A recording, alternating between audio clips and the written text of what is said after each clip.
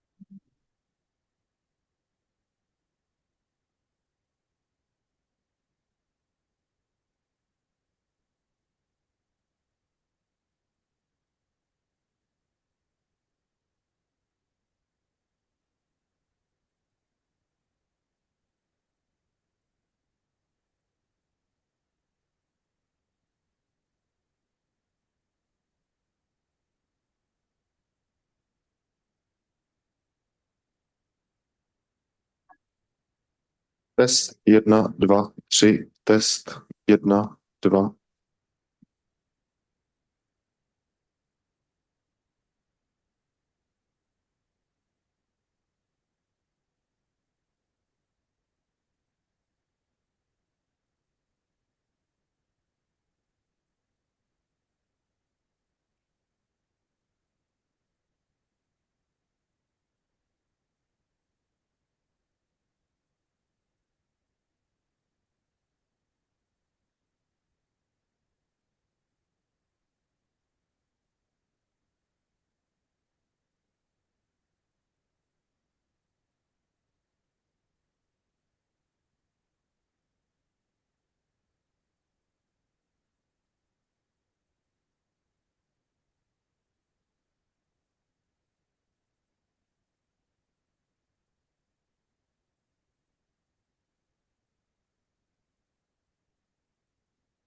Nové materiály, inteligentní výrobní systémy, chytrá mobilita, biomedicína a zdravotnická technika. To jsou hlavní oblasti, ve kterých v Plzeňském kraji provádíme výzkum, vývoj a inovace.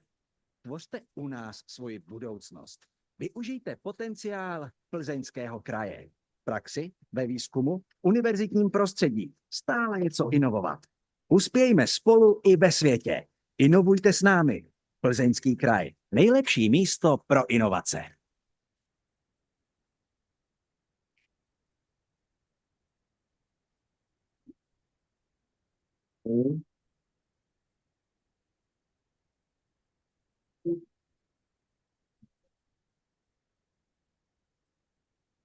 Akciová společnost UJV Řeš navazuje na více než 60 let zkušeností svého předchůdce Ústavu jaderného výzkumu. Společnost dnes prezentují špičkoví odborníci, technicko-inženýrské a projektové služby, aplikovaný výzkum a unikátní technologická infrastruktura. To vše ve službách bezpečné a spolehlivé energetiky, průmyslu a nukleární medicíny.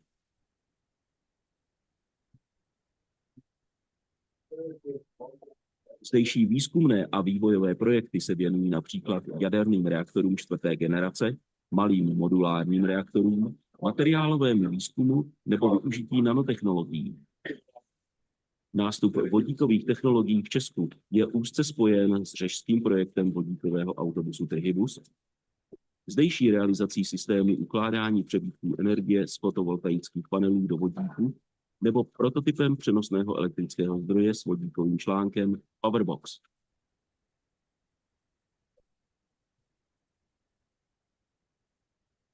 oblasti projektování ÚJV Řeš úspěšně navazuje na historii podniku Energoprojekt Praha, který stojí za významnými investicemi v energetickém sektoru bývalého Československa. Pro své zákazníky doma i v zahraničí zajišťuje soubor všeprofesních projektových a inženýrských služeb po celou dobu života energetického komplexu. Od technické koncepce, zpracování projektové dokumentace, činnosti hlavního projektanta, přes projekty zvyšování bezpečnosti a odolnosti, projekty modernizace, ekologizace a zvyšování výkonu zdrojů, až po komplex činností při vyřazování elektráren z provozu.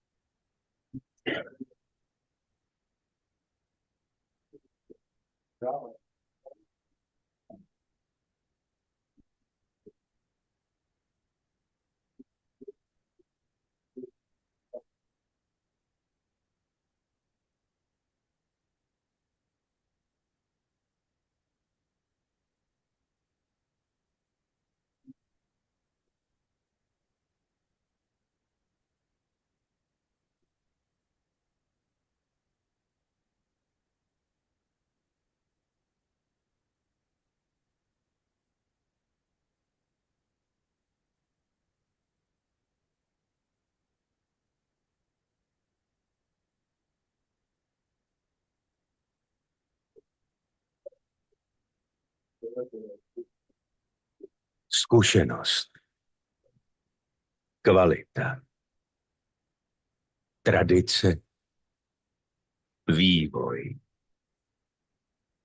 Jsme Doosan Škoda Power.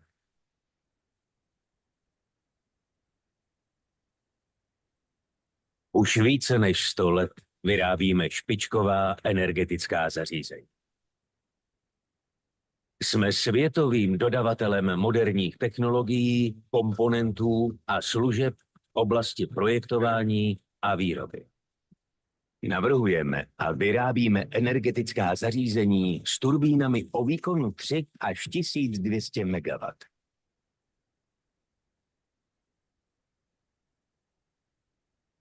Zkušené projektové týmy tvoří základ úspěchu naší společnosti.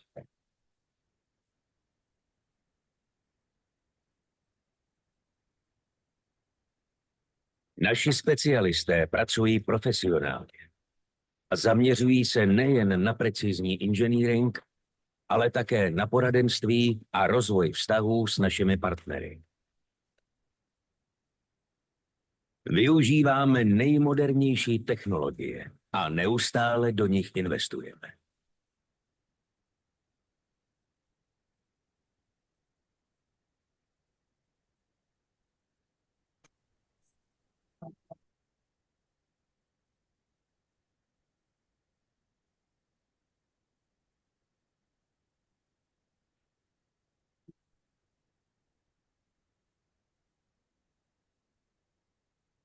Před uvedením našich zařízení do provozu dohlížíme na montáž a také zajišťujeme komplexní servis.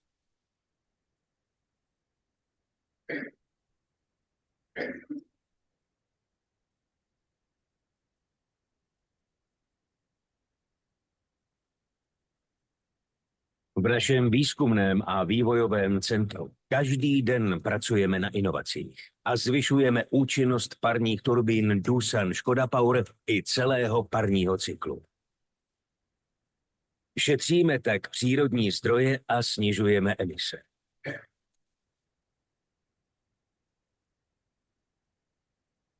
Naše turbíny pomáhají vyrábět energii také ze slunečního záření a biomasy.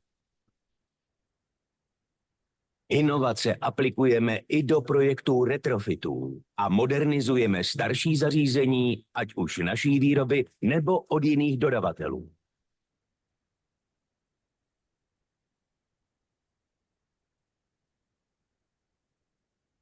Důležitou součástí naší strategie je podpora vzdělávání, spolupráce s univerzitami a trainee programy. Záleží nám na profesním růstu všech našich zaměstnanců a na předávání zkušeností. Je pro nás výzvou plnit cíle vašich projektů. Díky nim jsme již rozsvítili téměř 1 miliardu domácností po celém světě. Jsme Doosan Škoda Power, globální síla v energetice.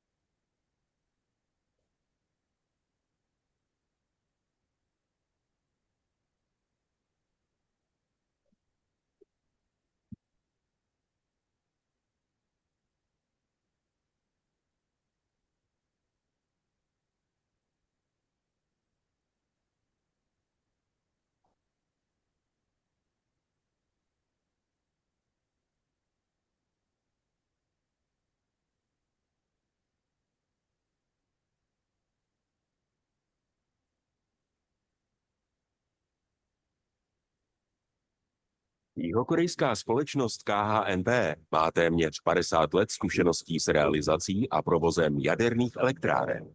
Za dobu své existence se podílela na 34 projektech v Jižní Koreji i v zahraničí.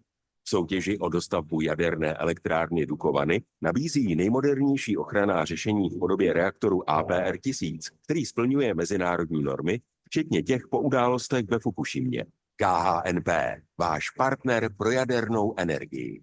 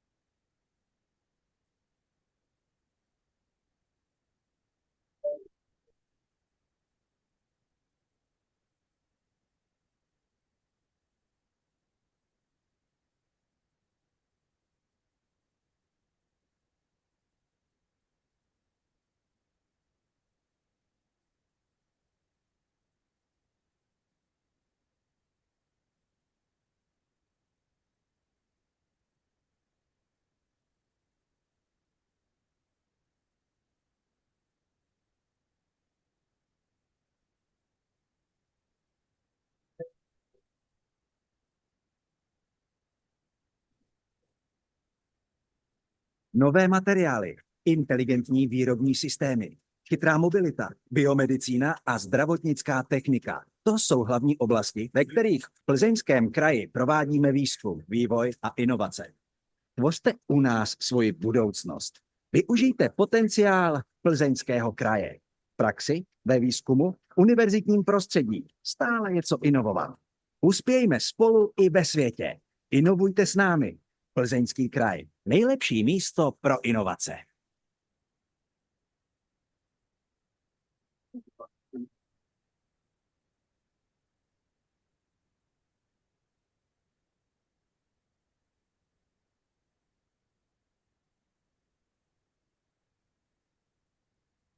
Akciová společnost UJV Řeš navazuje na více než 6 desítek let zkušeností svého předchůdce, Ústavu jaderného výzkumu. Společnost dnes prezentují špičkoví odborníci, technicko-inženýrské a projektové služby, aplikovaný výzkum a unikátní technologická infrastruktura. To vše ve službách bezpečné a spolehlivé energetiky, průmyslu a nukleární medicíny.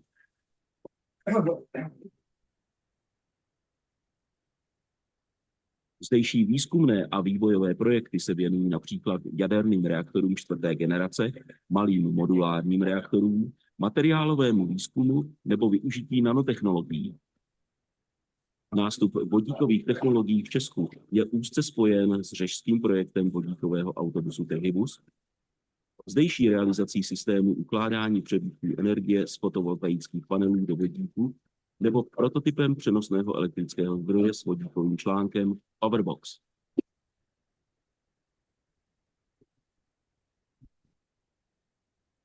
V oblasti projektování UJV Řeš úspěšně navazuje na historii podniku Energoprojekt Praha, který stojí za významnými investicemi v energetickém sektoru bývalého Československa. Pro své zákazníky doma i v zahraničí zajišťuje soubor všeprofesních projektových a inženýrských služeb po celou dobu života energetického komplexu. Od technické koncepce, zpracování projektové dokumentace, činnosti hlavního projektanta, přes projekty zvyšování bezpečnosti a odolnosti, projekty modernizace, ekologizace a zvyšování výkonu zdrojů, až po komplex činností při vyřazování elektráren z provozu.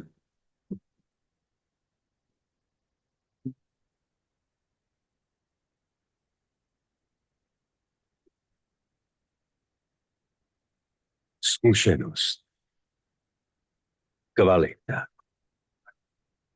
tradice, vývoj. Jsme Doosan Škoda Power.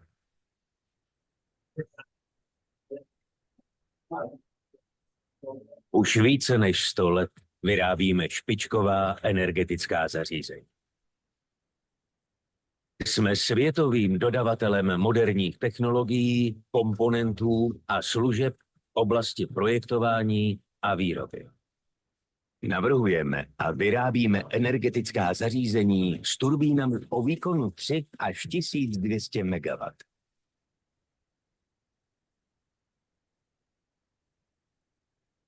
Zkušené projektové týmy tvoří základ úspěchu naší společnosti.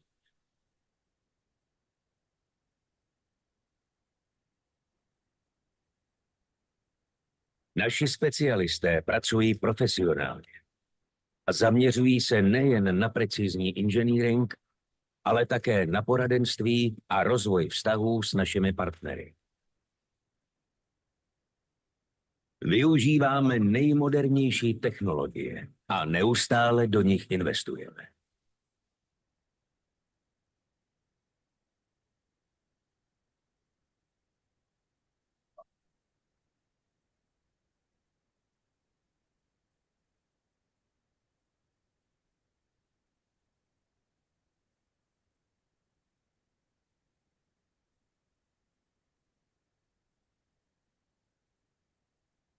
Před uvedením našich zařízení do provozu dohlížíme na montáž a také zajišťujeme komplexní servis.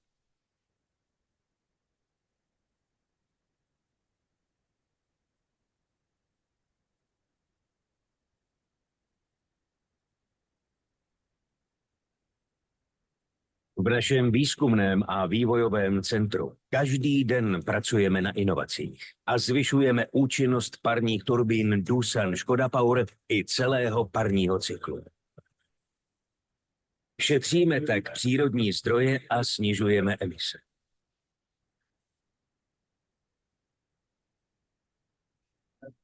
Naše turbíny pomáhají vyrábět energii také ze slunečního záření a biomasy. Inovace aplikujeme i do projektů retrofitů a modernizujeme starší zařízení, ať už naší výroby nebo od jiných dodavatelů.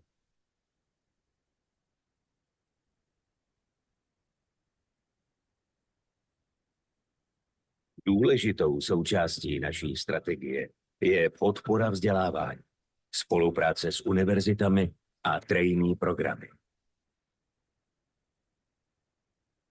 Záleží nám na profesním růstu všech našich zaměstnanců a na předávání zkušeností. Je pro nás výzvou plnit cíle vašich projektů. Díky nim jsme již rozsvítili téměř 1 miliardu domácností po celém světě. Jsme Doosan Škoda Power, globální síla v energetice.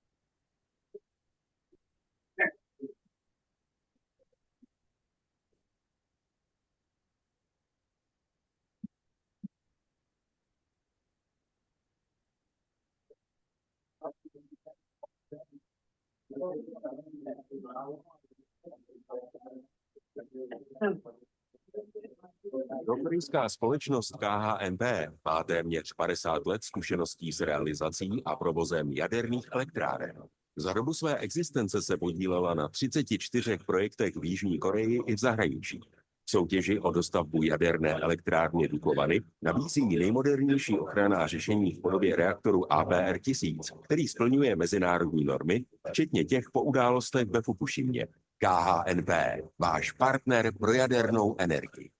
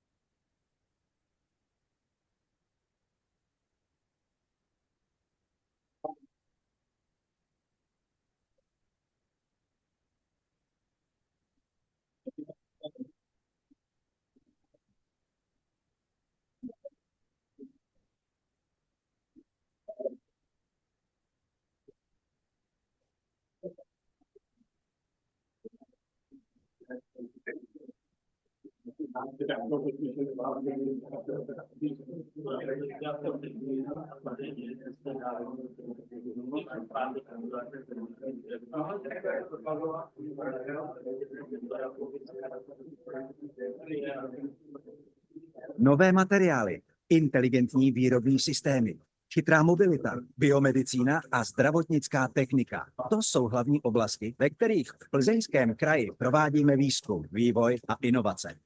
Tvořte u nás svoji budoucnost. Využijte potenciál Plzeňského kraje. V praxi, ve výzkumu, univerzitním prostředí. Stále něco inovovat. Uspějme spolu i ve světě. Inovujte s námi. Plzeňský kraj. Nejlepší místo pro inovace.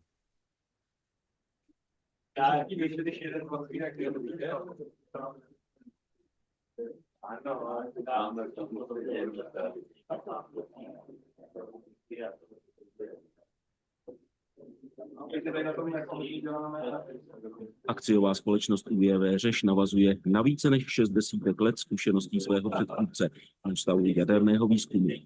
Společnost dnes prezentují špičkoví odborníci, technicko-inženýrské a projektové služby, aplikovaný výzkum a unikátní technologická infrastruktura. To vše ve službách bezpečné a spolehlivé energetiky, průmyslu a nukleární medicíny.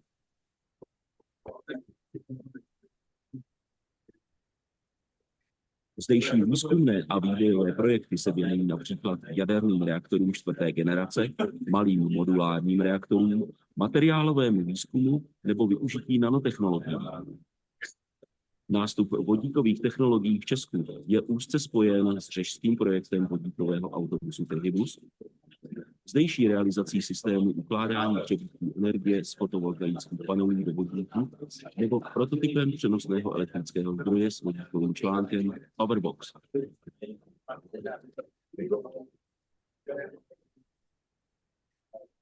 V oblasti projektování UJV Řeš úspěšně navazuje na historii podniku Energoprojekt Praha, který stojí za významnými investicemi v energetickém sektoru bývalého Československa. Pro své zákazníky doma i v zahraničí zajišťuje soubor všeprofesních projektových a inženýrských služeb po celou dobu života energetického komplexu. Od technické koncepce, zpracování projektové dokumentace, činnosti hlavního projektanta, přes projekty zvyšování bezpečnosti a odolnosti, projekty modernizace, ekologizace a zvyšování výkonu zdrojů, až po komplex činností při vyřazování elektráren z provozu.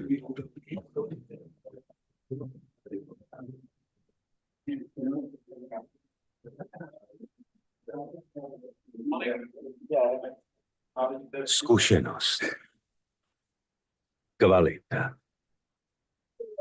tradice, vývoj.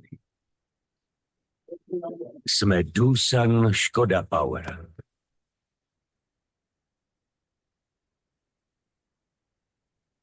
Už více než 100 let vyrábíme špičková energetická zařízení. Jsme světovým dodavatelem moderních technologií, komponentů a služeb v oblasti projektování a výroby.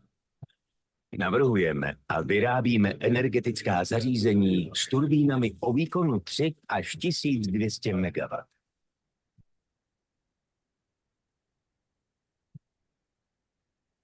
Zkušené projektové týmy tvoří základ úspěchu naší společnosti.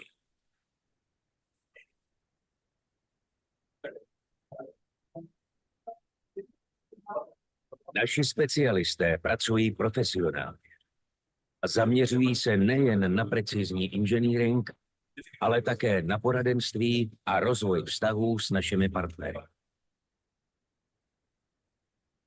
Využíváme nejmodernější technologie a neustále do nich investujeme.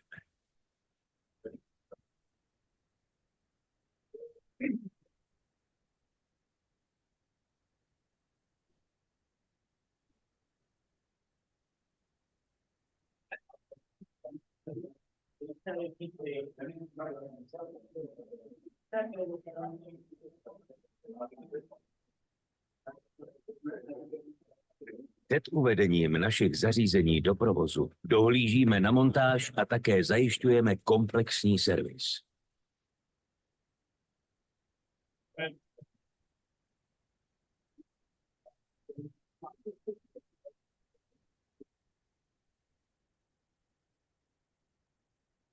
V našem výzkumném a vývojovém centru každý den pracujeme na inovacích a zvyšujeme účinnost parních turbín Doosan Škoda Power i celého parního cyklu. Šetříme tak přírodní zdroje a snižujeme emise.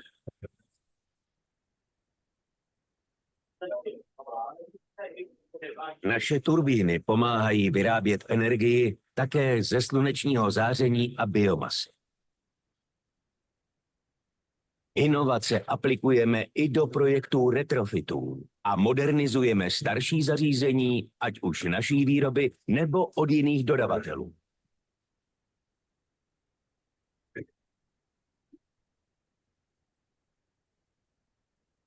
Důležitou součástí naší strategie je podpora vzdělávání, spolupráce s univerzitami a trainee programy. Záleží nám na profesním růstu všech našich zaměstnanců a na předávání zkušeností.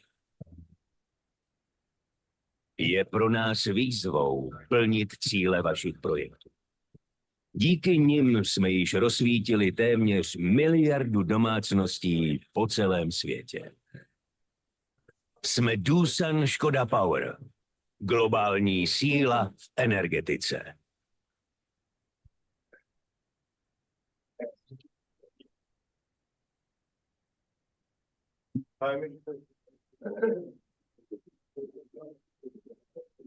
Dámy a pánové, dobré jitro. Doufám, že se těšíte.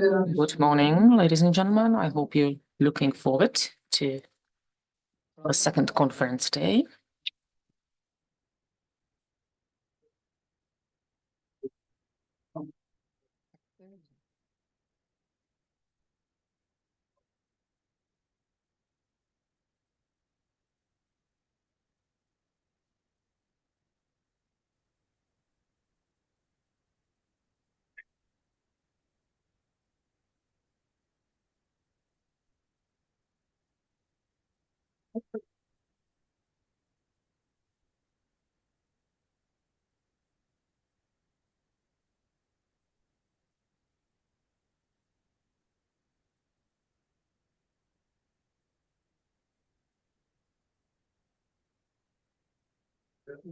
Jsem rád, že jste dorazil. Vítejte. No, asi skoro.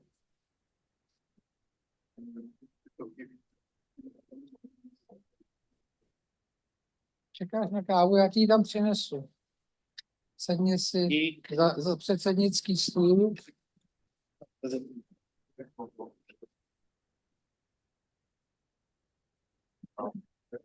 Pane Vecko, už začínáme. Co byste potřeboval? Donesu vám vodu, jo? Dobře.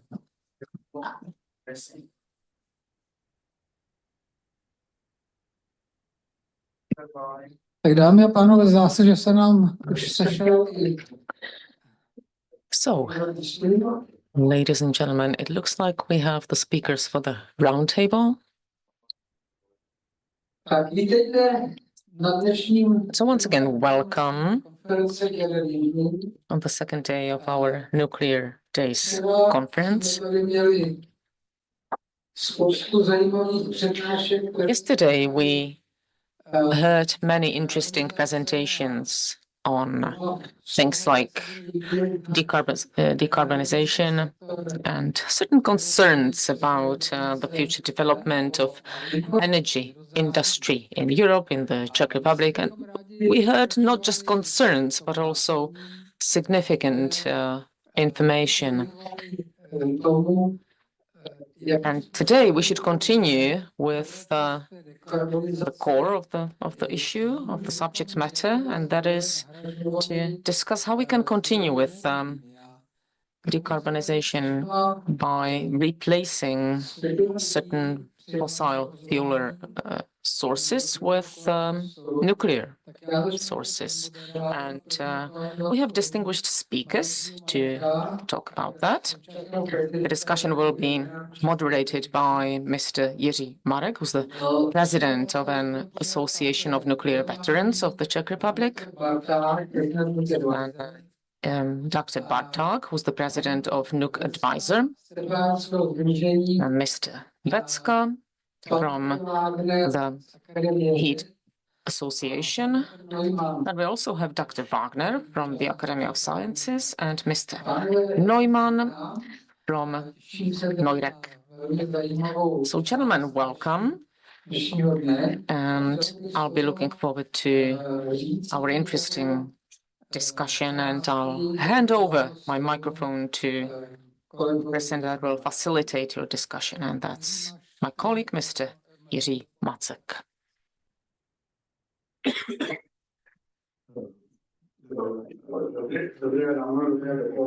Good morning. Welcome. Welcome, everybody. Good morning to all the speakers and all the participants and the panelists. My colleague Jan Zdebor introduced the panelists, so let me just say a few words of introduction. Small modular reactors, SMRs, that's a hot topic, widely covered by media. And I think that the layman community talks about it even more than the expert community.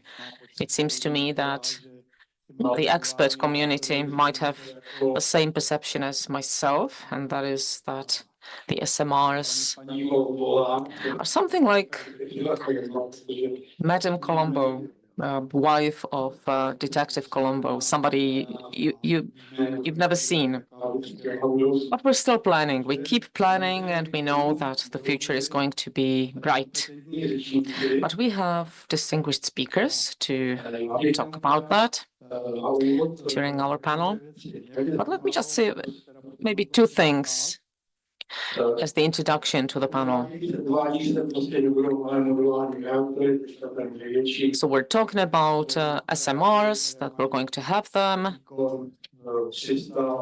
We're mainly focusing on SMRs up to 300 megawatt. Rolls-Royce is the largest with 470 megawatt. But if we look at the definition of the International Atomic Energy Agency, that output does not correspond with the original definition of small modular reactors. So we would need some explanation around that. And it will also be interesting to see the price of the electricity and heat generated by such SMRs.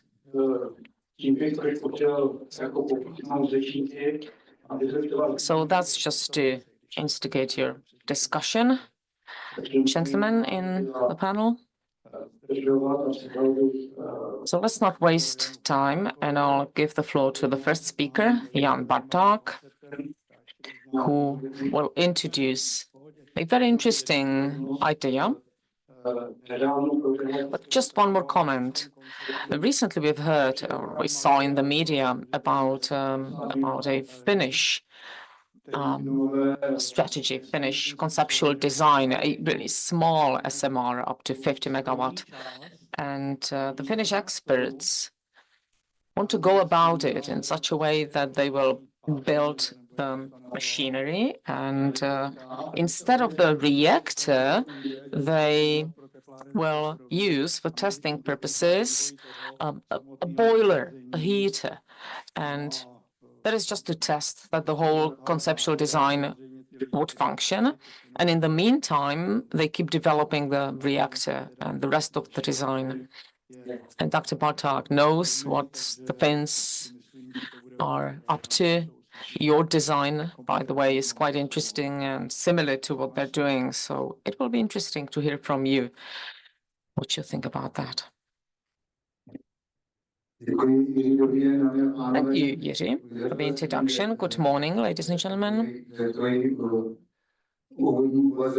Just to comment on your words of introduction, I think I belong to the expert nuclear community, and I basically share your perception that the SMR is like Madame Colombo. We haven't seen it yet, but to be able to see it, we need enough people in the expert community to really go for it and try to develop it. And we're in the stage, as they say in England, the proof of the pudding is in the eating. But when we still don't have pudding, we can't eat it. So we know that the SMRs are being developed. Last year, I introduced a conceptual design of reactors called Kalogina. I think that the word is quite self-explanatory. Kalo, heat, gena for generation, generating heat. So last year I introduced this just as an idea, and this year I can introduce it to you as an industrial project with a strong investor, with a significant financial support from the French government, and a project which has a proven demand, not only in France, but also in other countries. So this is my last slide of my yesterday's presentation, which shows the share of heat on the final energy consumption in Europe. And surprisingly, it's 40%. It's surprisingly a lot. 40% is heat, and out of that, 80% is represented by low temperature heat, below 100 degrees for industry, but mainly for heating and hot water in residential areas. So that's a huge volume of energy, which will be very difficult to decarbonize. There are various studies in Europe about the development of the heat demand up to 2050. One of the studies expects that the total heat demand will go down for various reasons. First of all, climate change. Europe will be warmer, so we will not need so much energy to heat. Also, efficiency. We will have well-isolated buildings. So the overall heat consumption will significantly be reduced, as you can see on the chart. To be able to use heat most efficiently, they want to develop the central heating systems massively in residential areas. They represent about 450 terawatt hours. That's back in 2022, and they should go up to 1,000 terawatt hours by 2050. But this is the only scenario, which you can see on the slide, that can lead to carbon neutral solution. And on that chart, roughly half of the total consumption, if I simplify it, are district heatings, and the second half are heat pumps in those areas where heat consumption is dispersed and you don't have a sufficient density of population. So it's not economical to make more district heating networks, more dense district heating networks. So that is a big challenge. And of course, the question that arises is the effectiveness and efficiency of these heat networks, but how to decarbonize them. Because around 60% of the heat consumption in Europe is still from fossil fuels. If we look at more options that are at hand, there's geothermal energy, but you can't use it everywhere. Where you do have the option of using it, you need to use that potential, but it's not possible everywhere. The only alternative that could be developed at a large scale would be biomass, and that is already happening today. Most of the heating networks are essentially decarbonized by replacing burning fuel with biomass, which technically, or rather administratively speaking, it is carbon-free. But as we know, it's not carbon-free. There are huge requirements and demands for biomass applications. But there is a number of studies that prove that the demand/supply gap will be getting bigger and bigger because for biomass simply will not be available in those big numbers. There's a whole lot of scientific research studies, and they are increasing in number, that show that biomass burning essentially is not carbon-free. It's harmful to the environment. To say the least, we are also getting rid of the natural buffer there. And also, there is a directive saying that the use of biomass should not be actually bigger than the consumption level of 2020. In other words, in short, biomass is not the option. It's not the solution. We had a meeting on this in Finland. They have plenty of biomass, one could say, over there in Finland, but still their strategy is to avoid burning biomass and to avoid burning anything. Essentially, in the long-term horizon, they do not count on biomass burning. In the short term, though, there might not be any other options than burning biomass. But there's a whole lot of state subsidies and grants, for instance, in France, for burning biomass. So there seems to be this big gap and contradiction, which will need to be addressed over time. So, having made our realizations when it comes to the overall situation, our colleagues and the Nuke advisor and other experts, we came up to the conclusion that there should be ways developed to decarbonize heating networks. That group of roughly a dozen people, shall we say, developed a study, and we were able to develop an industrially deployable concept. We were able to get a business partner from the industry, Crochet, quite a developed company. They have about 500 million euros in turnover, so definitely one of the big players in the market, and they do have the potential and they're willing to invest in these developments. So we founded a company called Kalogina, if you like, and we applied for a grant for France for a framework by 2030. 1 billion euros was earmarked for the development of advanced and oil reactors. So we got some funding from them for the development of the initial design. Just to let you know what Kalogina is, it's a small reactor with 30 megawatt thermal output. There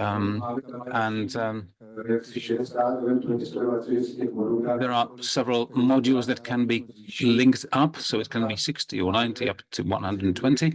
The temperature, that's important for the design stage or design element. We can supply a reactor that is designed for the third and fourth generation of reactors. So the temperature is up to 100 or below 110 degrees Celsius. So a number of issues are already diverted, really, and resolved by using this low temperature. At the design stage, we can regulate until from 60 to 100% of output. The fuel is going to be replaced every 2 years. The area to be built up is pretty small, roughly 3,000 square meters that's 600 square meters for that building itself and 3,000 square meters for the whole premises, which is just about one half of, less than a half of a football pitch. And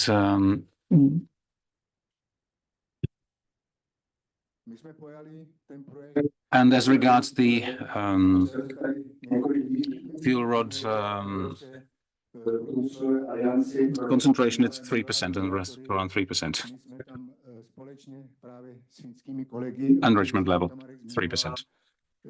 As regards the colleagues involved in this project, or companies involved in this project, we supported the project called, or submitted a project proposal called City Heat, and you see the list of the companies that have supported the idea at the European level, supported the project, and you can see Skoda JS among others, and we are talking to Skoda JS with the intent to be involved in some significant developments incorporating in this project. There are four major characteristics of this reactor. It needs to be reliable. It needs to be inherently safe without that buffer safety zone, accident zone. That reactor is partly buried in the ground, and we took inspiration from research reactors. That design provides a high level of safety. The tank type research reactors have a significant and sufficient output, and we can provide cooling under any circumstances by using this particular design. Of course, it needs to be competitive or affordable, if you like. Our target being about 60 euros per megawatt hour. Now, then there's the question of being sovereign in terms of energy supplies. You need to be independent of any geopolitical aspects and developments. We all know that as this general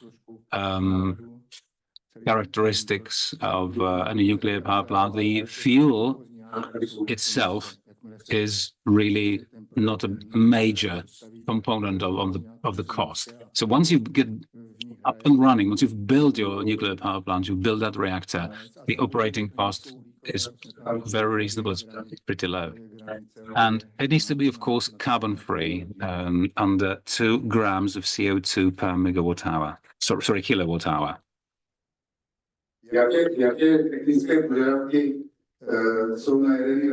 What are the technical requirements that would be placed on this reactor for district heating? Well, naturally, and of course, you need to be building pretty close, not very distant, not big distances from these consumption areas. But these reactors do exist in university campuses and suburban zones. It needs to be autonomous, so 24/7. You need to be able to run it without any involvement from the outside, and there's a great deal of autonomy with this design, and it needs to be proven technology. So we decided to use only the currently existing, well-proven, time-proven technologies. So the innovation is in that what we talked about, but the technologies are really well developed. The core meltdown is excluded by design, and the containment of the radioactive inventory is guaranteed in all situations. We don't use any boric components, and essentially what we're producing is hot water. So the primary and secondary circuits, and then the heat exchanger with the heat network proper. So there are no limitations as for the fuel cycle is concerned. The fuel assemblies are just the same as those used in large reactors. They're just a bit shorter. It's not a 4-meter assembly, but 1-meter assembly. And of course, modularity is very important. So simple It's going to be fast, and most of the assemblies can be done in large industrial halls before we transport it to the site. So we're aiming at the third and fourth generation for low temperature networks. So we cannot produce more than 110 degrees of Celsius, but we expect that the heating system will have numerous sources. So maybe the other sources can be set up for higher temperatures, and Calogena can play its own role. And if there's something like merit order, then Calogena should run most of the time because its operating costs will be lowest.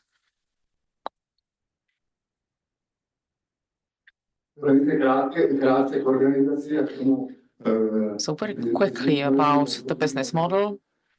So at present, the project is being developed by Calogena. And once we move to the next stage, we would like to establish two separate companies, Calogena Construction, that will provide a turnkey solution, and then Calogena Operation for operating the reactors. We want to operate the reactors as well. We do not want the owners, the future owners of the reactor, to operate it themselves, or the heat network operators. We don't want them to operate it. We want to operate the reactors ourselves. So we will have a company that will sign a contract with the operator of the heat network, and we will be delivering heat to their network and operating the reactor ourselves. So as for timeline of our project, our objective is to start building around 2030. We think we can speed up the whole process. But the major question, of course, revolves around licensing. And based on the current French legislation, there are certain fixed deadlines to approve certain documents, and the deadlines are long. And until they change the legislation, we simply have to count with these long deadlines. So we're not able to guarantee a shorter process. But we're trying to convince the legislators to change that, at least the regulator in France. They have a lot of work at this moment. But our reactor has many advantages. It's a simple design. It's water-cooled. So it should be easier for the regulator to cope with than the other conceptual designs, such as the melted salts or some new designs, new fuels. So licensing, of course, is a key, but we're progressing quite fast. We're negotiating with the French Safety Authority, and by the end of October, we might sign the so-called safety options file, which is a conceptual document about the safety of the reactor. So in October this year, we will submit the formal SOF to the French Safety Authority. And the speed of processing that document and approving it will then determine the next stages. Calogena is a separate company. We employ a few dozens of experts, highly skilled experts. So the project is up and running and continues. I guess that's all. I don't have more time, unfortunately. You guys are indicating to me that I should end my speech now. Okay, thank you. Thank you, Jan Barták, for your interesting presentation. Of course, it's a very interesting design that you're presenting. And as I said in the beginning, it really is a small modular reactor.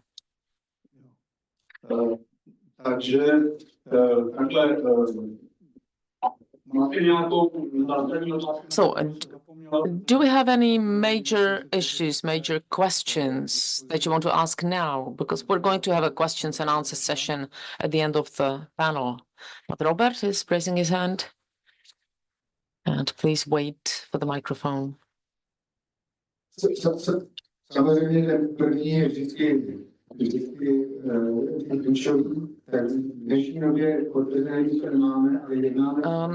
Of course, the first project and its construction is always the key.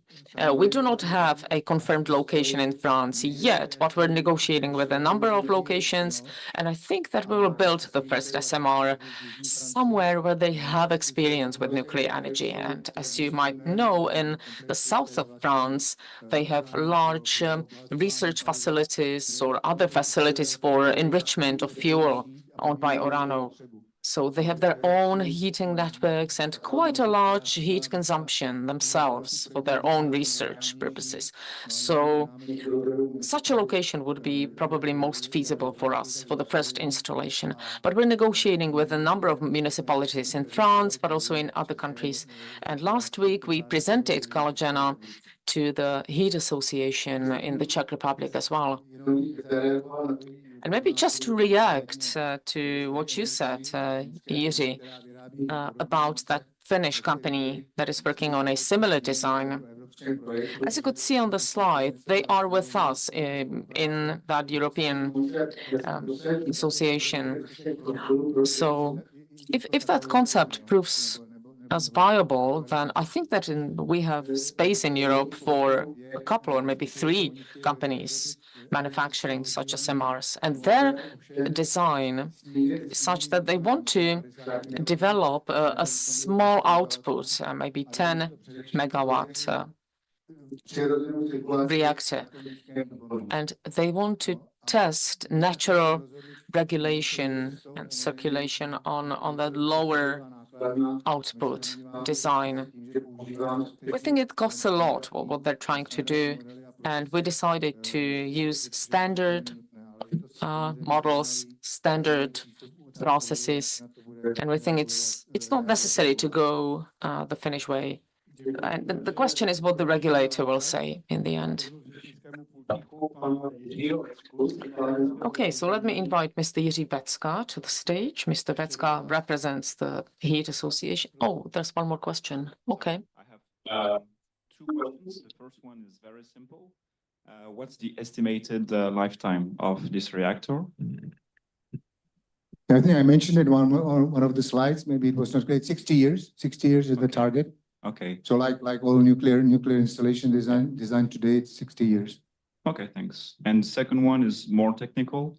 So you don't use boric acid to control the reactivity. So the actual offsets in power will be more important and more difficult to control with the control roads. So do you have any specific systems to balance the fact that you don't have boric acid? Well, so far, this is based on calculations, obviously, but we will have quite a large number of control rods in the reactor, and the controllers are sufficient to control the reactivity in addition to negative temperature coefficients and everything like that, obviously. But we up to now, the design clearly shows in the calculations we have done that we can avoid the use of boric acid, which significantly simplifies the system, obviously.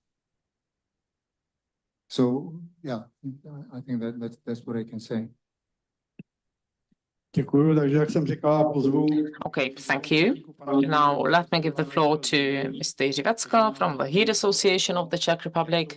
And Mr. Becka will tell us more about what the future might look like. And I don't envy him, his position, his work, because we know that we're running towards the end of the use of coal and lignite in heat generation, and that idea that the whole heat industry will be based only on reactors, SMRs and such, it doesn't seem to be feasible so far. So try to tell us what will happen up to 2030 and further beyond 2030. Good morning. I'm not sure how much time I have. 15 minutes? Okay, 15 minutes should be enough. So, let me start by thanking the organizers for having me. I was here last year. It was last year. I think most of you were here, but I'm not sure if you remember what I said last year. So I'll try to follow up on what I did say last year and what has been changed since then and what's been the development since then. First of all, if we want to use nuclear power sources in the heating industry, we first of all need to make sure that the heating industry survives. And we need to really make some imminent measures, take some imminent measures. First of all, the traditional lignite brown coal needs to be phased out, and black coal too, which is already happening. And these sources are still dominantly dependent on these raw materials, on these fuels, but the legislation obviously forces us to phase them out. So we first of all need to focus on the job of keeping the industry alive, keeping going. But as has been already indicated, we simplify the sources of nuclear power to only two of them in the Czech Republic. That's the nuclear power plant in Temelín and the nuclear power plant in Dukovany. Now, this slide shows the main points that tell us why it is a good idea to maintain this sort of heating industry infrastructure. We already have what they have in Germany. It's well, we still have places, and there are still places where you can find some inspiration, like Denmark, for instance. But we need to first of all maintain and upgrade, modernize. I'm not going to read those points in detail. I suppose you will be able to read this later.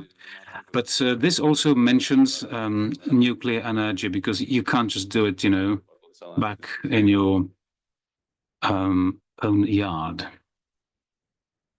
if you want to generate energy using nuclear power.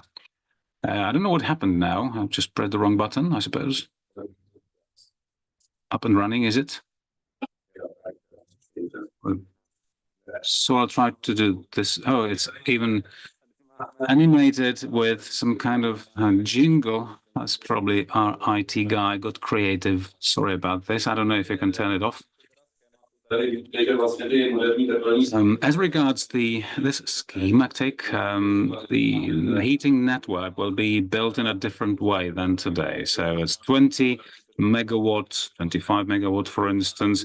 We have this capacity there, but you need to step in, and you can step in, but the capacities are going to be much bigger. That's which will bring us to the issue of accumulation. So the peaks are going to have to be covered by accumulated heat, and I mean long-term accumulation, even for the whole seasons. If you talk about electricity, there's very little you can do by way of accumulation. But when it comes to heat, there is one. For instance, in Denmark, close to Copenhagen, they have this facility for long-term accumulation of heat. With the onset of photovoltaic and generally the renewables, which essentially is producing electricity when nobody really wants electricity. But we suppose we also windmills involved, and they provide a relatively stable power throughout the year. You can use also electric power. That's why this slide mentions also all different sources, various sources of energy. And we believe that the heating industry is not just a relic from the past that should be phased out completely. We don't think so. And it's true to say that the understanding of this very sector, the heating sector, is shifting. And we want to decarbonize by 2050.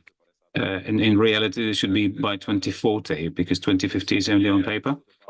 But without the heating industry decarbonized, you can't achieve that. Here's the energy mix of the Czech Republic.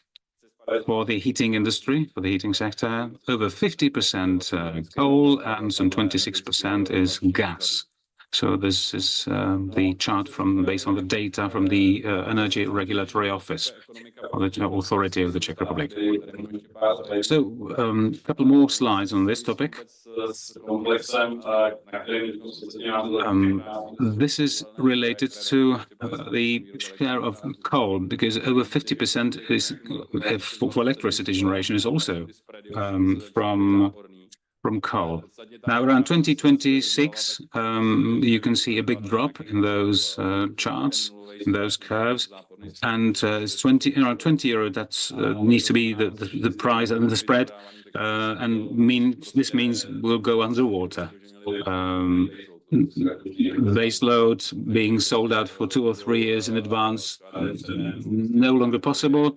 So you need to really be on the day market, and these sources are not built to cover these peaks, and the money side of it just doesn't stack up.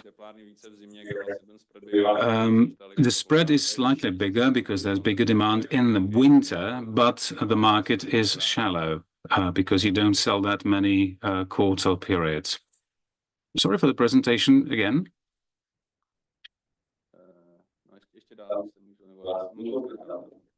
Should I click through that?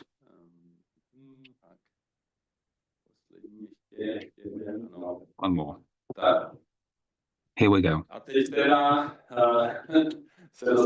Now we're getting to what we do as the Association of the Heating Companies of the Czech Republic.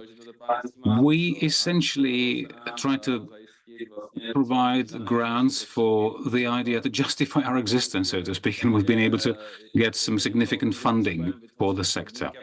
At the moment, we need to develop conditions so that there are investors willing to invest into heating plants, because if you want to invest as an investor to heating plants, then you will have to answer that question. Is it better to invest in the heating industry in the Czech Republic or in China making apple juice or something? So we need to create and develop a stable environment in the first place. The preconditions for that would be a reasonable wording of the EU Fit for 55 legislation, which is not that bad in the Czech Republic. And some things are really absurd in terms of the political predictability of what the parties say they will achieve. Yes, transparent, okay. But in the Czech Republic, it's still a problem to have this transformed into legislation. So it's an absurd situation in a way. So we definitely support the ideas for the heat program, but unfortunately, political representatives don't have the courage or political capital to say, okay, folks, this is how it is. When it comes to the program for the heat program, that's something that's really worked out well as regards the operation support of heat from renewables and electricity from the high efficient combined heat and power generation. That's also works well, and we'll be sending proposals. Of course, a couple of more points that we need to deal with, but we're on the right track. I will skip this. I did say this last year. What I didn't say last year was the information about this slide. The new European Commission announced its target in February to decarbonize by 2040. In essence, if you say it's 2040, 90 to 95% of heat will be decarbonized, then in the energy sectors, that's essentially negative emissions in TS1 and in TS2 by 2044. So the households later on. So tell your neighbors to take precautions if they have their boilers. But von der Leyen, being the newly reappointed chair of the Commission, this means that we're going to have to reduce the emissions by 80% and 85% for the transport. That's what's behind the figures. Well, I'm not saying that we cannot achieve it. Yes, we can achieve it, but it will be very costly and people have to get ready for it. But just looking at the discussion about ETS2 in the Czech Republic, which will make the fuel more expensive by, I don't know, 2 crowns, that's nothing if you look what's coming for the future. So what are we doing?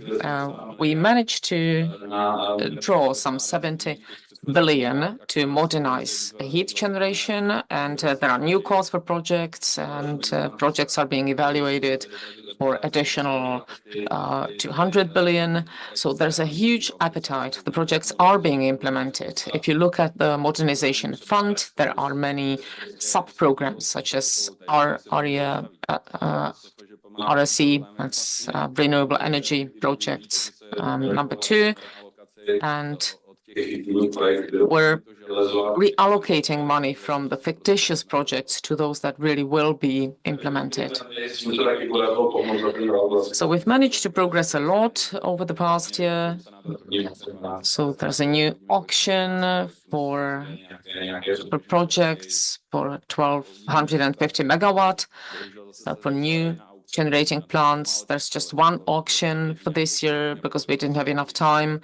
So it would be easier to have one pilot auction and a small one and then a large auction, but we didn't have but we didn't have time for that. So we're expecting to build some 3,000 megawatt generating facilities that will be necessary to provide for the heat adequacy in the Czech Republic. This is just what we plan by 2030 and 2040, just to speed up. And now back to the main question, why we're here, nuclear energy and heat generation. So from our perspective, nuclear and heat, current nuclear power plants. So we have Temelín, we have Dukovany, they're up and running. We're trying to support them, and the heat generating company in Brno are cooperating with Dukovany and planning to get connected to them for taking their heat. And it's being designed, but it takes a lot of time and money. Even designing it costs hundreds of millions of crowns, and it takes time. So now we're talking about the Korean company to build additional units in Temelín and Dukovany, but that's okay because these 2 locations are already existing locations for nuclear power plants. And for us, it only means that for the future we can get more heat from those locations. So these are not new locations, and what we need to increase the volume of heat from nuclear sources is to have new locations. The Ministry of Industry and Trade in December 2023 issued this document. It's a document that the European Commission required to give us money for some of the segments of the National Recovery Plan.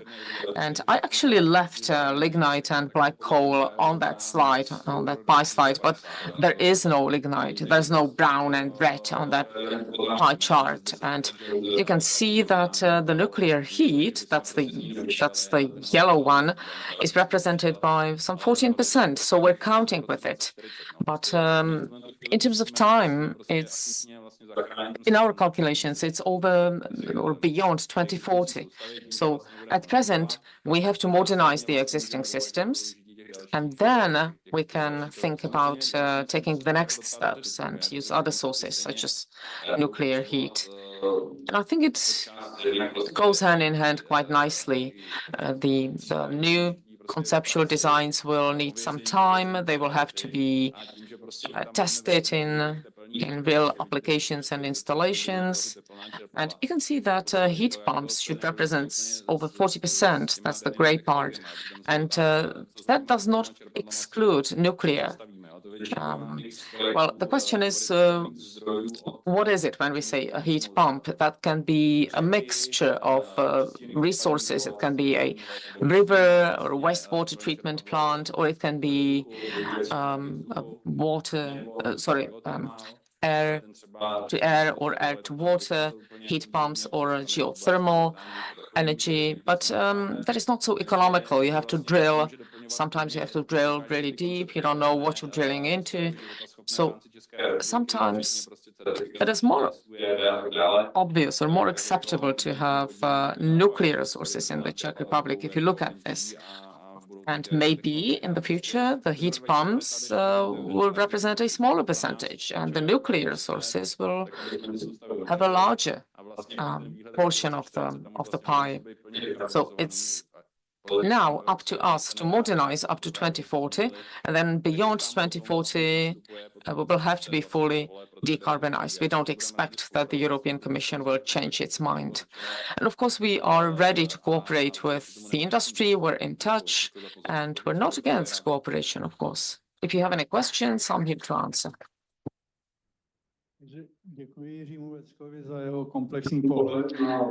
Well, thank you, Mr. Vecka, for a very comprehensive presentation on the future of the Czech heat industry. If you have any urgent questions, yeah, okay, Mr. Matej. I have a question, Mr. Vecka. Is your association thinking about some new repositories such as sand heat repository up to, let's say, 20 gigawatt? Finns are doing that or preparing such a design. Are you planning something similar? Well, that's a good question, actually.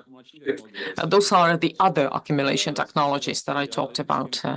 And we're in touch with the State Environment Fund when it comes to the absorption capacity.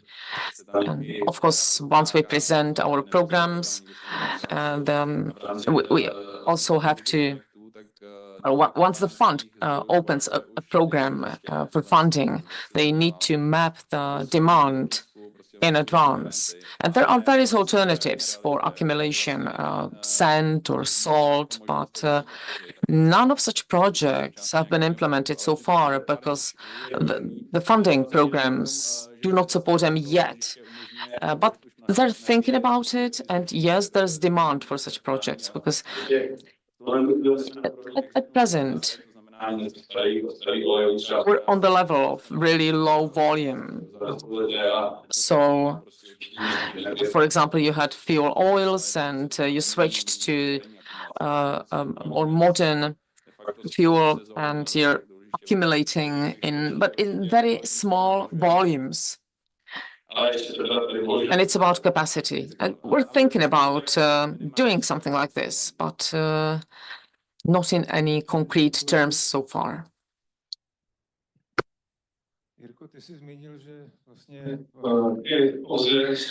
Okay, Jirka, you've mentioned that in heat generation, you can also use renewable sources of energy. Did you talk about photovoltaics and wind as well in heat production? And how would you want to go about that? Well, actually, maybe I didn't say it properly. Of course, there are photovoltaic projects for heat generation as well. But what I was talking about is that at present, we have some 3.5 gigawatt already installed. And by 2030, we want to have additional 7 or 8. The question is whether we'll be able to implement it. Mr. Hayek bet with the head of the Solar Association whether the additional 10 gigawatt will be installed by 2030. So I wonder who's going to win that bet. But what I talked about was the utilization of the excess energy. And, I don't know, hydrogen, for example, that's an interesting topic for another presentation. I don't know whether you deal with hydrogen. If you have excess energy and you either do not generate it or you use it to generate hydrogen, that would make sense. But we're not in the position of having sufficient electricity. And the models count with importing absurd import of 3 gigawatt electricity in winter. And that's what the Ministry of Industry and Trade says, and it sounds really absurd to us. And if there are any students in the room, well, I don't know whether they tell you in school that we have a sustainable system which will not generate any excess energy over winter, and we will have to import 3 gigawatt. Well, so what I'm trying to say is we don't have excess energy to be able to generate sufficient number of hydrogen or a volume of hydrogen, or let me put it differently. Certainly by 2030, we will not have sufficient excess of energy. I think that it will be more appropriate for countries that are by the sea, that are able, for example, to use the shore energy or wind energy, and the excess energy at the given moment can be stored or used to produce hydrogen, for example, or combine it with other sources like biomass. If you have a device for hydrogen electrolysis and which runs 3,000 or 4,000 hours a year, that's okay. But in the Czech Republic, we would not have such a high utilization level. And it doesn't really make sense to produce really costly hydrogen that I will then spend on a turbine. So what I meant in my presentation was that the heat generation has an advantage because we can provide a support to the network. If there's excess in the network, we can use it. But if we don't have any excess energy, then okay, we'll have to do without it. But I think there will be excesses if we continue building. And I think that certainly we will build some 6, maybe 8 gigawatt. So there will be huge excess energy in the future, and we will be able to use it effectively and support the network. So it's a win-win situation for everybody. And maybe we will not have to invest so much in the networks. So that would make sense to me. But unfortunately, I know it's difficult, and I can see the director sitting here. I know it's difficult to push it through, but I think that we should really try to build maybe wind farms, more wind farms. I know it's difficult to do it in the Czech Republic, but photovoltaics will not save us by 2030. There's a certain ceiling that it's not able to get through. Let me add that the Finns, for instance, use the negative price of electricity in the form of those accumulation deposit, essentially, and so that's in sand, and it's essentially an idea that already exists. It's just we need to develop further. Yes, dynamic pricing would help. I've talked about this concept with people at the European level, and of course, if there's a negative price, obviously you don't want to generate electricity. You could accumulate locally and at your household, and of course that would help technically, but it's a political topic. Reviewing the tariffs and a reform. Well, I'm not suggesting that we are moving towards dynamic tariffs, but yeah, we need to start talking about it. So thank you very much. Very briefly, please. We're running out of time.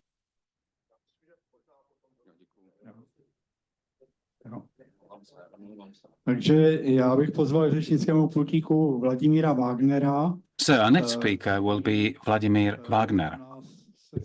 He will talk about they will give a review, a summary, if you like. I think something is typical of him. An overview on how nuclear energy can help the heating sector. All right. So if I understand well, I am a substitute for Silvana Rudkova. I'm definitely not the right person for that job, not just because we're huge differences between the two of us person-wise, but also I'm not an expert on modular reactors at ČEZ, but I decided to provide some, let's say, initial baseline information for our discussion. I'm the last but one speaker in this panel, so I'm going to give you this sort of kick-off baseline information, paving the way for hopefully a fruitful discussion later. So, as has been said already, and it was reiterated today, in fact, in the initial paper, the question of heating industry decarbonization is really key for the transformation into low carbon energy. 80% is low temperature heat and 20% in high temperature heat. And in both of these niches, nuclear power can help. The Czech Republic has specific conditions in that we have a very well-developed and well-functioning central heating or district heating network. Some other countries are lagging behind, and it'll be a pity if we just let it die out in this country. So one area is heat, and one possibility is to use the current sources of energy and the potentially new ones, the future ones.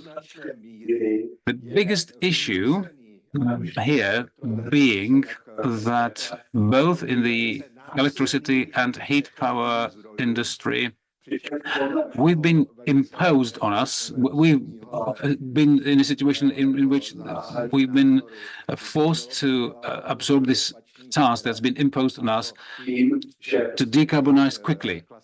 And it would be good to phase out or to start phasing out the traditional sources of energy only once the other alternative sources of energy are up and running. But that's another story. So let's start by talking about this heating industry position in the Czech Republic. So I think this heating probably is one of the 5 major challenges. We can supply heat energy from the big reactors, then later from the small modular reactors. And I'd say small modular reactors is a term that is really not really well defined, pretty blurry in terms of definition.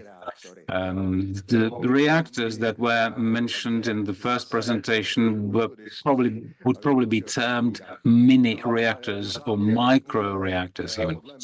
But it's just, my kickoff idea for the discussion. And in my opinion, to close my remarks, I think the size is also an open question, and the use of nuclear energy in this area is also another open question. So as I said, to sum up, this Czech specific is that we have a big proportion of the central heating district heating systems and the networks. We have also individual company energy sources that use combined heat and power generation. Here in France, in this example, they will verify the reactors, which is one of the routes that ČEZ in the Czech Republic takes. That's why they want to build the first small modular reactor in Temelín. And we have in this country, a big proportion of coal sources, which is a big problem. It looks like we're going to switch from coal to gas, and then when gas gets banned, we will switch over to nuclear energy, which is absurd.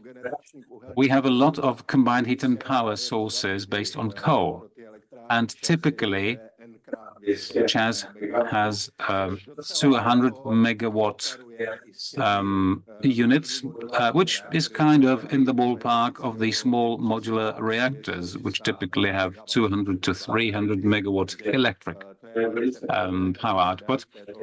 So that's pretty similar. So they could be used in this area. What also has been mentioned is number 5, the necessity to switch over to low emission sources or options like biomass, waste, gas, etc. And The Dětmarovice power plant, the coal power plant, used to have 4 blocks of 200 megawatts each. Now 3 units provide heat to Orlova, Bohumín, and these areas. And it's one of the places where ČEZ would like to build the small modular reactors. Now, nuclear energy, nuclear power, the nuclear power sector can actually support the heating industry in a number of ways. France, going back to that example, is characterized by heat being delivered from electricity. Then you can use electricity for accumulation and regulation and control, like the sand accumulation that's been mentioned is an option too. And France has a big proportion of power mix on the nuclear side, so it really works. Problem is that if it's really cruel winter, then the consumption of electricity goes up significantly in France. Then you have heat pumps, which is where a nuclear power generation can help. And then there's combined heat and power with big units. You have the heat supply line from Dukovany, etc., etc. And that'd be the Korean units. But what I want to say is that if the Korean units were not built, there was no more future for that, then it wouldn't make sense to build the heat supply line, because we need to make sure this works for at least the next 20 or 30 years. And we would be in a situation in which these units would be already phased out, so they probably wouldn't be building it unless they had this idea in mind of continuing for another 20, 30 years and building more blocks, more units. Using small modular reactors for combined heat and power and heat supply. There'll be a number of examples in the later section, I'm sure. And we also heard about this example at the beginning. And another area, which is not what I'm going to spend a long time on, is heat for the industrial use. There are examples from China and Russia that are already up and running, and the use of high temperature reactors, small and big. And there's this example in China that's been up and running for about 2 years now. And if it works well, it could be one of the options. And then effective production of hydrogen is another aspect to mention here, because these modular reactors produce hydrogen in a very effective way rather than the electrolyzers connected to photovoltaic panels.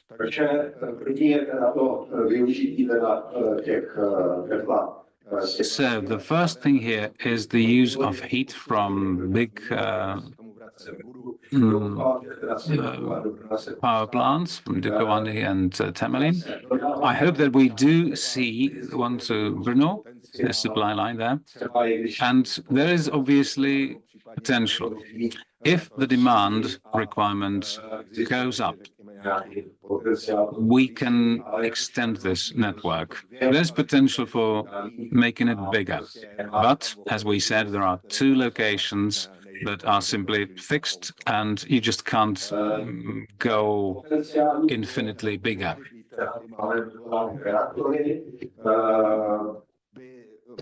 So the small modular reactors could be useful to have nuclear sources penetrating the existing heat systems. And I think that we have the small reactors in principle, and Rolls-Royce, well, that's basically the Dukovany units. And the SMRs, as we have them, okay, we could call them medium-sized reactors, maybe.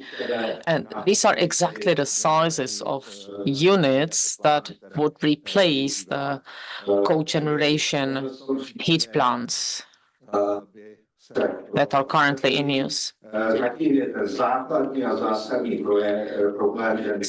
the basic problem right now is that there are no commercial applications of SMRs. Rolls-Royce or PWX from Hitachi probably progressed furthest, and that's why ČEZ also shortlisted the long list down to 3 potential suppliers to cooperate with for SMRs, because the 3 companies on the shortlist developed or progressed furthest. So we need a sufficient number of installations in Europe. I think it does not make sense to have a large number of different types of SMRs, be it mini reactors or micro reactors or large reactors, irrespective of size.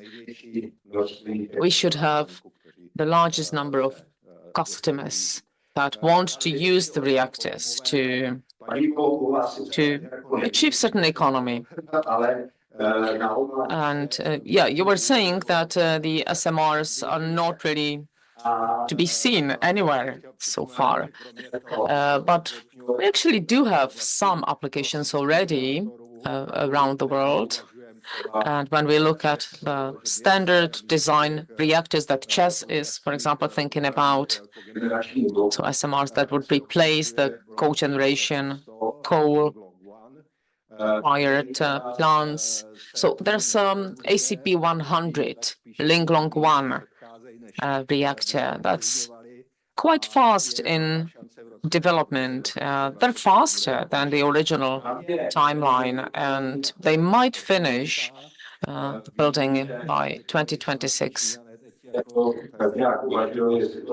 And in terms of economy, even the Chinese started to think whether that unit will not be too small. But we will see how they go about it. Of course, economy in China is different than economy in Europe. But if it shows in the future that this unit that they're building in China is competitive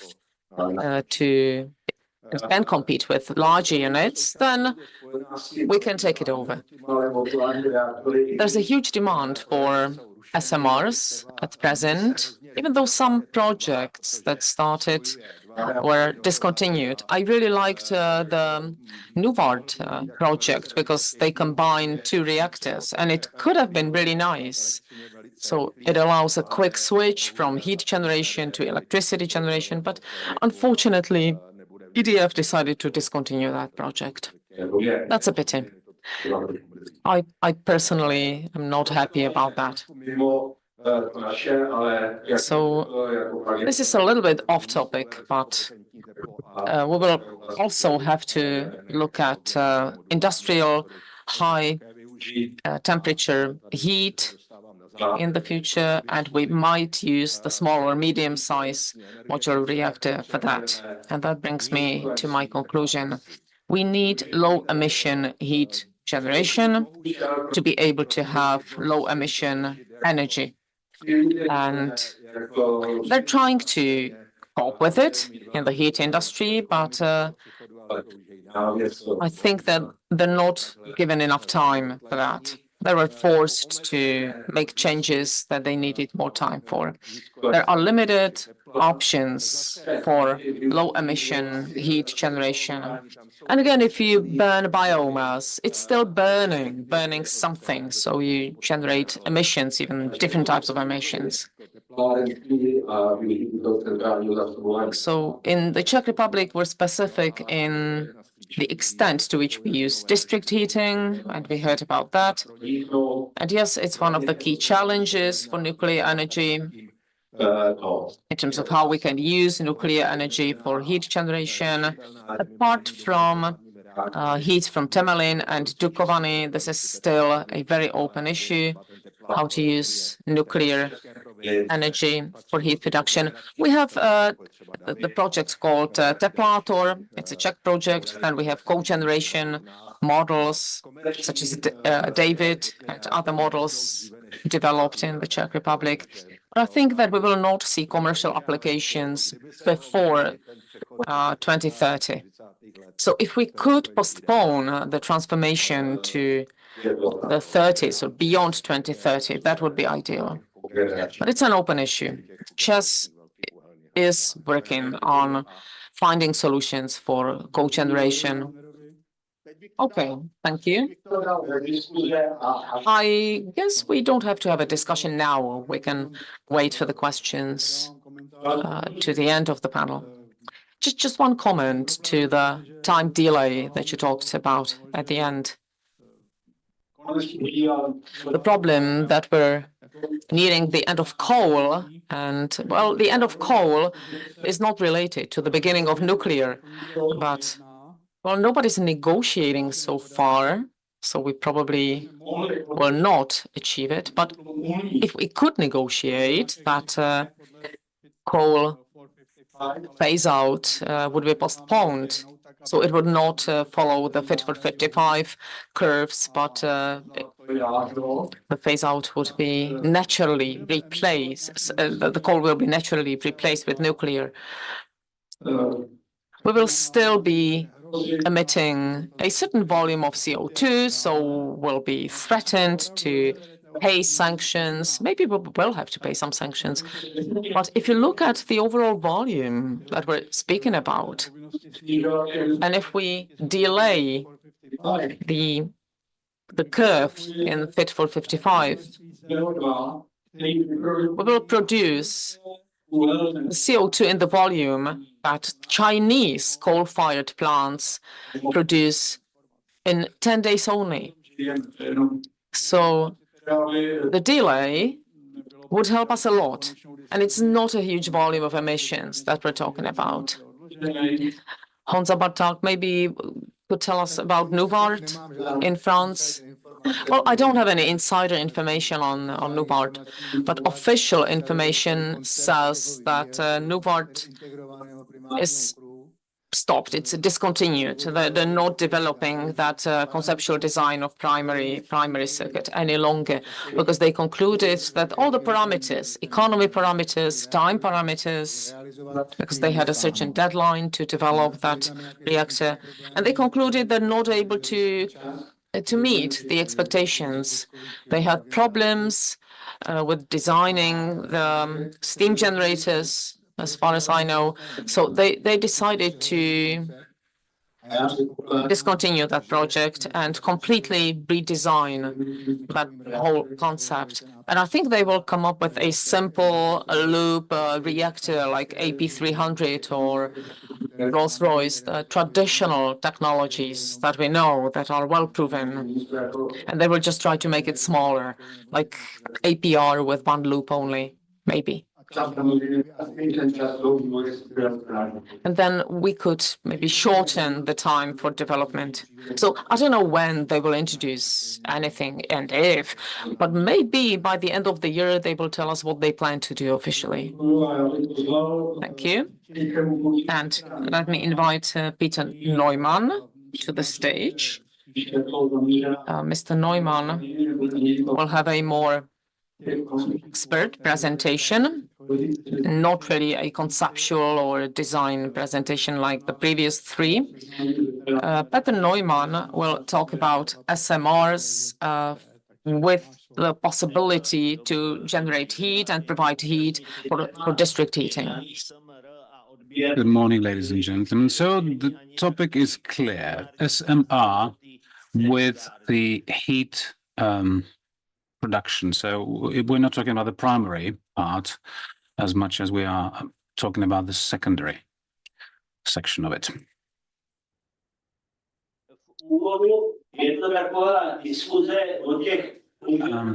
To start with, I think this is a discussion about the specification of SMR based on the IAEA classification. And for 10 or 15 years, we've been hearing that it's modular, it's based on components made in factory, standard factory made, etc., etc. So in my in my understanding, I think we should take a similar approach to the secondary part. So it is a question of proportion between the generation of power, electric power, and heat, because the replacement in a heat industry is different from the power industry. And my understanding for a pretty long period of time was that SMR would actually save the heating industry, but based on the understanding of CEZ, it's not really about that replacement. It's the replacement of the CEZ heat generation plants, because they have a very small, unregulated use of heat. We'll show that later.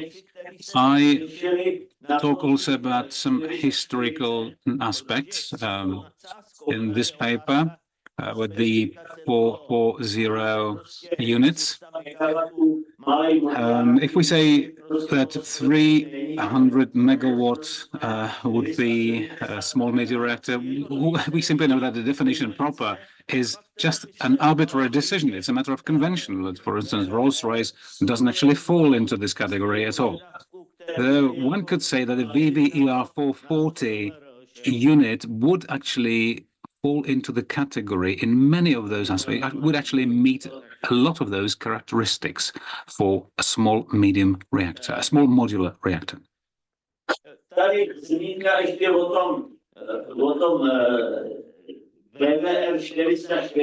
Some more information about the VVER 440 reactor. With a degree of hyperbole, you could say that this one is generation 2 plus. The difference being it doesn't have the containment facility as the new generation would have, but there's this barbotage tower. So there's some kind of solution that is similar to that. And you've seen this graph for umpteen times, I'm sure. It's been around for 10 years at least. The generation 3 is covering the whole fuel cycle, the economy of the plant, etc., etc. So if we add these specifications, these items of these specs to generation 2, one could see the VVER 440 reactor roughly in the ballpark of this generation 2 plus or generation 3. Modularity, serial production, integrated reactor vessel, etc., are traditionally mentioned as the advantages. From a design or engineering point of view, that is really a question, to me at least, because you have the integrated primary circuit. Sometimes you say, well, many often they say, you just replace the whole module. Well, sure, that can be an advantage, but what if somewhere inside that vessel that can be dismantled right on site, there's a valve that is broken? What do you have to do? Well, you have to take the whole module, bring it back to the factory, and repair it. Or perhaps you might have another unit just sitting there and waiting for it to be replaced, if necessary. That's why, as we will see later, one can see that these are new art was really developed, and so of the modules that of the units that CEZ is sort of following closely, I think the Korean SMR is pretty advanced. It's integrated, etc., but it's been around for 2 or 3 years only. So will that be brought to the deployable scale or stage, or will there be some more panic that the economy side of that doesn't work? Well, I don't know, but the priority of the SMR, the advantage will be lost as opposed to the big reactors, the big units. If you compare this with the up and running, hopefully one day it will, with Dukovany and Temelin, then, well, the major advantage of the SMR would actually be falling down. So CEZ has pre-selected 3, options there. But one could say that these are already time-proven designs, time-proven technologies, slightly older in terms of the design. So we are coming back to something that is pretty straightforward, because the SMR poses in itself some significant technical challenges, and some of the challenges are difficult to handle, if not unresolvable at all. I've taken the liberty of comparing rather, these various types of SMRs, and I know I only have so much time, so I'll just go very briefly through this. But SMR is probably the last innovative bit that has been left, but I had to actually completely cancel out or delete the new word from this chart.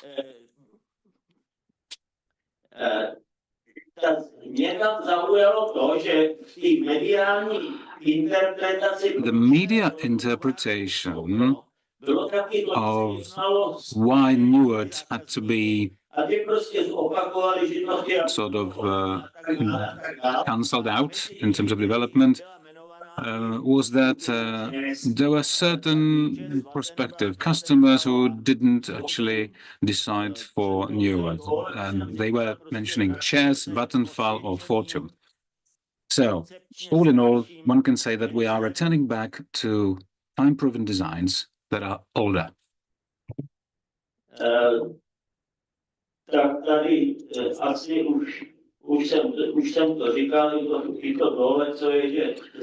highlighted section there also relates to what I touched upon earlier. Easier funding, etc., etc., and Koreans seem to be better placed to get this up and running to hundreds of billions per unit. But you know what? When you are buying a car, it costs 500,000. But if you have the money, if you don't have the money, and you take a mortgage on top of that, it costs 1 million. So I think it's just not right to say that, okay, it's just a number, and then the funding will increase it 3 times.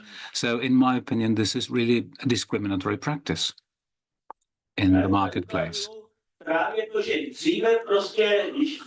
This graph shows VVER 440 and VVER 1000. 1 reactor, 6 steam generators, 2 turbo sets.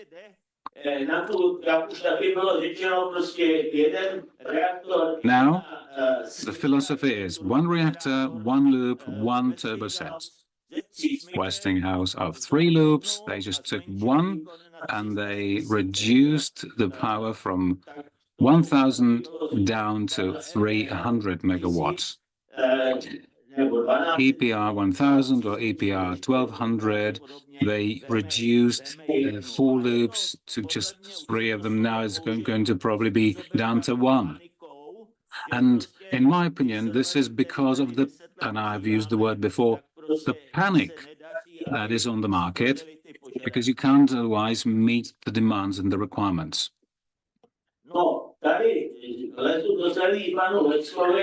Now I'm trespassing on Mr. Vetka's territory with this topic. About 2 million households with 4 million people in the Czech Republic are supplied with heat from the district heating system.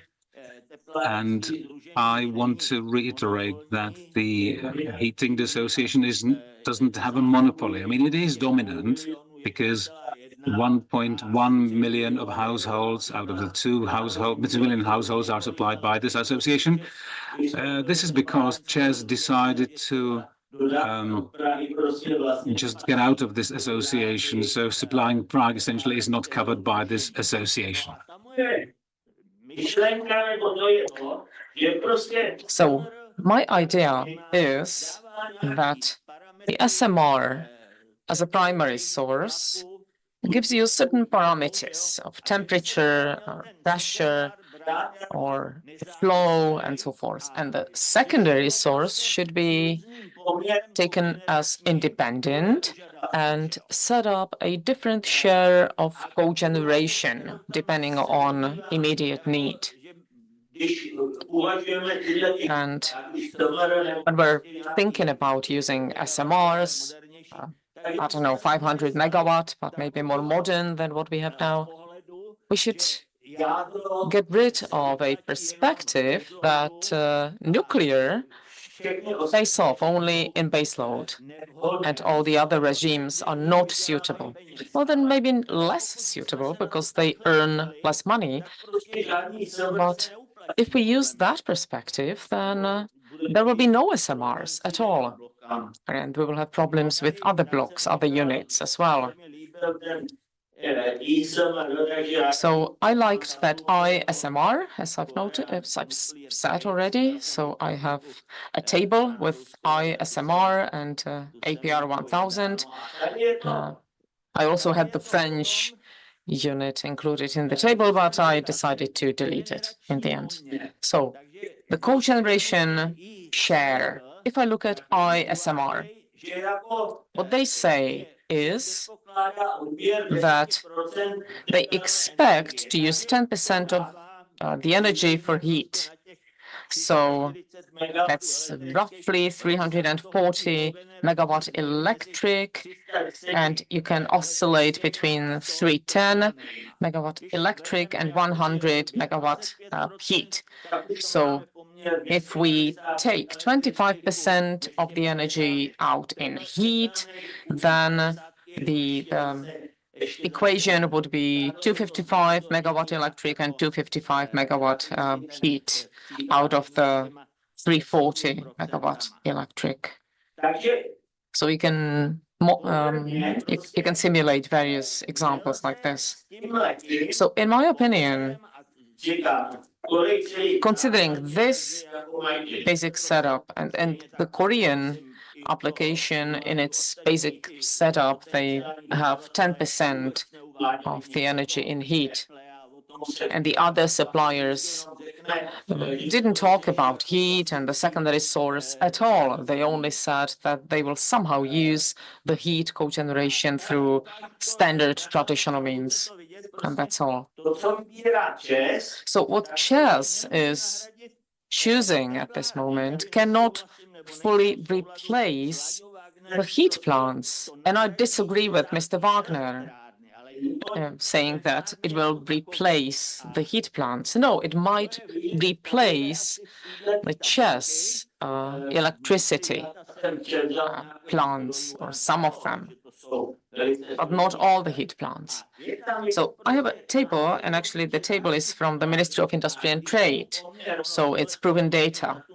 And there are various heat generating plants, and I'm testing various setups. And if you look at the ČEZ electricity plants, the share is, or the maximum share is 0.3 for Dětmarovice. But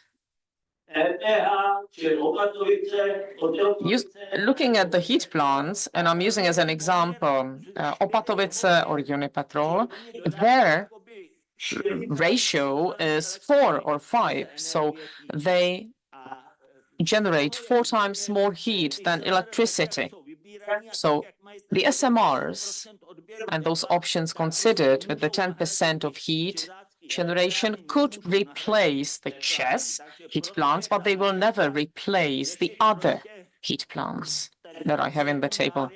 So that's why I'm saying that there is an alternative of having a secondary individual source.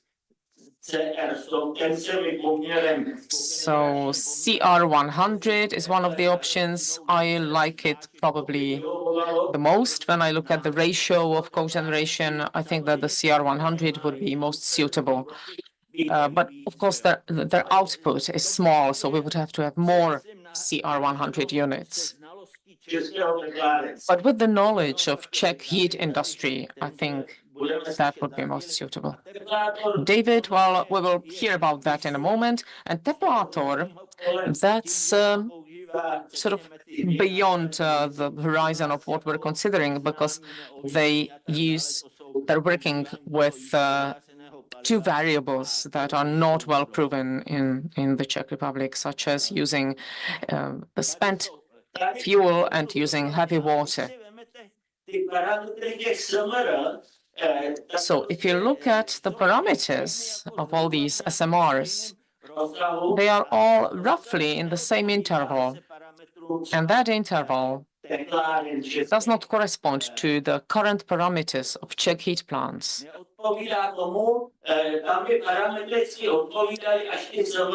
So only the high temperature SMRs would correspond to the current parameters, but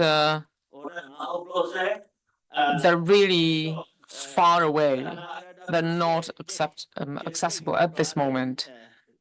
So to be able to replace the Czech heat plants, they're not an option to consider.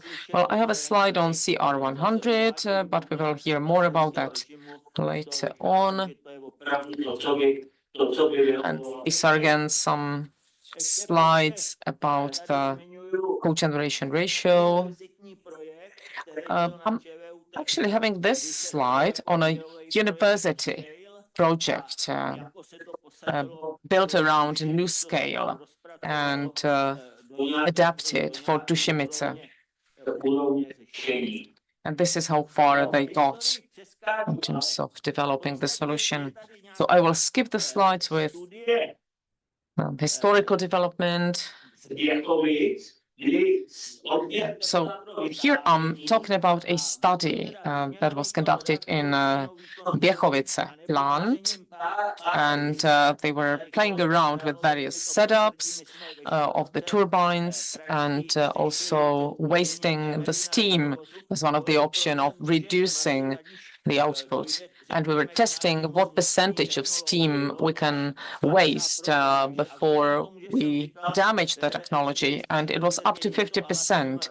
And I said that VVER 440 is something like an SME, sorry, SMR. I'm mentioning it on this slide as well, and I'm talking about the simulations. So we looked into the heat energy wasting with certain results, and the results are in blue on this slide. So Běchovice in prices at that time, 40 to 50 million in the prices of 1998, 5 million for Škoda Prague, but that's again back in 1998. The Soviet Union designers back then said that they will not look into this because they're not doing it in the Soviet Union, so why should they do it in the Czech Republic? So we had to wait till the present times. But these are the parameters of various heat plants, and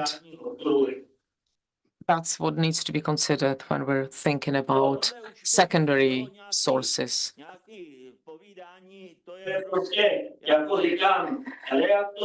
So this would be for a longer discussion. But what I'm saying here is that you can have a reactor running for 100%, and then in the secondary part, you can give priority to heat, and electricity is just the remaining part, or vice versa. And either in the end, there's something left or not. So then if you have some energy left, it's a question how you want to accumulate it. This is about flexibility. I guess I will skip that. But maybe just a few words. Anyway, if you have an interconnected, integrated European energy system, electricity system, it's a huge accumulating system for energy. You have to have it well balanced out. So if you have a huge integrated system which is balanced out, it is guaranteed that it's balanced out. And then you start playing out with your sources switching the priority from heat to electricity, it's not a problem because that large accumulator, that whole system will balance it out. So maybe that's as a word of closure. Thank you. Thanks to Dr. Neumann for his informative talk. And now, just a short comment, sorry, on the ČEZ bit. If you allow me to make one comment on the ČEZ journey, it is fairly natural.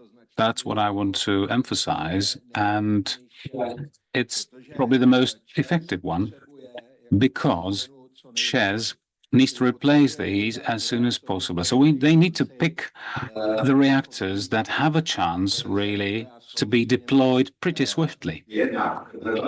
And those reactors that are pretty advanced in terms of their design stage or delivery stage. And they have a number of potential uses for applicants. You know, if you look at these reactors, Estonia, Canada, and many other countries are really considering these as a very relevant option.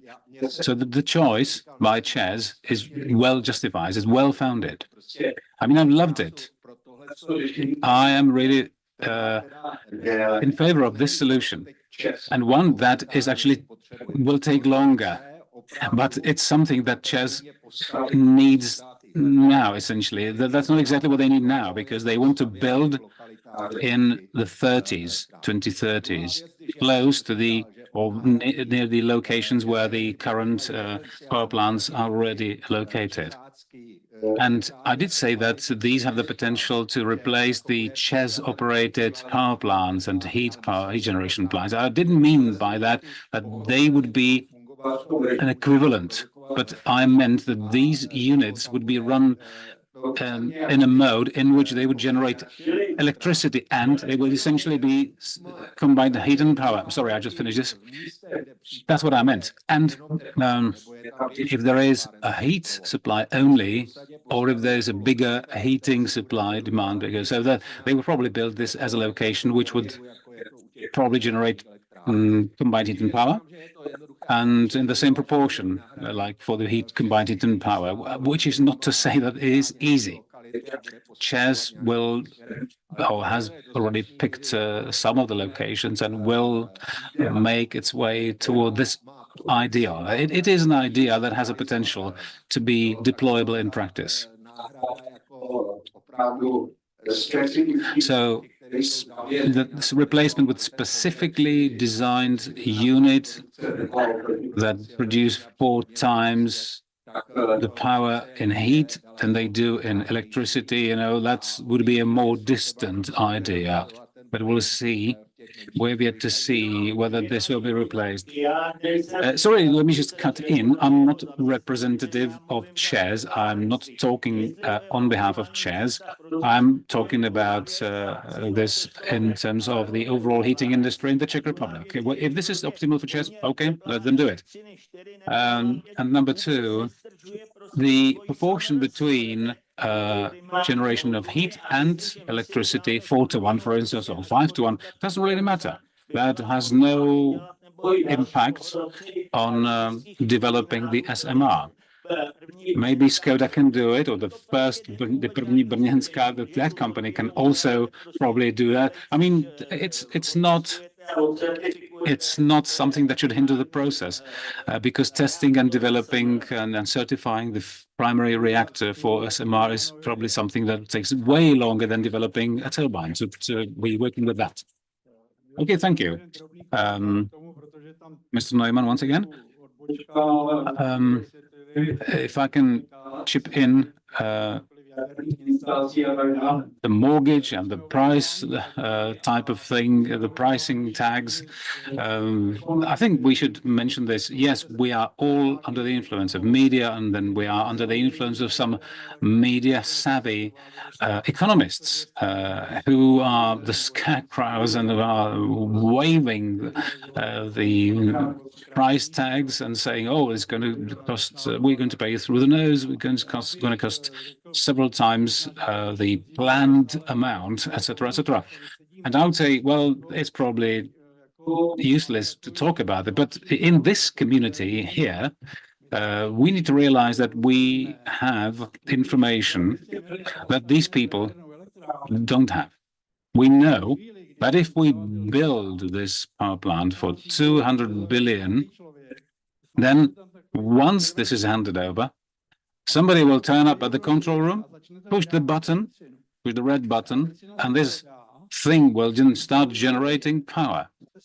And the power will be then sold to the market, which is something that these people who are making various comments in the media probably don't have an idea about.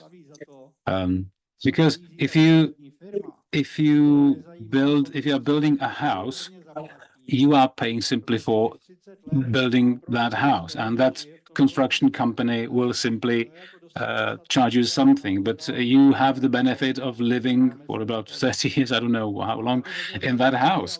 So you need to realize that there's the plus and the minus side, the cost side and the income side of the equation. Just a couple of days ago, the press spokesperson for ČEZ, Mr. Ladislav Kříž, said that ČEZ has the idea of building 10 small modular reactors, 3 gigawatts in total, etc., etc.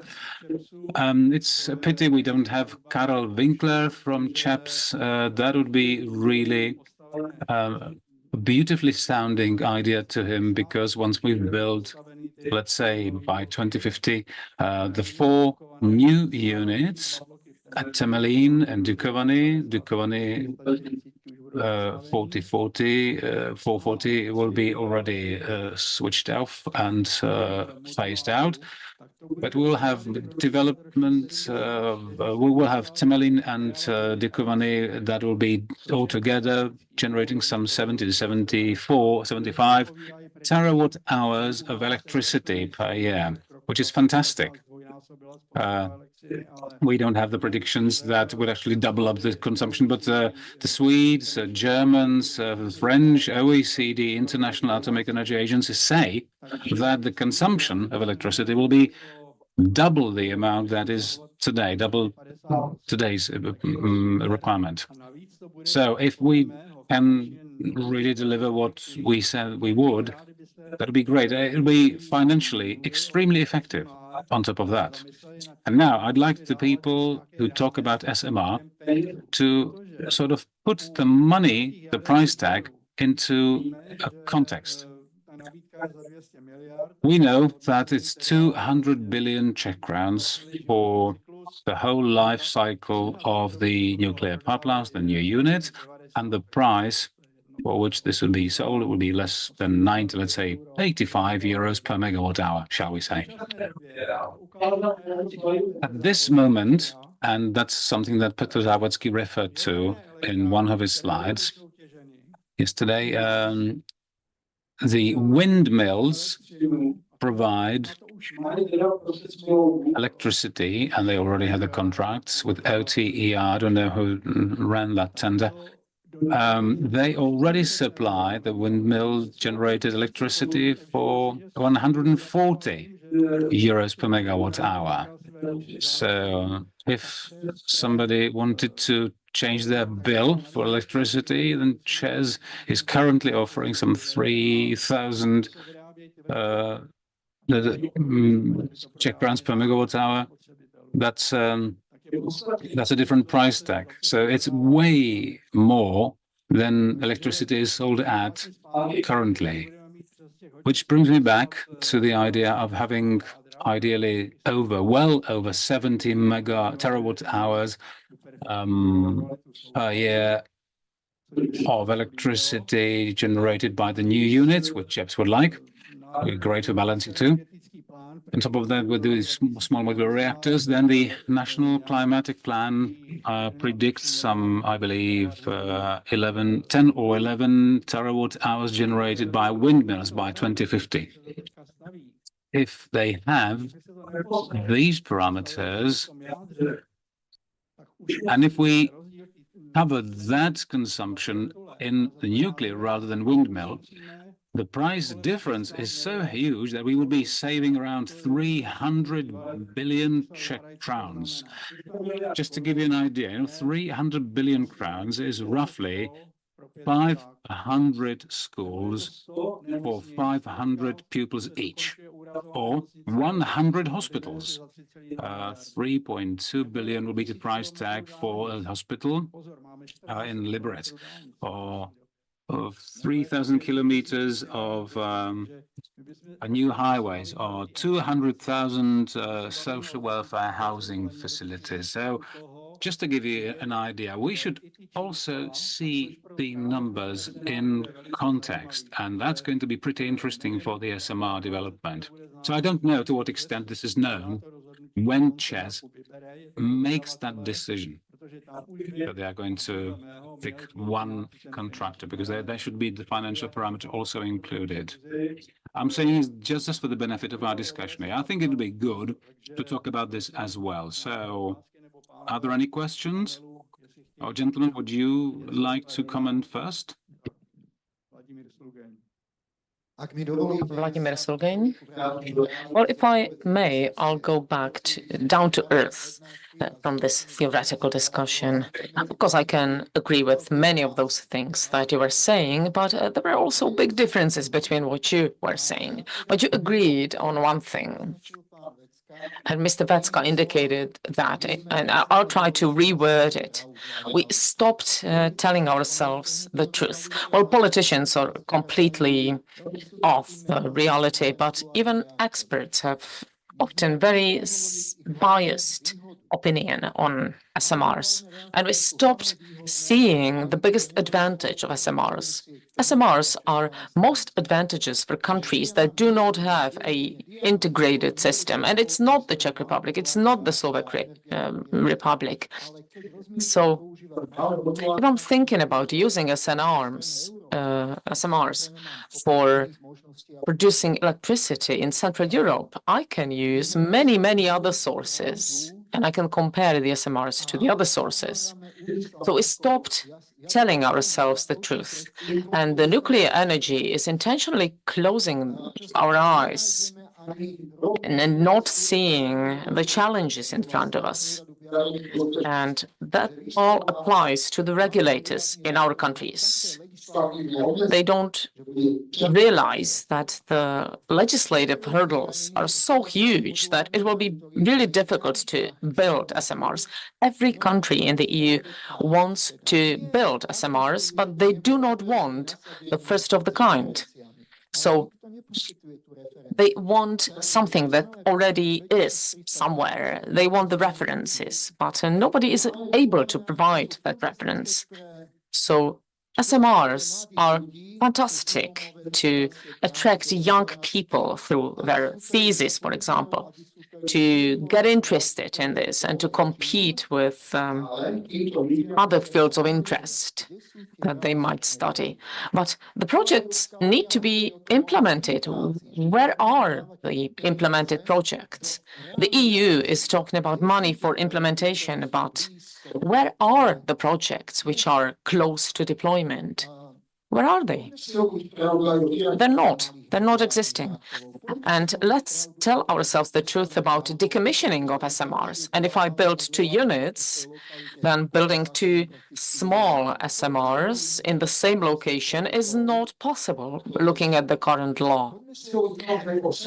And let's talk about the price openly, just as Mr. Marek started talking about it.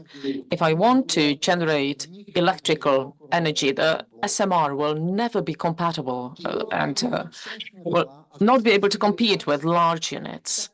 So there are so many questions, open questions, and so many open discussions, and we're telling ourselves only partial truth. And I think that the Czech Republic, just like Slovakia, invested 2 years of effort in the Phoenix project, financed by the government of the United States. So we have some general discussions and maybe comparable studies. Do we have comparable studies? Have we compared Phoenix with other things in the Czech Republic and Slovakia? No, we're not communicating. We always come to events like this and we talk to others, but where is the critical discussion? we don't hear the critical counter arguments. I do support SMRs, but when I see all the limitations and hurdles and problems on the way, and we're not talking about them, I don't think that we'll be able to progress because we stopped telling ourselves the technical facts, the technical truth. That's all. Okay, let me answer. So when you talked about decommissioning and liquidation of an SMR and the price of it. Actually, yesterday we had a presentation on this. Decommissioning of 2 reactors in Bohunice, Jaslovské Bohunice. That was actually decommissioning of small reactors. It's the same size that we're talking about. And the price of SMRs, well, the price will not be bigger. It will be comparable. So maybe we could have a discussion on the medium-sized reactors, but what ČEZ is planning, those are reactors that already have been installed and they're functioning. Of course, it's still a question of how many units they will choose, because the price goes down with an increasing number of units. There are some question marks about the modularity. I don't think that the first SMRs will be highly modular, but it will be able to replace the cogeneration plants, so that's a benefit. And it will be more decentralized, more suitable for the type of network that we have here. So that's what I'm always saying and highlighting in various discussions, especially when I'm talking to public at large, or when I'm talking to people that say, okay, let's wait for SMRs and let's rather first build the large units, just like we have in Temelin or Dukovany. The SMRs, at least those that might be built in the 30s, these are really small reactors that will not be able to replace the large units. They cannot compete with the large units. So if we have a location for the large unit, of course, we will not build the capacity with SMRs. But if we have a location where we need altogether, let's say, 600 megawatt or 800 megawatt, and it's easier or more suitable to use smaller units, then yes, we will opt for SMRs. And that's exactly why I said that the approach of ČEZ makes sense, because that's exactly what they're doing. And then we can have a discussion about the financial intervals and how much it can be. But the fact that we can build such SMRs still holds. And if we have more units of the same kind, we can use economies of scale. And what is important, and ČEZ was actually doing it in their selection process, is to choose the kind of a unit that has a potential. And I don't think that they will start really manufacturing the SMRs until they have a certainty or almost a certainty that there is demand. So yes, there are questions, but we're discussing the questions, and we have at least partial answers to many of them. Okay, so thank you for that, and we have time for 2 short questions before the end of the panel. Okay, hello, I'm Nikos Nikolaides. I'm a student from Aristotle University of Thessaloniki in Greece, and I have a question for Dr. Wagner or Mr. Veka. You can answer it. It is known that some high temperature gas-cooled reactors are safer than light water reactors, and because of the elimination of local event and Sometimes they are more appropriate for nuclear cogeneration. Why are you excluding high temperature gas-cooled reactors for distinct heating in Czech Republic?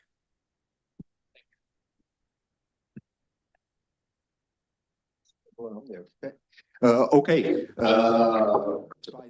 I think that it is necessary to distinguish between two possible directions.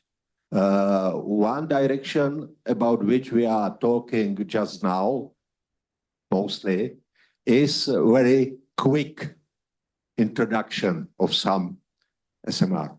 And in this range, I think it is not possible to have this so early.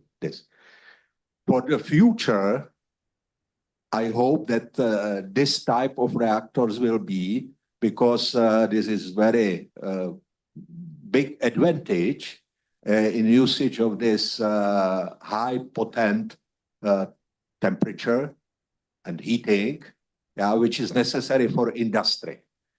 But, and okay, I said that in China, they have already this type, but it is a very big question mark.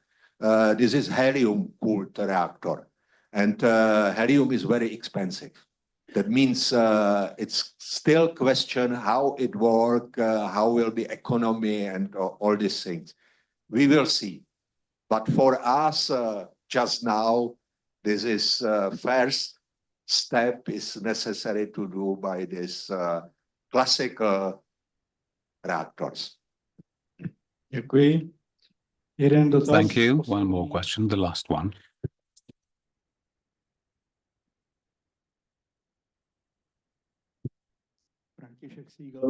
František Siegel, hello. What I'd like to say, I'd like to make one comment. ČEZ is building the first modular power plant in Temelín because they don't have to deal with all the issues of having a nuclear facility protection zone. And if you don't reduce that down to 2 kilometers rather than 10, which is the current regulation, then you're never going to build that. Well, in that case, if you want to really get going in this, Tetov and Blahotovice, these two locations would have to be opened again, and we should simply bury the reactors below the ground with the nuclear facility protection zone of 2 kilometers around. Because if you have 300 megawatt or whatever this kind of installation with this capacity, then the environmentalists are never going to allow this to happen. So why do you think ČEZ is building this at the Temelín, down right at the location, right on the premises? Well, yeah, let me respond to that. Of course, that's, I think, pretty straightforward, but it's not our business to discuss that. It's, down to the strategic interests of the individual companies. And we have not even started to debate the difficulties of the permission and certification procedure. There are not people from the nuclear safety supervision authority, and I can tell you that concerning the big Rolls-Royce, etc., the smaller modular, so-called modular reactors are going to face the very same limitations and regulations as the big ones. So, saying 2030 is the date for small modular reactors, well, that's just a saying. We could have just as well talked about this over a mug of beer last night.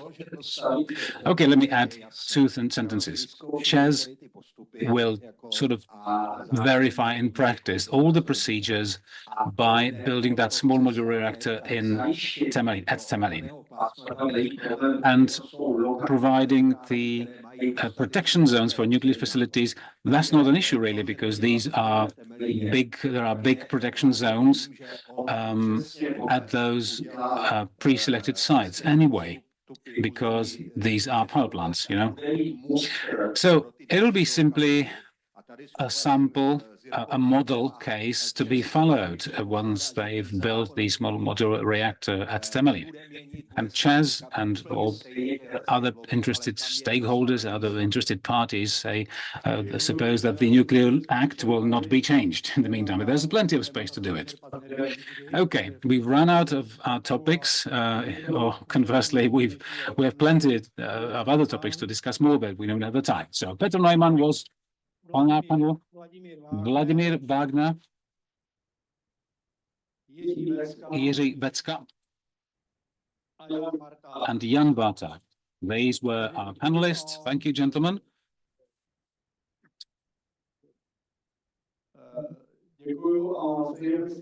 So I'm signing off, and we'll take a break now, and we'll resume at 11:30. Thank you, gentlemen, as well. And we started off with that tradition of handing over the honey from our bees, from the Faculty of Mechanical Engineering, right here on the premises. This is where this honey is produced. So each of you will get their own fresh honey. And ladies and gentlemen, let me chip in with, I would like to invite the gentlemen who are going to speak next to provide us with their presentations. Thank you.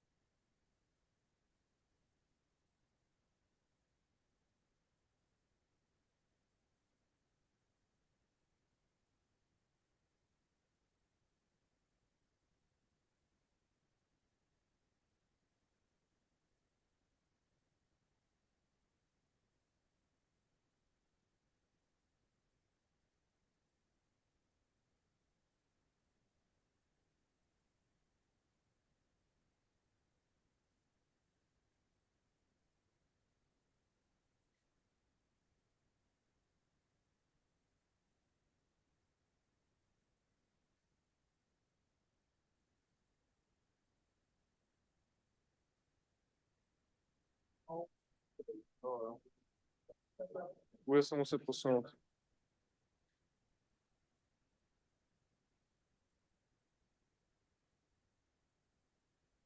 To tu prezentaci.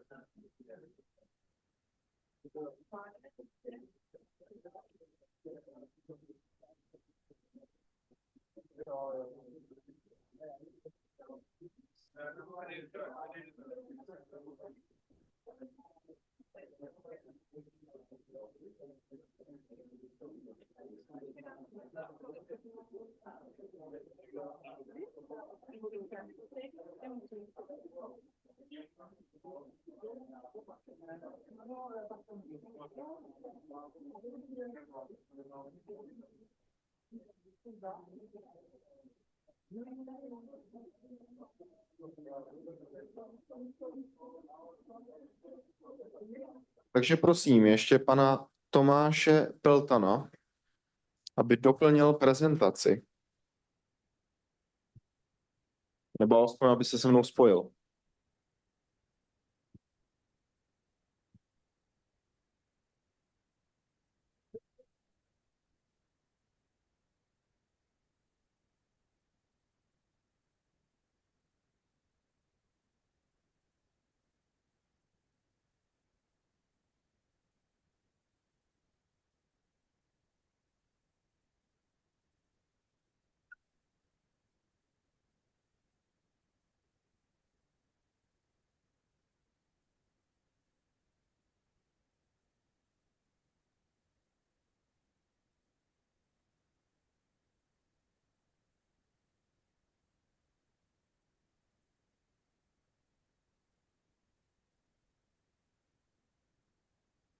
Jihokorejská společnost KHNP má téměř 50 let zkušeností s realizací a provozem jaderných elektráren. Za dobu své existence se podílela na 34 projektech v Jižní Koreji i v zahraničí. V soutěži o dostavbu jaderné elektrárny Dukovany nabízí nejmodernější ochranná řešení v podobě reaktoru APR-1000, který splňuje mezinárodní normy, včetně těch po událostech ve Fukušimě. KHNP, váš partner pro jadernou energii.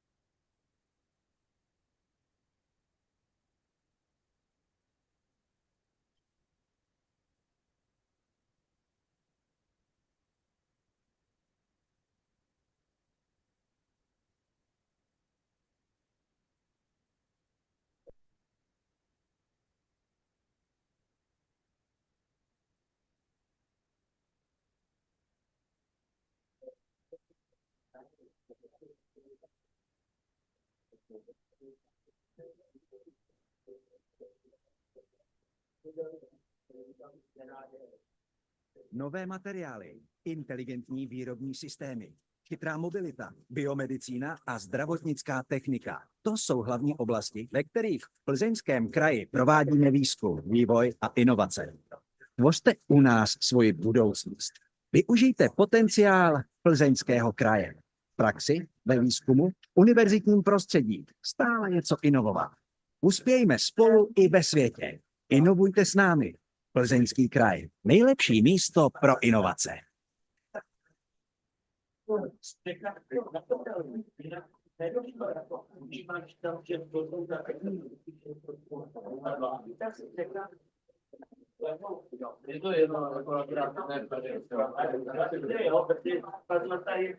Akciová společnost UJV Řeš navazuje na více než 6 desítek let zkušeností svého předchůdce, Ústavu jaderného výzkumu. Společnost dnes prezentují špičkoví odborníci, technicko-inženýrské a projektové služby, aplikovaný výzkum a unikátní technologická infrastruktura. To vše ve službách bezpečné a spolehlivé energetiky, průmyslu a nukleární medicíny.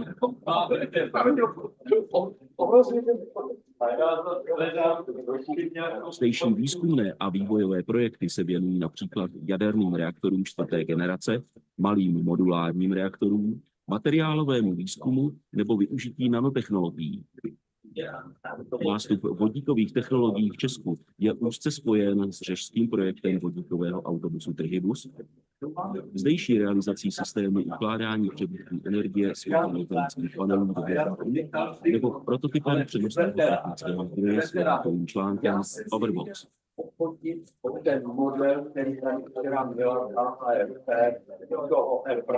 V oblasti projektování UJV Řeš úspěšně navazuje na historii podniku Energoprojekt Praha, který stojí za významnými investicemi v energetickém sektoru bývalého Československa.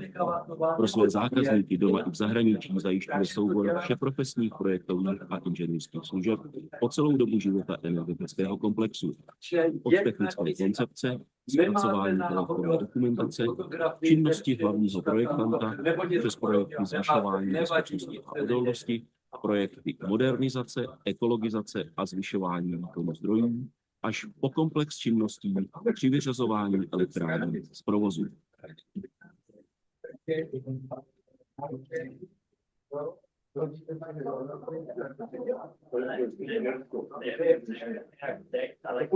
Zkušenost, kvalita, tradice, vývoj.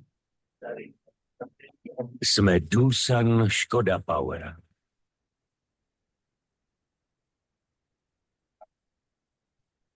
Už více než 100 let vyrábíme špičková energetická zařízení. Jsme světovým dodavatelem moderních technologií, komponentů a služeb v oblasti projektování a výroby. Navrhujeme a vyrábíme energetická zařízení s turbínami o výkonu 3 až 1200 MW.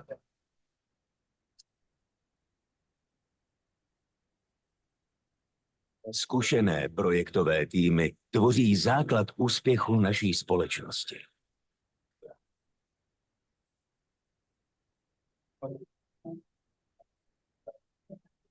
Naši specialisté pracují profesionálně a zaměřují se nejen na precizní inženýring, ale také na poradenství a rozvoj vztahů s našimi partnery. Už máme. Využíváme nejmodernější technologie a neustále do nich investujeme.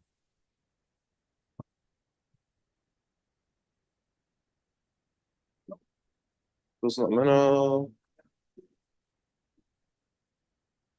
tady je klid.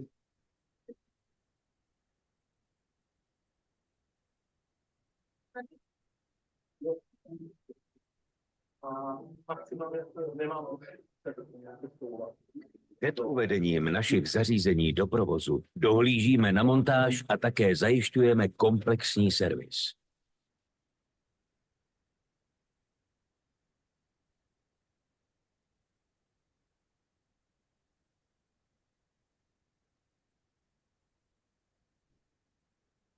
V našem výzkumném a vývojovém centru každý den pracujeme na inovacích a zvyšujeme účinnost parních turbín Doosan Škoda Power i celého parního cyklu. Šetříme tak přírodní zdroje a snižujeme emise.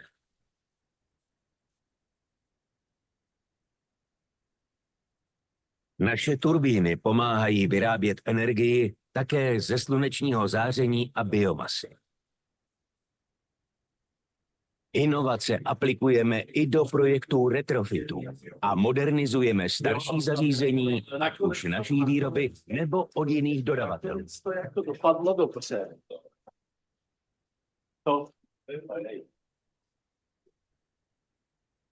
Důležitou součástí naší strategie je podpora vzdělávání, spolupráce s univerzitami a trainee programy.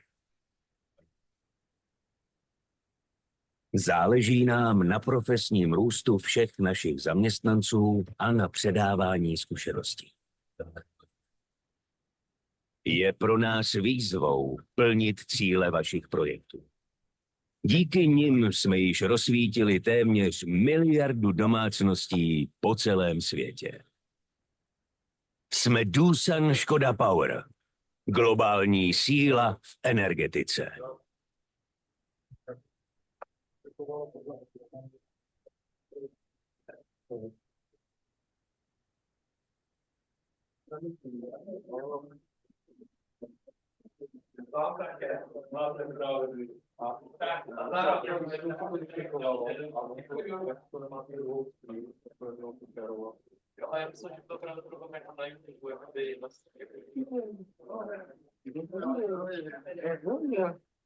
Milé setkání. Já jsem viděl dobrý den, kamci, ale pan se bude vidět. Jak se to řekne působiště? Jo, no co jsem pochopil, no, že já jsem tady, jo, Pařížská pobočka. Jo. Takže teď se zase atomový zákony a další takové lahůdky jako a NBU, prověrky, školení na Temelín, jako tam je takové lahůdky. A spousta nového. No, jasně, to je skvělé. No, jaký, jako už pan profesor vás jmenoval pan prezident Zeman? Už, no, to mě ještě Zeman jmenoval.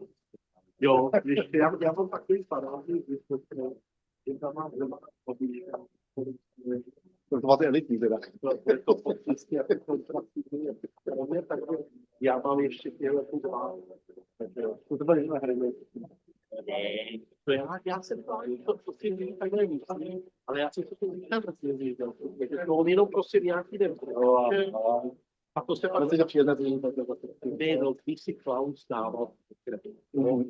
A Zeman, jak se pak překládal do čtyři a on to jako dával, a on pak pověřil jako ministra, který to jako obě nezdával. Takže byla nějaká, já jsem s tím takového toho ministra, který jsou pak dělali s tím, co byl dosud,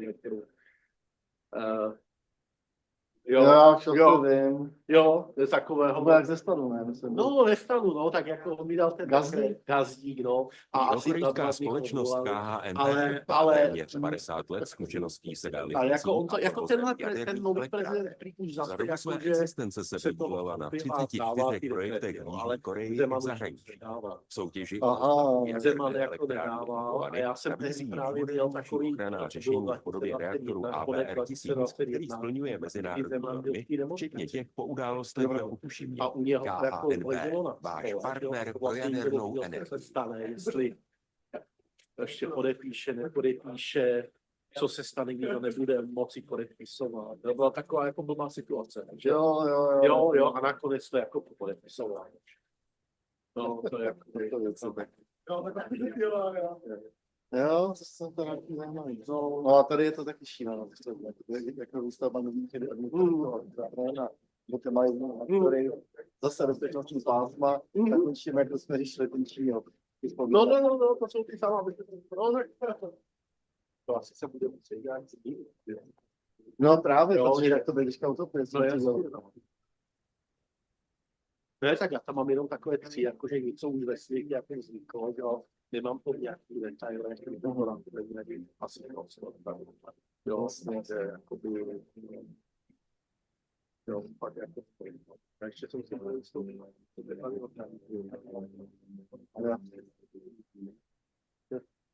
A co na fakultě řešil?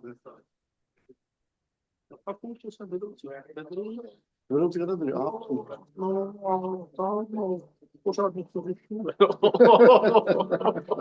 Takže máte prakticky energetický právo být na dělení. Jako obecně jako správně. Široké energetické a energetické právo.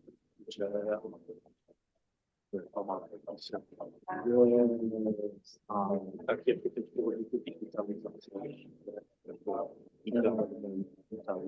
A automaticky taky tlak, protože zavádění inteligence do, jo, jak se jenom... Jo, v pohodě.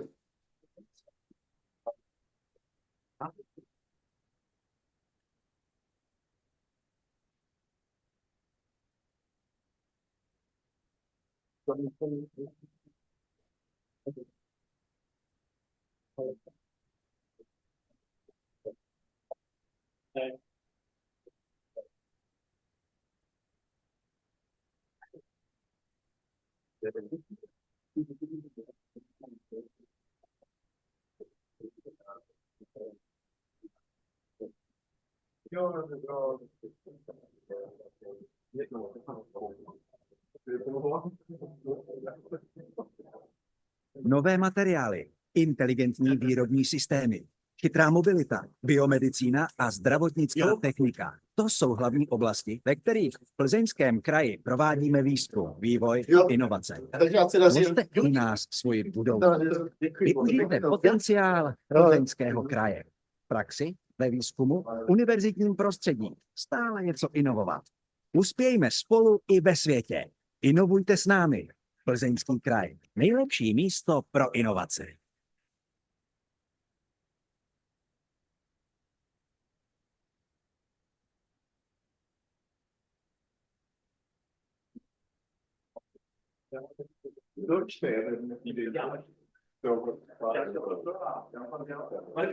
Akciová společnost UWR navazuje na více než 60 let zkušeností svého předchůdce Ústavu jaderného výzkumu. Společnost dnes prezentují špičkoví odborníci, technicko-inženýrské a projektové služby, aplikovaný výzkum a unikátní technologická infrastruktura. To vše ve službách bezpečné a spolehlivé energetiky, průmyslu a nukleární medicíny.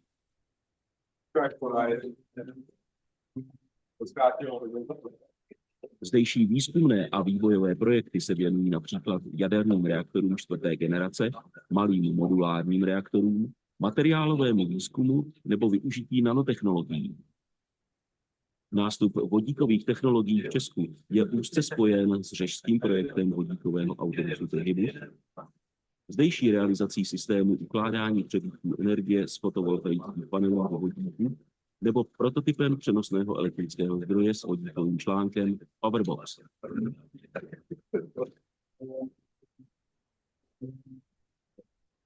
V oblasti projektování UWR Řeš úspěšně navazuje na historii podniku Energoprojekt Praha, který stojí za významnými investicemi v energetickém sektoru bývalého Československa. Pro své zákazníky doma i v zahraničí zajišťuje soubor všeprofesních projektových a inženýrských služeb po celou dobu života energetického komplexu. Od technické koncepce, zpracování projektové dokumentace, činnosti hlavního projektanta, přes projekty zvyšování bezpečnosti a odolnosti, projekty modernizace, ekologizace a zvyšování výkonu zdrojů, až po komplex činností při vyřazování elektráren z provozu.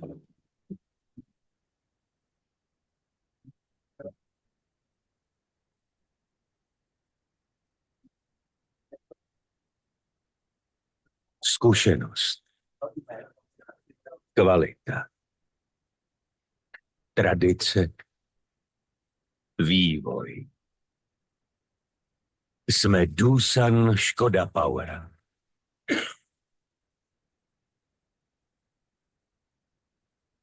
Už více než 100 let vyrábíme špičková energetická zařízení. Jsme světovým dodavatelem moderních technologií, komponentů a služeb v oblasti projektování a výroby. Navrhujeme a vyrábíme energetická zařízení s turbínami o výkonu 3 až 1200 MW.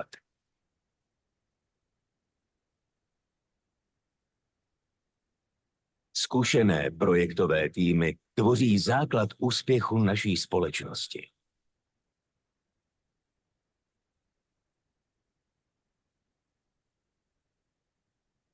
Naši specialisté pracují profesionálně a zaměřují se nejen na precizní inženýring, ale také na poradenství a rozvoj vztahů s našimi partnery.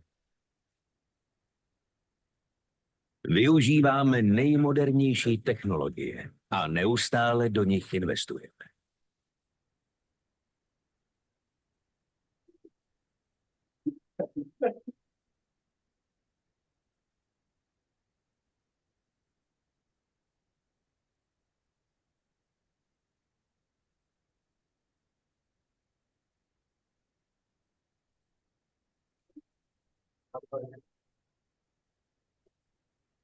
Před uvedením našich zařízení do provozu dohlížíme na montáž a také zajišťujeme komplexní servis.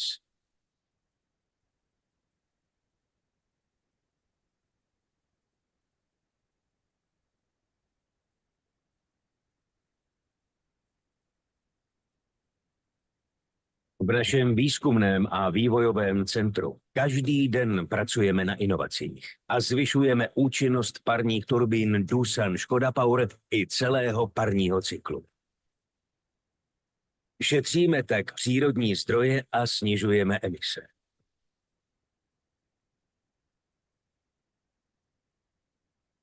Naše turbíny pomáhají vyrábět energii také ze slunečního záření a biomasy. Inovace aplikujeme i do projektů retrofitů a modernizujeme starší zařízení, ať už naší výroby nebo od jiných dodavatelů.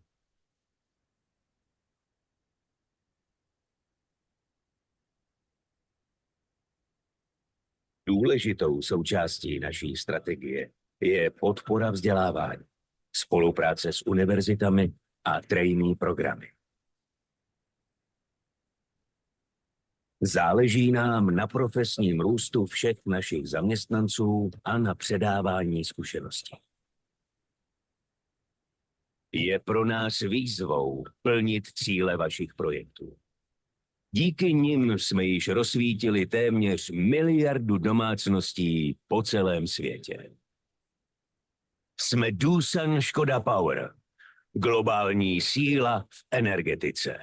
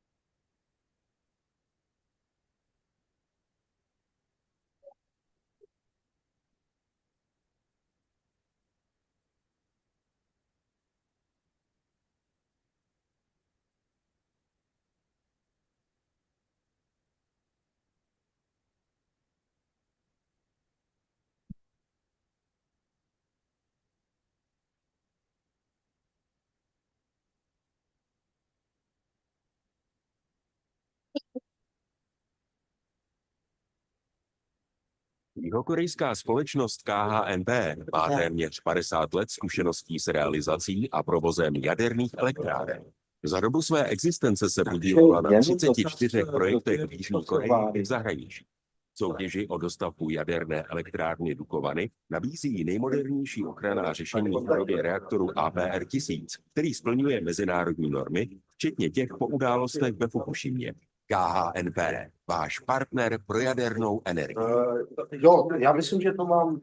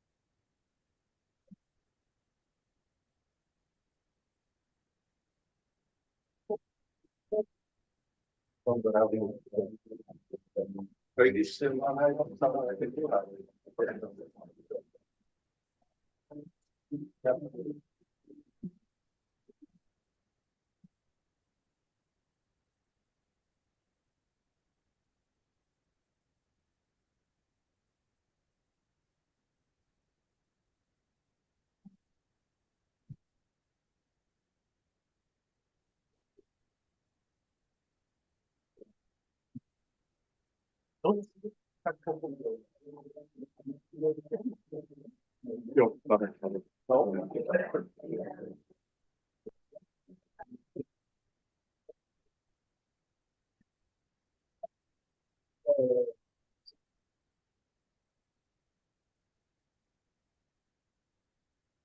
Nesvěcelo, opravdu obzory.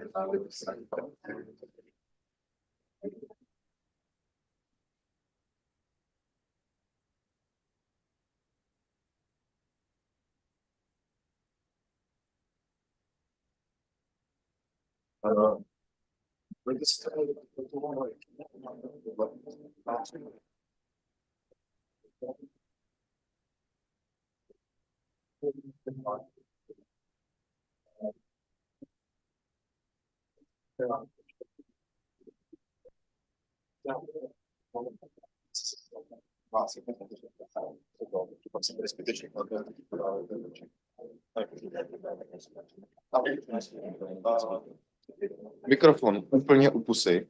Já vás stejně budu ještě.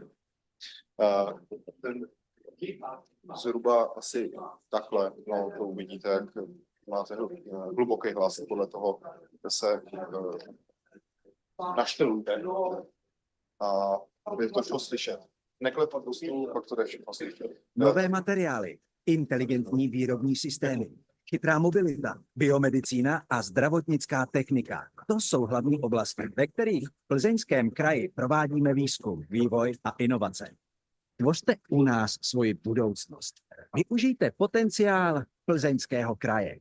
V praxi, ve výzkumu, univerzitním prostředí. Stále něco inovovat. Uspějme spolu i ve světě. Inovujte s námi. Plzeňský kraj. Nejlepší.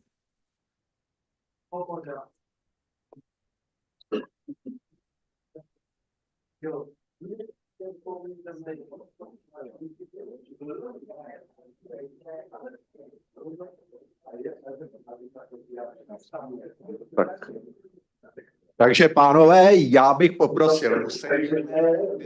So, ladies and gentlemen, let's go back to your seats and you can continue your discussions later on. Let's start the second panel of this day. And after we hopefully have convinced most of you that heat generation and electricity generation really needs the SMRs, let's have a look at more details and specific examples. Specific examples of Czech projects aiming at SMR. The first speech is going to be delivered by Jakub Handelica. And gentlemen, I'm not going to use your titles because you have many titles before and after your names, but I'll just use your names. This panel will focus, or the first presentation specifically will focus on the legal and regulatory framework. Law is very important, and the simplification of law relating to SMRs. Maybe not simplification, but proper application of our legal framework. So the floor is yours. Thank you. Many thanks to West Bohemia University for inviting me.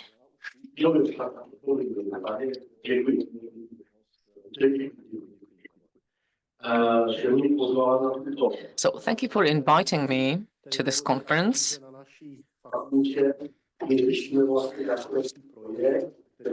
At our faculty, we're implementing a project, and you have the name of the project on the title. And I will not go into great details. I will leave it up to other colleagues in the panel, but I will rather focus on the global development and development of legislature law relating to SMRs, not just in our country, but abroad. So maybe as a word of introduction, I'll repeat certain things that you may already know, but I think it's good just to remind ourselves. MAAE and NEE, actually, NEE issued a second edition of small modular reactor dashboard. So in that document, they analyze and summarize existing projects of SMRs in the world. So NEA sums up things that are known to us, but it's good to remind ourselves. So SMRs are perceived globally as one of the tools that can contribute to achieving zero-emission energy 2050 and beyond. NEA says specifically in that publication and in that document that SMRs are not an alternative to replace the large nuclear facilities, but it's a complementary tool to replace specifically coal-fired power plants. And that document also lists many positives, such as flexibility or technical and financial details. So that document is a summary of best practice, and it sums up information that you can use to argue, if you need to argue. So it's a document which is inspiring, and it can be used in your discussions. The second edition of NEA Small Modular Reactor Dashboard is available online on the internet. It was published this year, and it says that the third decade of this millennium is definitely can be described by a fast development of SMRs. In the second edition, that document lists out 58 projects, either commercial projects or state lab-run projects or university research institute projects. And these projects are at different stages of development. This is an overview of countries and their activity. And as I said, the projects don't have to be state-owned. There are also commercial projects, but you can get an idea looking at this slide who's most progressed. At the top, we can see the United States, and I'll get to the US later on because the US is a country that started introducing certain measures in their legislation. So they started amending their law to make it possible to implement SMRs in the future. Then Canada and the United Kingdom. So the US, Canada, and the United Kingdom, the three countries in the Anglo-American space which are pioneering the SMR development. But there are also countries which are in the development part of the world, such as Myanmar or Rwanda or Indonesia.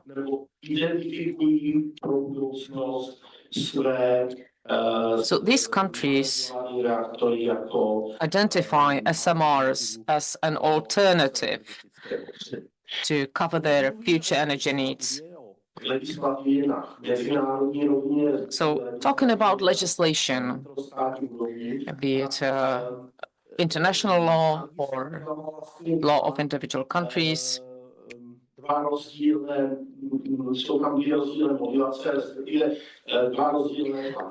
there are pressures coming from two sides or two ways. First of all, state energy strategy. Many countries have such a strategic document, and those documents identify or speak about SMRs as a future, or a part of their energy future. So the state, that's one of the pressure, and industry also pushes for SMRs. And we have Tallinn Declaration signed in 2020 by commercial entities. And that declaration calls on the regulators and individual governments to adopt various measures, such as that the approach to licensing SMRs should be pragmatic. They should push to achieve standardization of SMR design. They should harmonize conditions for the operating of SMRs, and harmonize conditions between the countries of origin and countries of operation of SMRs. And they also call on regulators to cooperate more closely.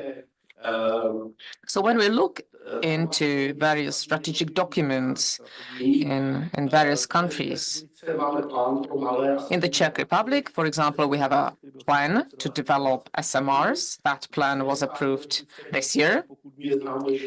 As far as I'm informed, that technology has not been mentioned in our state energy strategy. But a document which was approved in 2023, which is a plan for the development of SMRs,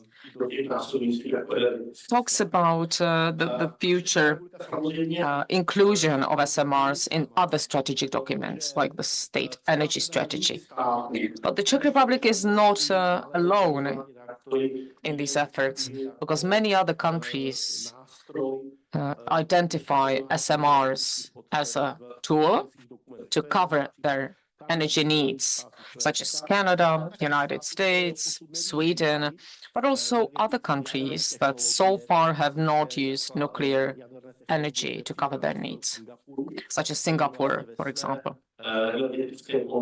Singapore, in its energy strategy with the outlook to 2030, mentions a possibility to have an SMR, and also Estonia is another of those countries.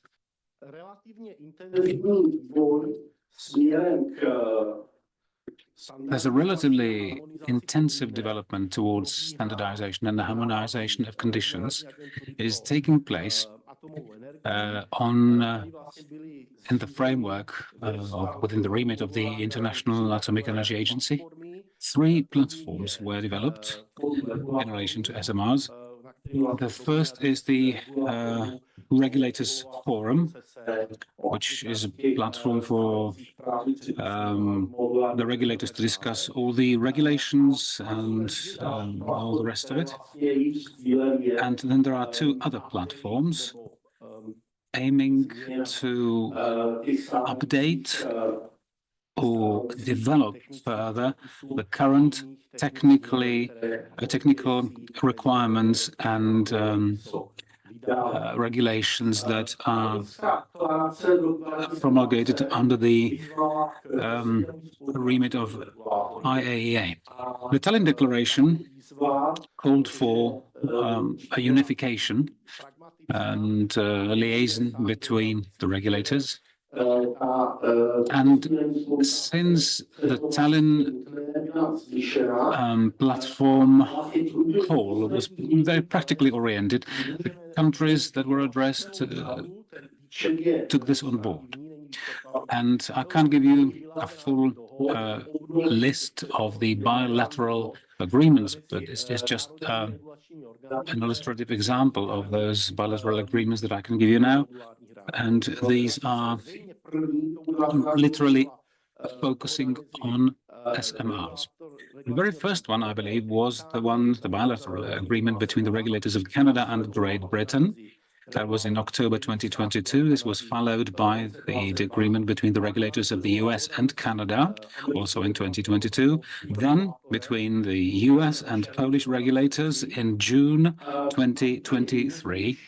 And the most recent one was the US regulator and Sweden, the Swedish regulator.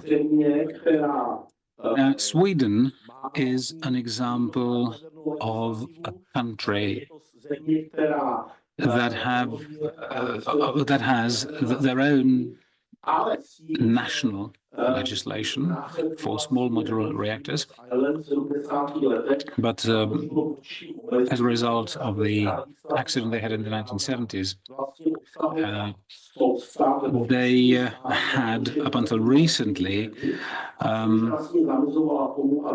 a cap essentially on the number of nuclear facilities. And also that legislation stipulated that any new nuclear facilities would need to be placed within the existing locations of the nuclear facilities. Now, in 2023, the government proposed an amendment of the existing legislation, and the amendment that came into force and effect on the 1st of January 2024 cancelled that previous ban on any new facilities, nuclear facilities in the country, and also it creates more, geographically speaking, space for other locations with nuclear facilities being placed in them. And they have a target of having about 10 SMRs in Sweden in the future. In Poland, as another example, there was a major amendment to the Polish nuclear legislation in 2023 that is intended to speed up the administrative processes, but specific SMR stipulations are not incorporated as yet. To give another example, I will mention the United States. They are probably the most developed country in terms of SMR legal framework. Advance Act of 2023 has made it through the Senate procedure. It was in June 2024, although it hasn't been signed by President as yet. The Advance Act, probably as the first one of its kind, defines the SMR and what is known as the micro-reactor. And it also introduces special sets of rules for approving and certifying these new nuclear technologies. It also defines the liabilities for damage, if any. And if it is signed by President, then it will be the first legislative framework for SMRs that is specific to SMRs in the US. As regards the legal environment or the legal framework for the SMRs, I believe it's increasingly dynamic, and it's truly very, very dynamic when it comes to these developments in the past 4 years. And I was unable to put my finger on every single piece of legislation that falls into this framework. If you think about countries like Singapore, for instance, and some other countries, they are going to have to create their own national legal framework for these new technologies. But the purpose of this effort was to show that this is a topic that is truly global now. And in those technologically advanced countries, there have been quite a few changes implemented already in the legislative or made to the legislative frameworks. Thank you very much for your attention, and I'd like to hand over back to the chair of this panel. Thank you. Please don't leave yet, because you were exactly on time, spot on. We were starting off a bit late. You did great in terms of time management. So we certainly have some time for a question or two. Either one longer question with a longer answer, or two short questions with two short answers. So if you have anything imminent to, there's a pressing issue to address now, go ahead.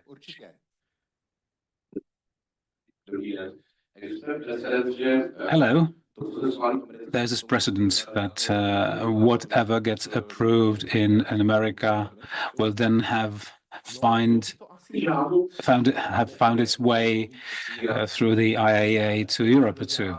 Yes, I think so. Okay, for how long will this take? I get the answer. I mean, I get the question, and I do understand that it would be sort of positive. It would be positive development, wouldn't it? Because the current legislation was created to suit a completely different environment in terms of technological advancements, and legislation should not hinder technical development. And definitely the impact of technology and the developments in the US obviously is something that also the US themselves itself will have a tendency to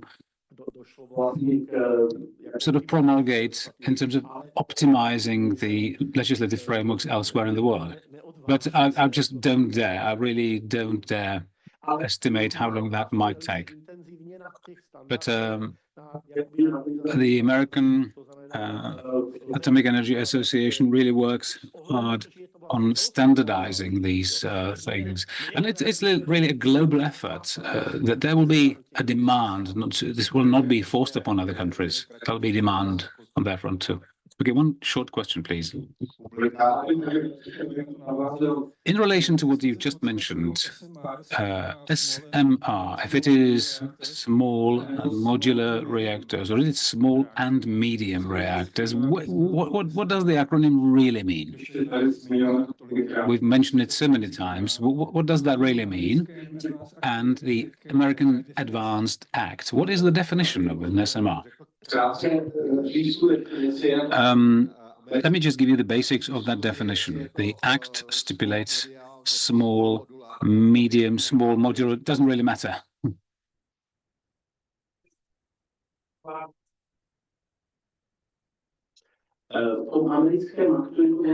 In the American Advance Act, the legislation is based on the current definition of the small modular reactor. So these definitions, so Rolls-Royce wouldn't actually make it, and it wouldn't fall into that category.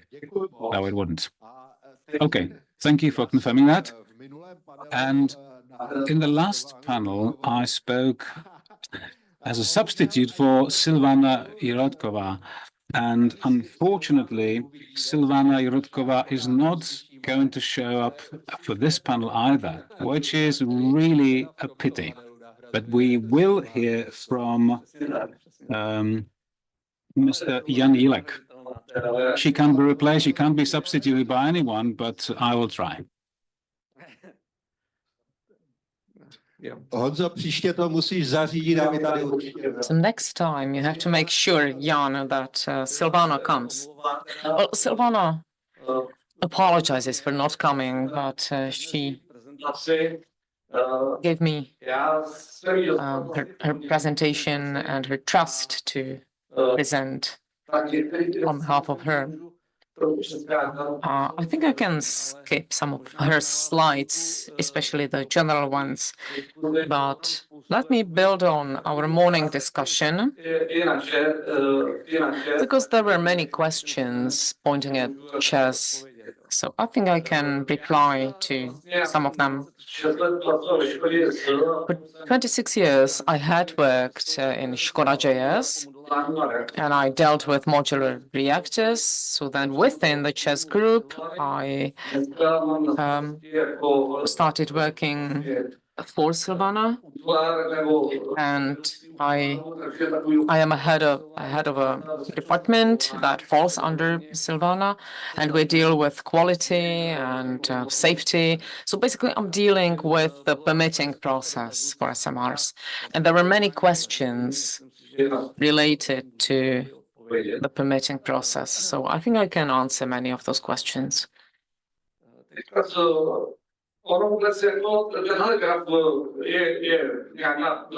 Well, this chart comes from CHEPS and deals with the forecasted electrical energy development. And you can see a number of curves. The green curve is a conservative estimate. The red curve is a maximalist max estimate. So based on that, we also established our department in CHES for the development of SMR, and we would like to build a 3,000 megawatt capacity by 2050. That's the main objective in CHES. And as you can see in the chart, we're counting with 4 large units and a huge growth in renewable sources of energy, but there's still space for other sources, low emission sources, such as the SMRs. So the SMRs or a similar technology could step in if we decommission the coal-fired plants. And it is obvious from this slide that we have to act fast because coal may disappear really fast. And the forecasts show that already at the beginning of the 30s, there will be lack of electricity. And the question is where we're going to get that lacking electricity. Of course, we understand there will be extremes and many peaks because over summer, due to renewables, there will be loads of electricity. And if you have a photovoltaic panel on your own roof at home, you see how it works. So let's say end of October till March, the panels don't really work, even if you have batteries to accumulate it. So there will be a problem over winter every year, and there will be a problem to import sufficient volume of electricity. So we would like to build 3,000 megawatt in capacity by 2050. First, the 2 units, one in Temelin, we talked about that. So the time plan counts with that new unit in Temelin by 2034 and the other unit in Tušimice by 2038. I am the author of that timeline, so I know the details, also concerning the licensing and permitting processes. So just to give you an idea, this is we're in September of 2024, and in October we will start the process for Temelin. So we will notify the Ministry of Environment with the environmental impact assessment. We have that document ready. We're translating it into English and German. And once we finish that, we will officially notify the ministry, and that will be the official start of the process for Temelin. But for the past year, we've already been doing some survey in the locations. Well, you might say that Temelin is an existing nuclear location, but it's a location which is not completely surveyed. So we had to conduct some additional survey. We have to look into the flows of underground water, simply to comply with everything that Act 328 tells us that we have to meet. So we have to have all the surveys and studies and all these things put together, and that takes about 1 year. Then you need to have a documentation ready. And we have a parallel process for notifying Tušimice. So Tušimice notification process should start at the end of this year.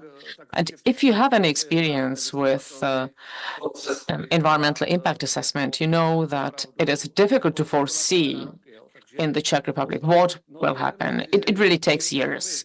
So if you want to build a new nuclear facility, just the stage of environmental impact assessment. In our timeline, we hope that the environmental impact assessment will be approved maybe at the end of 2027. Just the whole fact-finding stage and evaluation stage, it takes so much time. So just to get through the EIA stage takes a lot of time. It's not easy time-wise. So we're running parallel processes for Temelín, for Tušimice, for Dětmarovice. We should submit our EIA for Dětmarovice in 2025.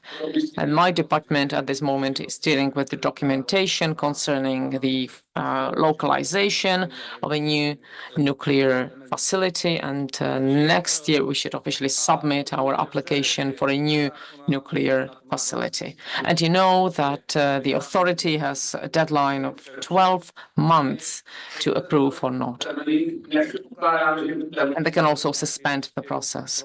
So that's why we opted for Temelín as a location. We don't expect to have problems with having that location approved. The problem is rather of a different nature because the Temelín location is reaching its limits when it comes to outputs or inflow of raw water and outflow of the processed water. So we need a comprehensive solution. And in my team, we have 40 people and we have a lot of work. We don't get bored.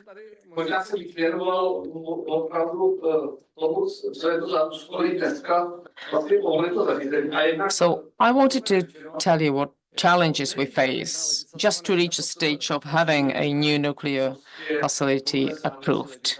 And we have to comply with the existing law. And it doesn't really matter if the permitting process is for a small unit or a large unit.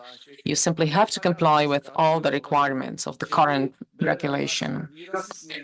And from my perspective, I don't think there will be major changes in the legislation advantages for SMRs.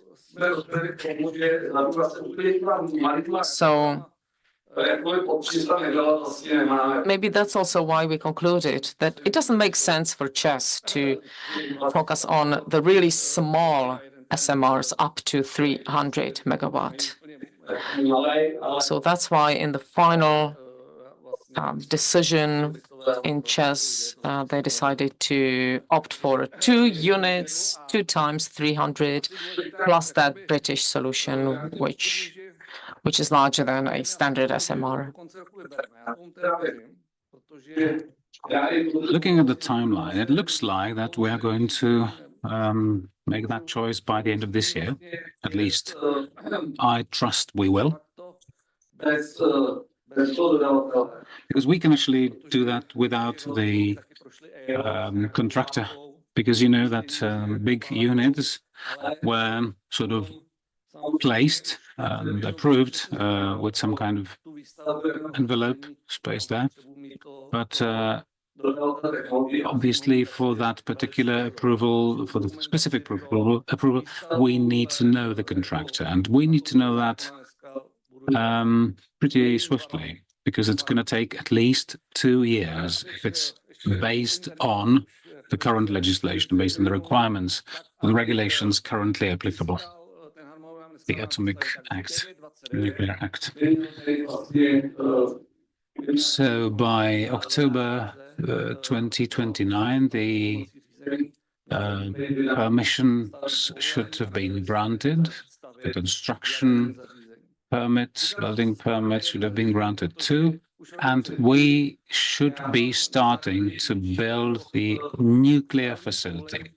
I'm specifically emphasizing the word nuclear because 1 year prior to that, we would already start digging in the area or excavation work, which is just something you can actually start without having the construction permit for a nuclear facility. So there's a year of preparatory work prior to that, so that in 2034, and by the way, PAC is the term here to be applied, if you know what it means. The deadline for that is 2034, but before you load in the fuel and once you get it up and running, it takes at least 9 to 12 months if things go well. And it'll be, well, we need to realize it'll be the first of this kind, first unit in this kind in the Czech Republic, but not globally. So it's one of the criteria anyway, you know, that it needs to be not the first of its kind. If it is the first of the kind, it must have been built somewhere else. I don't think we need to comment on this. What SMR means, we've talked about it for quite a bit. Let me just mention something in relation to the accident zone planning. So if you read the regulation currently applicable, you will read that based on the safety coefficient, the accident buffer zone will be defined. And failing that calculation, most of the projects simply assume that that zone will be delimited or marked out by essentially the site's fence. But based on the International Atomic Energy Agency's regulations, there are certain zones that should be in place. And if that is the case, if we use that regulatory requirement from the international context, then it can be up to 3 kilometers around the area. In Dětmarovice, it's a problem because we are 800 meters from the Polish border. You will see, if you look at the map, that there is a pretty densely populated area surrounding the facility. I'm not saying this is impossible to handle, but it would require some more measures to be taken throughout the facility's life cycle. So from this point of view, I believe the accident buffer zone, whatever it is at the end of the day, is an important factor to consider. We are aiming to replace the coal-powered sources of energy, so we will be really anticipating that we'll be building on ČEZ-owned sites, and all of the locations have already been analyzed, and Tušimice and Dětmarovice would be the locations that have the potential to fulfill the requirements currently in place for nuclear facility placement. One of the biggest criteria is avoidance of any major geological break lines. At our facility, we are sort of on the border. It's a borderline case because, as you know, all mountains, Krušné hory, are very nearby. So it's roughly at that borderline area that our facility's buffer zone actually ends. And there's a whole lot of money going into that geological survey. So, all in all, I suppose what I'm saying is it's not impossible with the current legislation in place to find a good location for a nuclear facility, a new nuclear facility to be built, but it's not just like that. You just can't say, okay, I'm going to be building here. Maybe the legislation will be changed one day, but we need to work with whatever is the case at the moment. Talking about modules, modularities, etc. So APR 1000, it's essentially modular too. Although 600-ton module would be probably way too much for Central Europe, but still we are talking about one of the same concept. You have the main modular part, GE Hitachi, that's a vessel that weighs over 600 tons. Okay, how do you transport it to timber then? We've done our job and analyzed the transportation routes. We could do it. One could pull it off up to 1,000 tons. You could do it through that cascade on the river and all the rest. This slide is probably of little use to us for our discussion about modularity. And probably the last thing, sometimes when I get going, I don't know when to stop. So this is probably one of the last slides I'm going to share with you. It's been mentioned that we are looking for a contractor, but ČEZ is not looking for a contractor. What they are looking for is a strategic partner. And there's a huge difference between the two. So we are talking about the possibilities of the ČEZ Group companies getting involved in the supply chain, as well as the development of the technology in upgrades of the generic design to fit into the legislative framework of Central Europe. Let me put it this way. And once the choice has been made, the decision has been made to award the contract, then we have plans to go this or that route. And since we are ČEZ, half owned by the government, we also have the knowledge and wherewithal to involve as many Czech companies as possible. So that is also the idea that we have in mind when looking for the strategic partner. And this is essentially my last slide. The example of France shows that if you build a fleet of units, then the maintenance and servicing and upgrading costs obviously are reduced and being made more effective. Today, we have 2 nuclear power plants, and there are synergies between the two, but if there are more units of the same kind in the Czech Republic, that would make it even more interesting in terms of efficiency levels. There should be training centers and development centers and that kind of thing. So these are the ideas that surround this particular area. I don't know if my presentation was fitting. I believe it was exactly what we needed for this discussion and for our debate, because it followed up on certain items of information that have been mentioned and some of the ideas that have been mentioned before. We're roughly on time, more or less. So there will be some time for your questions and answers. Let me just make a short comment. I mentioned that the Czech Republic wants this as soon as possible and as fast as possible, but I didn't mention and didn't emphasize one thing. I tried to popularize these things, and given that ČEZ, they have Skoda, JS, they have the Institute of Nuclear Research, etc., etc., they want to be part of the development and research of that new SMR. So they want to be a partner, strategic partner, who will then export these SMRs to Europe and other countries. And this is extremely important. That's also why these strategic partners are being now picked at. So 2 short questions or 1 long question with a long answer. Seifert, good afternoon. Well, I don't really understand.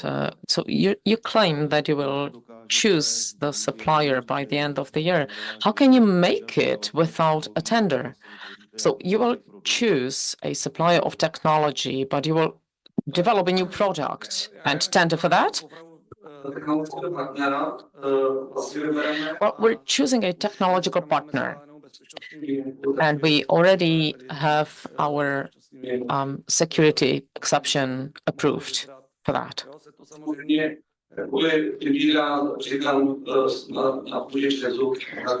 And based on that exception, ČEZ will make the choice itself. Well, we're choosing a technological partner. And you have a security exception for that.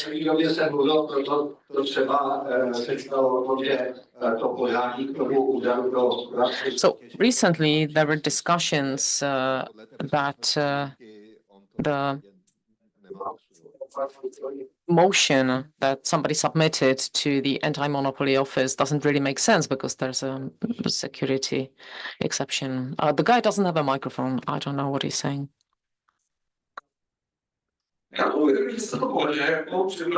So I believe that we can make it. We're preparing for it and taken steps towards that end. But still, we keep repeating, we're choosing a technological partner, and together with that partner, we will finalize the development of that technology. So it's not like a large unit when you tender for a turnkey solution and the EPC contract. This is a completely different process. This is about a technological partner.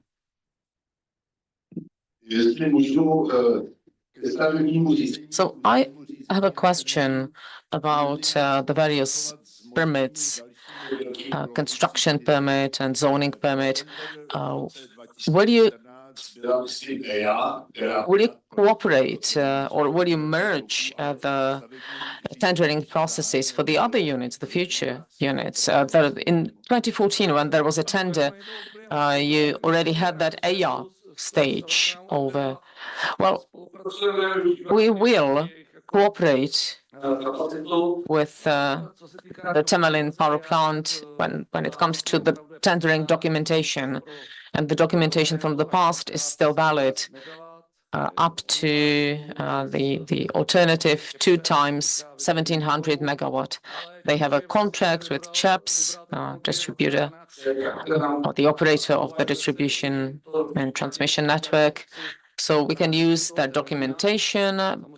We might have an option for Temelin, for other units. So there are various ways, various options in front of us. And we still have a backup reserve when it comes to the output, and also the water consumption, inflow and outflow of water. Of course, we have to communicate with Temelin because we will be using their land. And there's already been a 13th amendment to a document in the administrative region to the rules of using the land.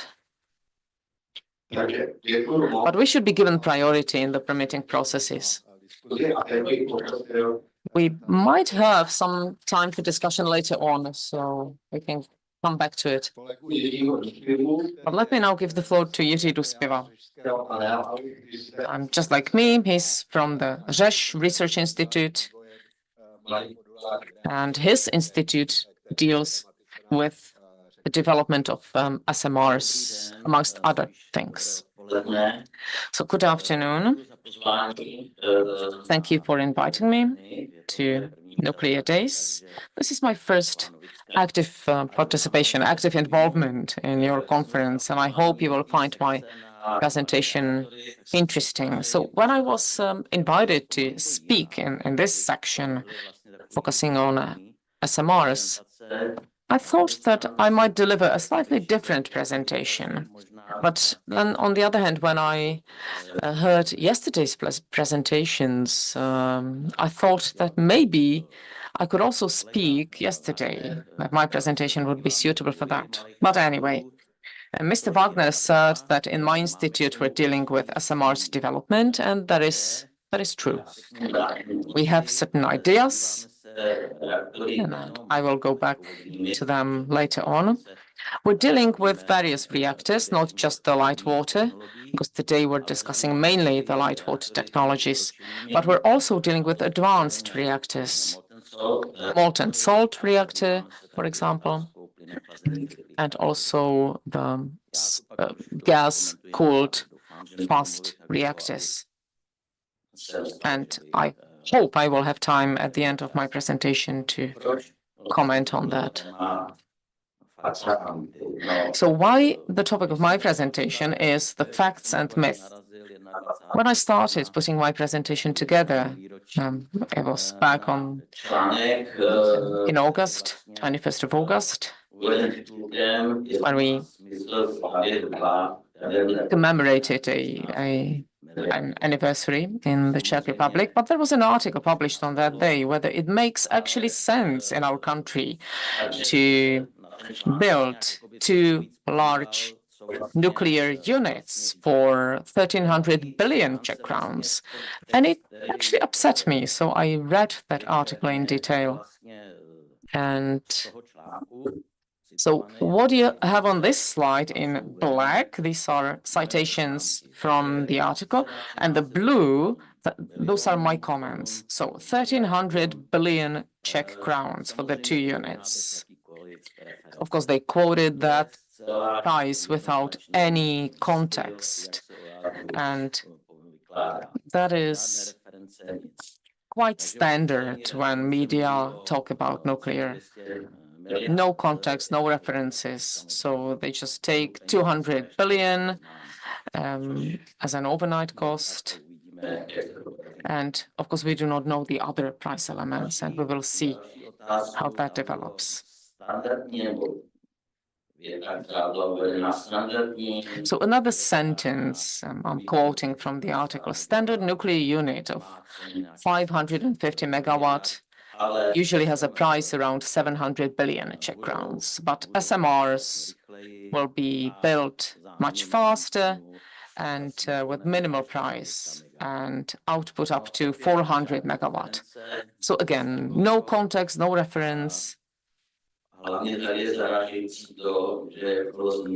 And what is surprising here is that not that SMRs do not exist at all globally, but in this part of the world where we live and where we could get some relevant data about price and time of construction, well, we cannot do it because there aren't any existing SMRs in this corner of the world. So that's a fact.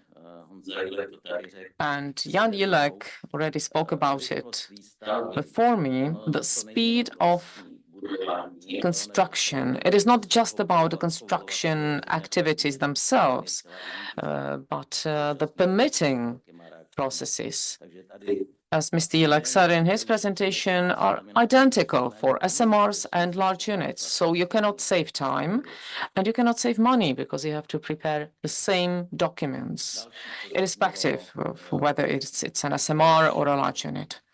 So another quote from the article, why do we want two large units when we can build for the same price many more SMRs? And of course, my question in relation to that is for which price that would be, because there were discussions about the price. And again, they say that those many SMRs would have significantly higher output than the two units that our government approved. So there's no reference, no context, be it in Europe or in the United States. So it's just a sentence from the article without any context, and we don't know how they came to that conclusion.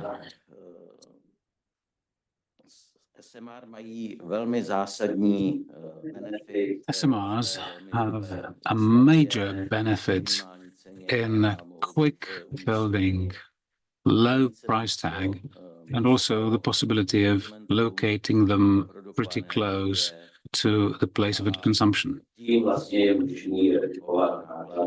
thereby reducing the cost of the transmission and distribution networks and reducing, therefore, the service fees for those. I have to say that, unfortunately, this is not really a well-grounded statement. We do have a very robust transmission and distribution network in the Czech Republic. So the problem is really not in deploying big sources of energy, but rather the fact that there's a number of small, meaning renewable sources of energy, are going to be connected, which will increase the cost of operating the network, but also the thousands of small sources of energy. Generally speaking, historically speaking, providing energy was marked, or the development of that sector was marked with small sources of energy getting bigger and bigger and interconnecting with one another over time. Now, today, we are essentially going against the tide because we had big sources, and now it looks like we are going to decentralize again. And this is something that is really based on ideology rather than technical requirement. Particularly here in the Czech Republic, where the transmission and distribution network is really well developed. Looking at the myths concerning electricity production, electricity generation, it's been proven that media language says that nuclear power generation is expensive and renewables are cheap. If you look at the first poster on this, on the left, when you walk out of this room, then you'll see that this is exactly the statement there you will find on this poster. I'm afraid there are two different things being mixed up. It's having apples and pears. It's the comparison between the operating cost and the building cost, and as opposed to that, you will mention the benefits of renewable sources of energy after you have deducted the cost of building that source of energy, after you have deducted the very big grants and subsidies. If you look at the numbers in the Czech Republic, it's 279 billion Czech crowns in paid support, produced 21.57 terawatt hours, which is 1.35 times the production of the Temelín power plant. And that indeed is a very expensive electricity. So you need to have all the externalities really factored in. So sometimes these comparisons can't really be relevant, because if you just compare two sources of energy, then it just doesn't quite work out. You would need to also factor in the fact that for renewables, you need to create a duplicity or duplicate capacities that will be able to stand in if necessary, whenever the renewables are not available. I think that there was the German Minister for Environment, and he said something to the effect that the renewables are able to cover the demand for electricity 100%. I'm not blaming him, because if you look at some of the studies and various analyses being produced, yeah, the graphic output is great. You can really live with the false persuasion that it can be done. If you look at 2030, the net importers and net exporters based on the CHEPS study, then it looks like that Germany is doing great. That's what it looks like also. If you look at this graph for June of this year, where the violet curve shows the demand for power, the power consumed, if you like, and the individual sources of power that contribute to covering that demand. This is in gigawatt hours per day.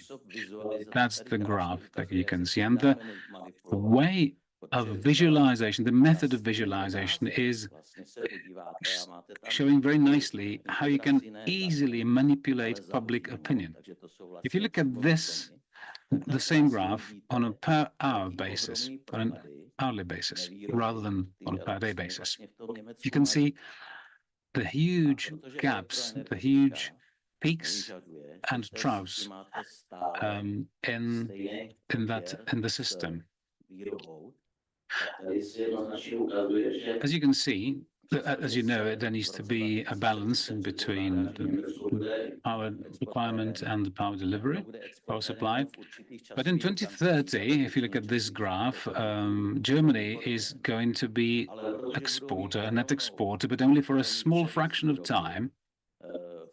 And for the most part, they'll be really importing. But if you think of it for the whole year, and for that period of whole year, then yes, they will be exporting. At certain moments, this will be 15 or 12 gigawatt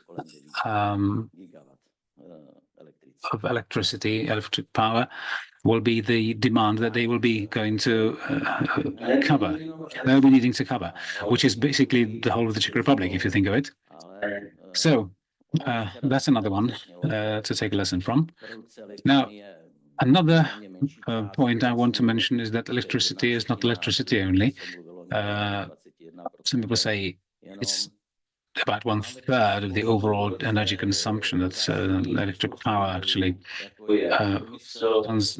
represents. Some people even say it's even less than that, about 21% only. And we have all sorts of other sources, transport, various industries, district heating, etc., etc. If we look at just steel production alone, based on the Steel Industry Association, currently the energy consumption in the Czech Republic for this particular industry is 2 terawatt-hours per year. If they switch to electric heating only, it would be another 3 terawatt-hours of electric power. And if carbon was substituted with H2, with hydrogen for iron oxide reduction, they would need another 15 terawatt-hours. So a complete decarbonization of steel production in the Czech Republic would require another 18 terawatt-hours of stable electricity. Stable being important here. You just can't have the renewables based on solar energy. You just can't have the blast furnace stop for a second until the sun is out again. Temelín, 16 terawatt-hours per year, 2 large VVER 1000 units, now currently 1050 megawatt-hours electric, roughly speaking. But the main question is, what happens with the remaining 18 terawatt-hours? Well, most of it will be lost as heat, in fact. It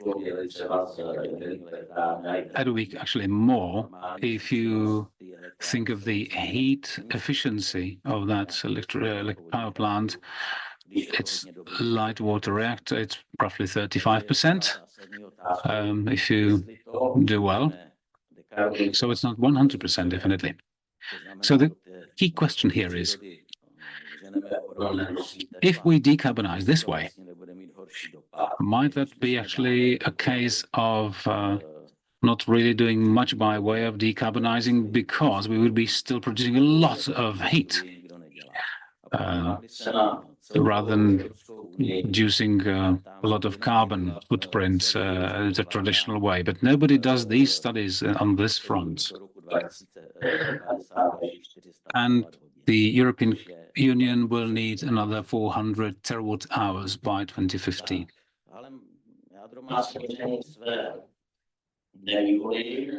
But nuclear sources have their disadvantages as well. Safety, but practically we resolved all those problems. But it is quite popular to talk about safety. And when I was preparing my presentation, there were some news headlines that in India there was some emergency in a pharmaceutical factory in India, some explosion and 15 dead on site and 40 injured. The society sort of accepts that completely. But unfortunately for nuclear sources, they keep repeating the 2 people that died in Fukushima, and it's a big problem. Another disadvantage of nuclear sources can be low thermal efficiency. We cannot increase it much for light water reactors. Maybe we could increase the use of cogeneration. That's one option. And also radioactive waste production, that's another disadvantage. And if we look at SMRs, using them is not a way to reduce radioactive waste. We have to close the fuel cycle. That's the only way to advance. I have to skip some slides because I don't have time for that. So we can reduce some of these disadvantages if we use high temperature fast reactors. So close the fuel cycle and generate heat with higher efficiency and higher potential, higher temperatures. So that is a way, in my opinion, to have SMRs involved in industry more efficiently. Applicability of nuclear sources.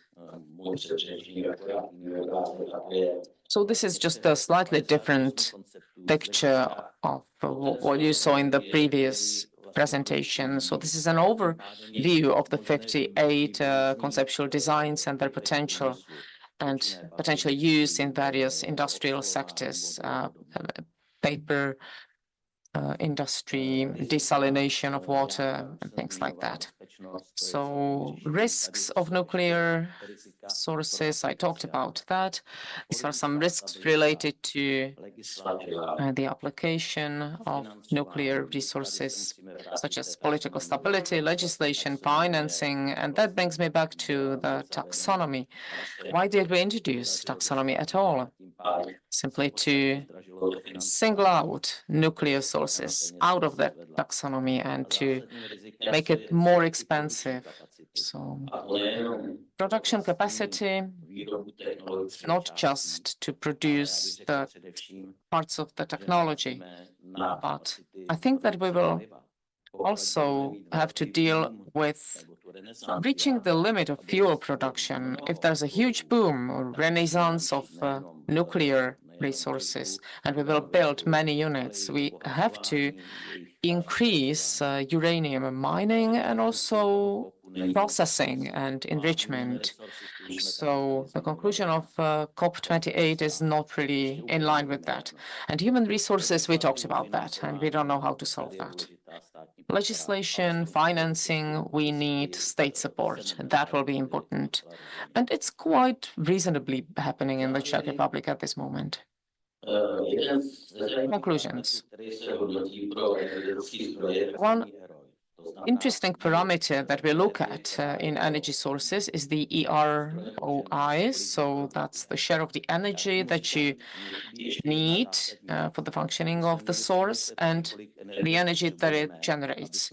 And I think we also need to include the energy needed for dismantling and returning to the green field. And that's not included in the ROI.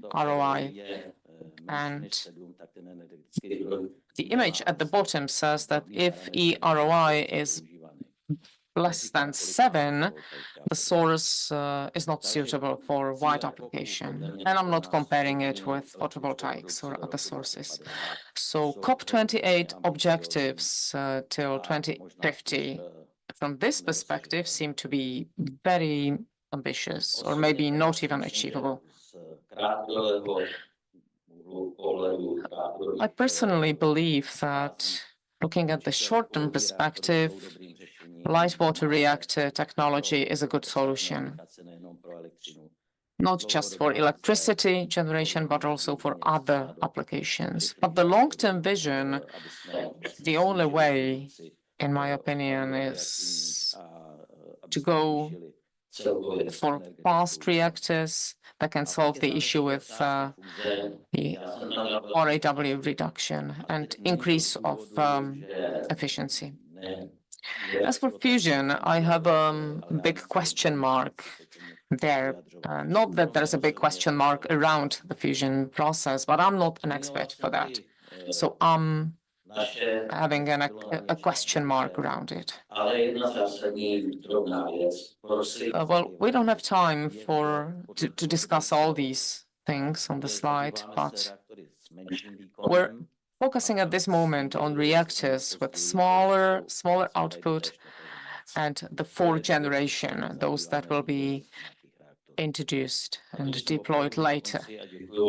So that brings me to the end of my presentation. So thank you for your attention. And I guess we don't have time for questions at this moment. Thank you. Yes, we will have a discussion at the end, and in the discussion we might have time to talk about various types of reactors under development, including the high temperature, and we can also discuss that Chinese experience if we have time for it.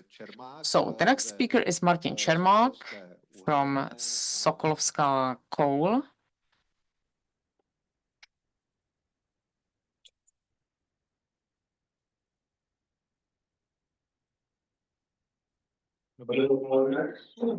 Good afternoon. I hope you can hear me. I like this conference for two reasons. First of all, this is my alma mater university. And also when I studied, I was able to earn some income as one of the operators of a small non-modular reactor. And the fourth speaker was my boss. So whenever I come here, I sort of recall back the times of my study, whether I'm ready for the exam or not ready for the exam, and I get nervous. But actually, a year ago, I introduced an idea that Sokolovská Coal, which is a company that mines lignite, will have to start thinking about how it produces energy and how it wants to produce and sell energy in the future, and that the nuclear sources should not be excluded from our forecasts. And we have developed our ideas over the past years, so I'll tell you how far we got. So this is a slide to remind you what our company does. So we were in the Western Bohemia region, close to Karlovy Vary, as you can see on the map. These are two daughter companies under one umbrella, Sokolovská Uhelná, that's the traditional mining company of lignite. Last year, we mined some 3.5 million of lignite. This year, we're on 2.6 million, I believe. So reduction, and we'll see what happens in the upcoming years. But of course, the curve is going down. That is obvious. And our sister company, SOAS Group, is a company that focuses on developing new projects, new perspective projects, or feasible projects. And you can see them on the slide. I don't want to waste time reading it. So Sokolovská uhelná not only mines lignite, but it can also burn that lignite. And we have installed outputs around 3,000 megawatt. Sorry, 3,000 gigawatt, I believe. You can read it on the slide.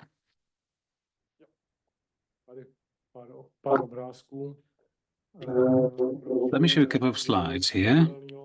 We operate one lignite mine named Jiří. There used to be several of them, now there's only one. We have currently some 25 million tons of deposits of coal. Then there's another location, another site, where there's about another 50 to 55 million tons of coal on these deposits.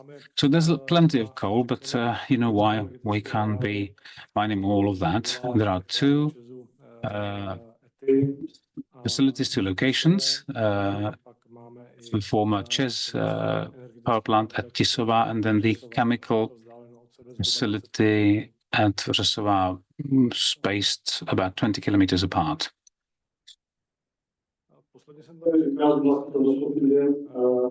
During my last talk, I mentioned that these were the locations where we would love to place the small medium reactor. And that was actually true up until recently, when our thoughts followed a different route. That was thanks to a study from the Geological Survey Institute, which was based on the decree number 378, which defines the geological conditions that have to be met for the placement of nuclear facilities. So both of these two facilities, Tisová and Vřesová, would be pretty much similar in terms of tectonic break lines, landslides, risks, hazards, and the deposits of lignite in the subsoil layers. That actually made that we had a potential problem in these two locations, so no other excavation work was conducted. This was simply based on a desk study, based on the seismic maps, etc. You can see the representations of the geological surveys maps for the two locations, Tisová and Vřesová. Tisová on the left. This is the 5-kilometer radius around that potential nuclear facility. There is a potential active break line, which poses a problem. A bigger problem is that kind of reddish line, which is the Svatava break line, which in a tangential direction to that radius is potentially hazardous. So we can say that based on this finding, we can't really build a nuclear facility at Tisová. This one on the left is the epicenter of pretty frequent seismic activity, which is another obviously reason why we can't build here. Conversely, on the right, you can see the Vřesová site. The break line is passing through the 5-kilometer radius of that buffer zone. It's also passing through the fence line, shall we say, of the current chemical and power facility. This is non-reactive then, so that is a great advantage compared to the previous site. On the next site, on the next slide, you get to read about the process to be followed, and this was based on the decision that we will develop the potential for the second site, the Vřesová site, the one on the right on the previous slide. And this was supported by professional opinion, expert opinion of two people who are the go-to persons, Dr. Prachař and Antonio Godoy, former top manager of the International Atomic Energy Agency. And thanks to the Phoenix program, Project Phoenix, we were able to develop assessment studies for these two locations. And in the second phase, the Vřesová location will be further researched, because we are going to have to think about the geological break line there at the All Mountains, which is something that also our colleagues at Tušimice will need to take into consideration.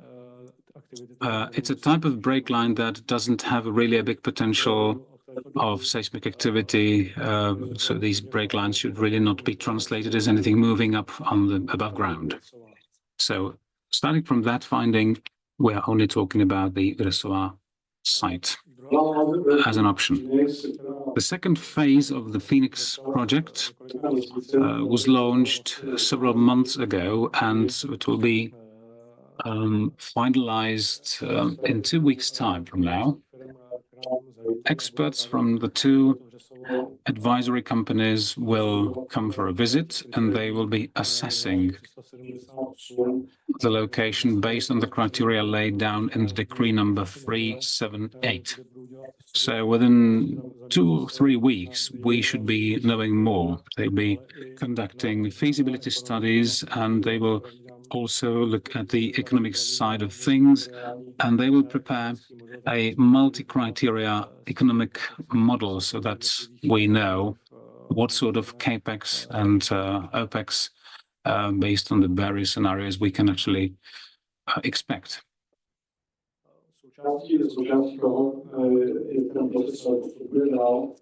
As part of the process, we also had a roadmap developed of the geological survey work that will be necessary for us. The seismic and tectonic activity is really the major criterion of this project, because if there is just a single exclusion criterion met for in these two areas, then obviously that means the final stop sign for the projects. I just wanted to demonstrate with this slide that we are thinking ahead of the time. We're thinking about the whole time schedule or framework.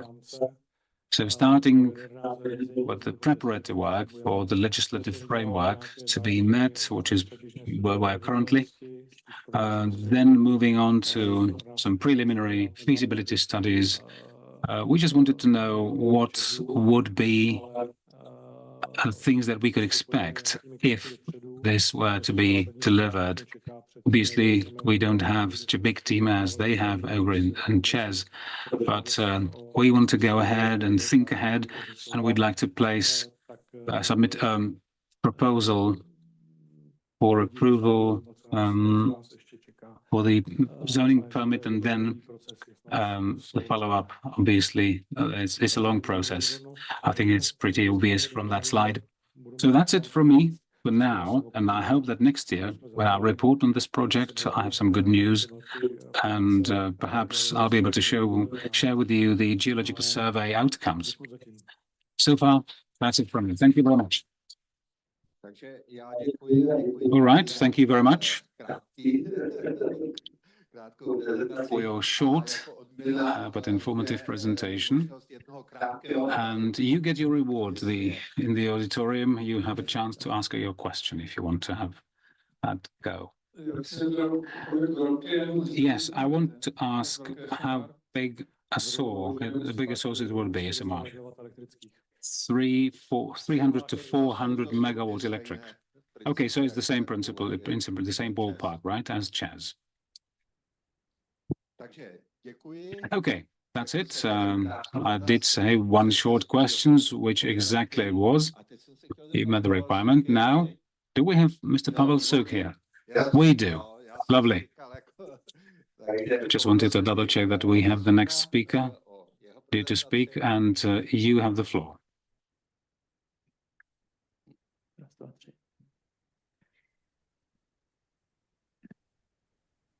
Tak, dobře, děkuju.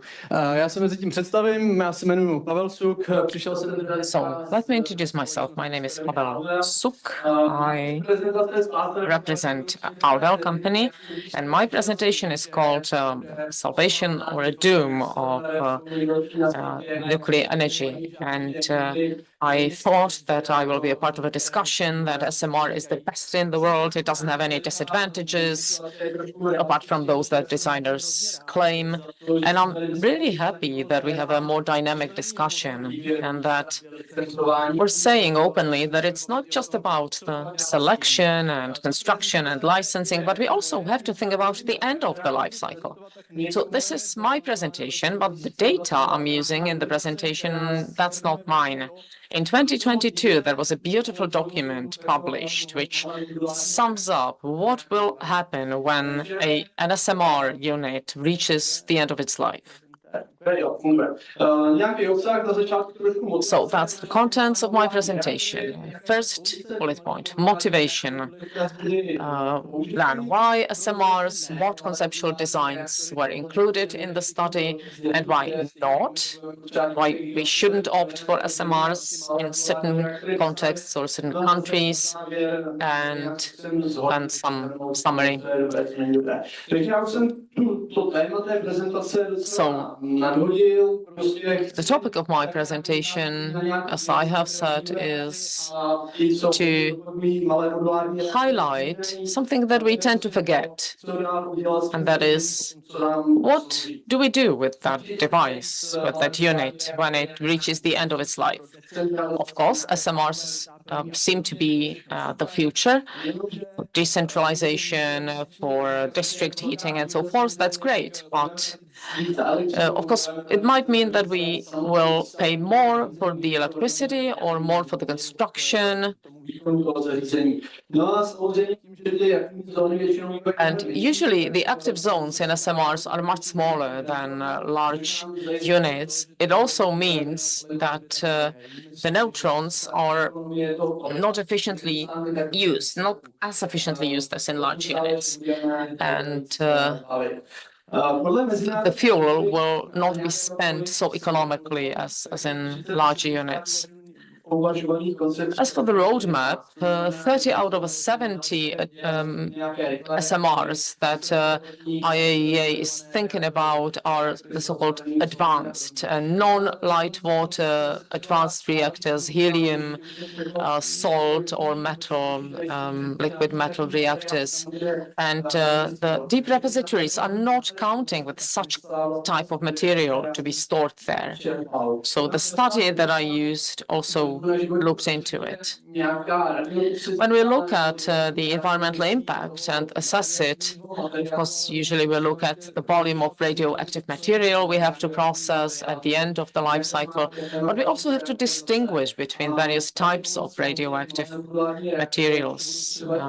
And if we use SMRs, even the light water SMRs, they use different. Well, the waste is different if you compare it to a spent fuel from large units.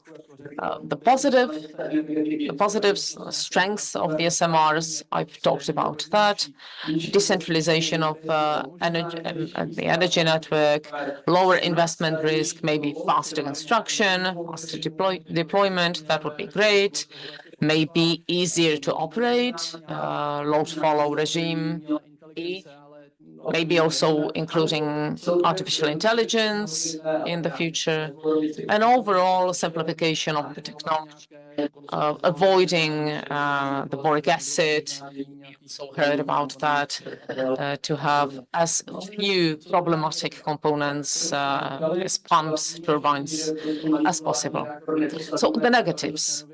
Of course, we cannot build an SMR to be price competitive with a large unit. So a higher price to construct, a higher price for a megawatt hour produced. And this leads me to the topic of my presentation and the publication. A larger volume of radioactive waste, larger burden on the natural environment, and also lack of skilled people. We had some presentations on that also this year. Simply teaching and training of people that will in the future operate SMRs is not up to speed with the development of SMRs in the Czech Republic. So we simply don't have people to operate 10 new units, for example. So that is the study. What did it analyze? It looked at the residual products, spent fuel, burned out fuel. It compared it with a larger unit, and they have 3 SMR designs included in that study. The NuScale, Toshiba and terrestrial energy, integral molten salt reactor. So these are small reactors up to 300 megawatts. So NuScale, that's only 160 megawatts. So that's a very small reactor.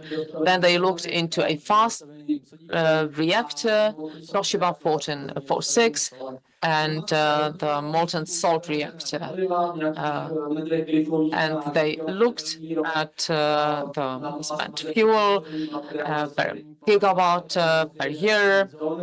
Of course, they had to look into the geometry of the active zone because that has an influence on that. They looked into non-activated material, the density of the neutrons, and the potential leakages of neutrons from the active zone. And they tried to describe the used fuel because each of those designs uses a slightly different fuel. They did not consider reprocessing of the spent fuel. That's quite expensive, and it would be quite complicated for the Czech Republic. So in that article, the authors did not consider any reprocessing of the spent fuel.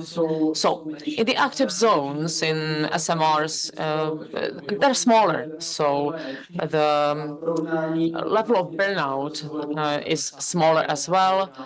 We have roughly 55 megawatt D per kilogram in the SMRs. It depends on how many fuel assemblies make it to the second campaign and so forth. You can see the numbers on the slide. So in that comparison of light water reactors, we can see that we might end up with double the volume of spent fuel. And if you want to store it in the repository, and you will see it at the end of the presentation, it complicates the whole situation with deep repository. The sodium reactor, the 4S reactor that the designers used, well, not the designers, the authors of the study actually, that's a very small reactor, a micro reactor, just 2 megawatt of heat energy. They have a number of alternatives, but these are very small reactors with very small level of spending the fuel. And to keep the active active zone in a critical state. It's a fast reactor with higher enrichment, so we're speaking about 19% enrichment and smaller level of burnout of the fuel. So we have even more spent fuel in the end. When we look at the molten salt reactor, that has a higher enrichment as well. It reaches higher burnout level, but as you will see in a moment, they will have a problem with cooling and corrosion of the vessel. And again, we have to account with it.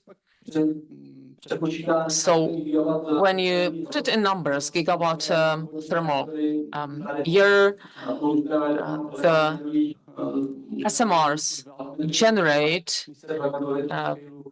2 cubic meters of spent fuel per unit, and it's a bit more with the molten salt and a bit more with the third reactor. Release of neutrons slightly higher. I've mentioned that. Why do I mention it even? It's because it causes the activation of the material surrounding area. A lot of the SMRs have some kind of reflecting device in order to improve the neutron balance, to get them back into the active zone and to reuse them. So there's kind of reflector there, usually steel, but of course there's nickel involved and some other materials that get activated, and they remain activated for a long period of time. And after 100 years, at least 60 years of operation, we'll be thinking about what to do with that reflector. Talking about NuScale again, is probably the easiest concept to be used if we talk about molten salt reactors or sodium reactors. There's going to be, on top of everything, some kind of corrosion going on, which will obviously cause that reflector or that reactor or that vessel having to be replaced every 7 or 8 years. That's another problem. Another important to factor in that these issues that are now used to characterize the material having been activated by neutrons, think about fluency of 10 the power of 21 n/centimeter square centimeter, 60 years, 70%, and the neutron flow being 10 to the n to the power of 12 n/square centimeter. The fluence of the neutrons would be lower because the spent fuel would be placed on the periphery. Then it's usually 5.3. The neutron flow would be 5.3 times 10 to the power of 10. But with NuScale, the fluence would be, I think, 4.5, almost 4 times bigger for the SMR reactor, for that vessel. And maybe the models are not good quality. Maybe they will have to do recalculations, and maybe, that would be even worse, the material would actually fall in a different category. So you can't just say easily if it will be just 1, 2, 3, or 4 cubic meters of spent material, waste material, but we need to be able to say exactly what will be the activity level, and can we actually store it the same way as the parts or fragmented parts of big reactors. Another note on the corrosion environment, high flow of neutrons, as well as other radiation environment. In other words, 1 cubic meter of activated steel per year of operation will be created, which is not a small number. So we need to be able to handle that. When it comes to the sodium reactors, we suppose the life cycle of around 30 years, with about 25 cubic meters per gigawatt per year of activated steel, and there's a bigger level of activation than compared to the light water reactors. Moving on, short-term activation products. We are talking about contaminated parts of the reactor. Based on the study, I mentioned 3.3 cubic meters per gigawatt ton per year. with these big components, or big units. NuScale, as you know, has this big tank with all the individual modules fitted in. During certain non-standard situations, there can be some activation, and also you can get some additional activation through the other pieces of equipment. Sodium-cooled reactors, again, it is a reactive material. The fissile products can get into the sodium coolant. Then cleaning and decontamination can be complicated, including waste repository. Talking about molten salt reactor with graphite, the authors of that study mentioned that graphite is porous by definition, and the molten salt, or the activated material, can get into the graphite rod, so the graphite generally. So it's not only it is activated, but also activated and contaminated by some other elements. Now over to the issue of storage. Criticality, in my opinion, is the most important bit. That's the last bullet point here, with several sub-bullet points there. So the limit of the current limit is 39 megawatt MWD per kilogram. There'll be more nuclear products. If we had lower levels, then if we think about the 3,400 megawatt ton reactor, then we get to these values that you can see on the right, and it can be to NuScale and Toshiba down to up to 17%. Why am I saying this? It can be re-criticality, and we need to simply recalculate, do our math again, and see what would be the levels of fuel and the amounts of fuel going into that repository, etc. And I don't know of any developments on the market that would actually say, okay, we are handling this issue already. Now, this is my final slide to compare the nuclear waste repository and obviously the volumes.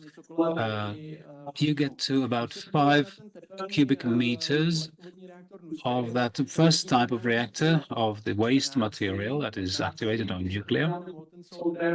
If it's molten salt reactor, it's around 30 cubic meters, and if it's SFR, we need to think about sodium having to be replaced because it can be contaminated. The authors say it could be 160 cubic meters per gigawatt year.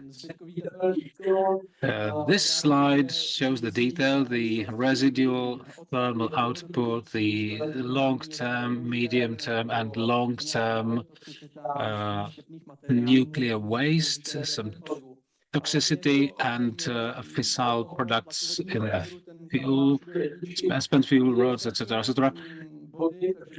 All the other points here for EWR, which is the NuScale, with IPWR, I mean, has doubled the volume of fuel.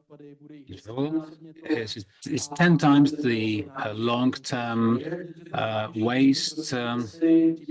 So you have a comparison of the individual concepts. So you can see by definition that SMRs are going to be more of a problem in terms of environmental control. And we also need to think about what exactly is it that will place into that deep repository for nuclear waste. If we put there some more active fissile material, if there's any problem, such as flooding, we could get to critical values. And definitely that's something we don't want to happen somewhere down in the repository. So This curve shows what can potentially go into that nuclear waste repository and what should not go there. This brings me to my final slide. We need to think about what will be the byproduct of these small, medium, or small modular reactors, and we need to do that before we start building them. If we wait till do it later, it can be 5 times more or up to 30 times more in the molten salt reactor, in the case of a molten salt reactor, and 35 times more if it's a sodium-cooled reactor. So that is the outcome of that study, which in 2022 was meant to get the community going in terms of thinking about small modular reactors. Does it make sense to build them for the Czech Republic, or is it more worthwhile to think about one huge unit for the Czech Republic? Okay, thanks for your attention. Do we have any questions? Takže děkuji za... Thank you for this presentation. It was roughly on time. I'll just make one short comment. This presentation did not cover the small modular reactors that ČEZ intends to use, Dukovany, etc., etc. That's that kind of thing. New scale is not considered for the Czech Republic at all, because that's a concept of building a huge reactor using small modules. We need decentralized small ones, so it's a completely different animal. So one short, quick question with a short, quick answer. Good afternoon. I have a question. You did not notice in your presentation, you didn't talk about thorium fuel. Right, okay. And you did not consider using lead for cooling. We would also have certain reflection features. Well, thorium fuel, well, I'm not aware of having so many reactors with thorium fuel cycle to be useful for such a study, for such a large study. But you can write to the authors of the study. The lead, usually it's not just lead, it's a lead alloy with bismuth. And yes, and polonium. Yes, we know about the problems and it is not included. But then you have high temperature of melting. Well, high temperature, that's 350 degrees. It doesn't really matter. It's just a question of the time to heat it. And it's a cool type, a tank type reactor. So if it's decommissioned, or if you have to shut it down, it will last for much longer. It will keep the temperature. Okay, well, what I want to say, just to shorten the discussion, this was about comparing the small and large units. So this would be comparing large reactors using lead and bismuth and a small reactor. So we're not discussing different types of concepts and designs. That would be a different discussion.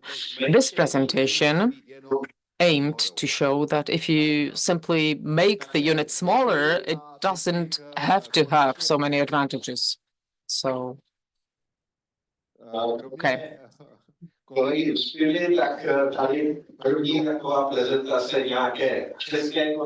So, apart from Mr. Duspeva and his presentation, this is going to be a second presentation on a Czech project, Czech concept. So, Mr. Groch will present David reactor.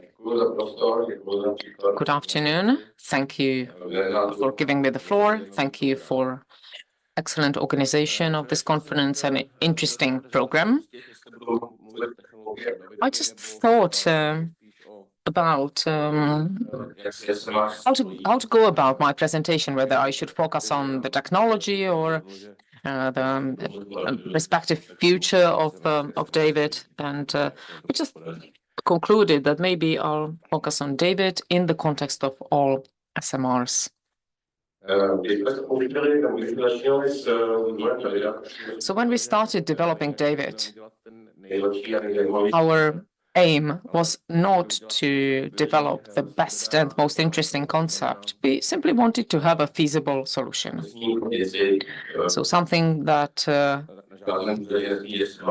will not be perceived as a threat, be it to various authorities or the banks, and it must have a substantial commercial or economic upside.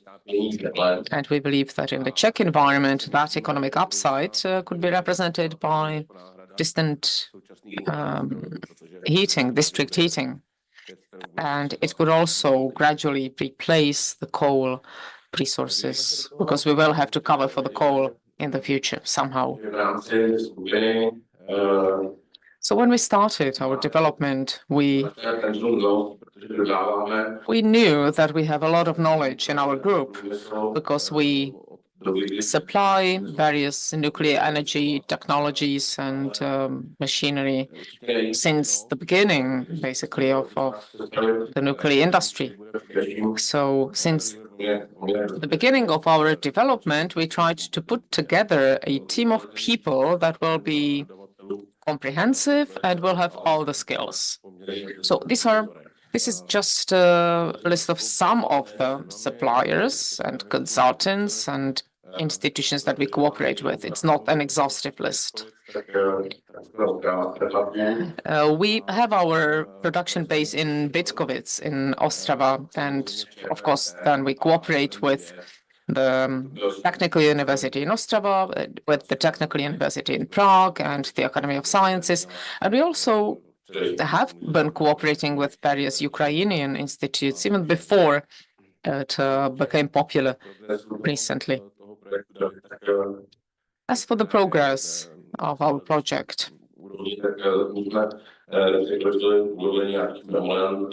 we're still on the level of signing memoranda. So we have a MOU with the North Moravian region and with one region in Poland.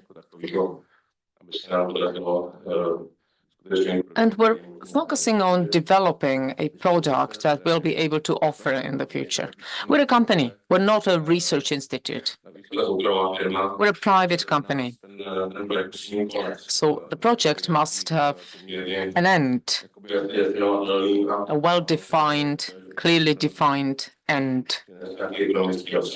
And there must be an economic, financial upside to it. So first, you need to have a product. So this slide describes the European environment that we operate in. I guess I don't have to go into details. Dr. Bartak did a great job yesterday in his presentation. I think that every civil servant should listen to his presentation repeatedly before he starts working for any nuclear-related authority. If you look at some of the numbers, expected developments globally and in the EU, if you look at Department of Energy of the United States and their forecasts and so forth, the conclusion is that the world market in 2050 will be so huge that anybody with an acceptable and functioning product should succeed on that market. There will be space for them. So the EU forecasts 400 gigawatts of installed output in SMRs by 2050. That's a huge number. At the end of May, I was at the founding meeting of the SMR Industrial Alliance in Brussels. And for example, there was a gentleman from an association of operators of data centers, and they said, well, speed up. We need 90 gigawatt of installed output by 2030. So all the debates about e-mobility, about hydrogen economy, okay, fine, but the data centers are here and up and running, and they have a need. Okay, now David. The basic concept that we're thinking about are two units, each 175 megawatt. We have relatively lower efficiency, and I'll tell you why later on. It was intentional. That output was intentionally set to this figure because people from the heat industry know that the most commonly used unit is 175 megawatt. So that's why David units also aim for 175.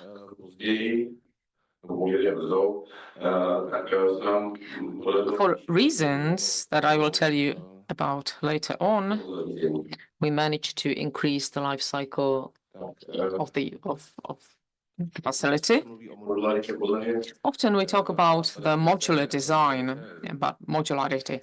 And in my opinion, the definition used by the International Atomic Agency is quite brief. And we thought about what it actually means, modularity. And one level of modularity, in our opinion, is that you're able to have more units side by side. And we were thinking about having 4 units, 4 reactors, so 400 megawatt electric output. We think it's a reasonable ceiling to define SMRs, because that can very well replace the coal-fired sources, and it can also replace some sources, fossil fuel sources in the chemical industry. Of course, it has its disadvantages that Pavel talked about, if you compare them to larger units, but the operational flexibility and continuity of supply, that's there are no challenges. Nobody's challenging that. Everybody agrees with that. And we keep hearing from our customers that they need flexible sources. And you can take the David units, as many as you want, and put them side by side. The limit is the seaside or the mountains or whatever. But we think that in the future there might be also other technologies that will be interesting. Okay, here we're getting to the things that make David different from light water and pressure water reactors.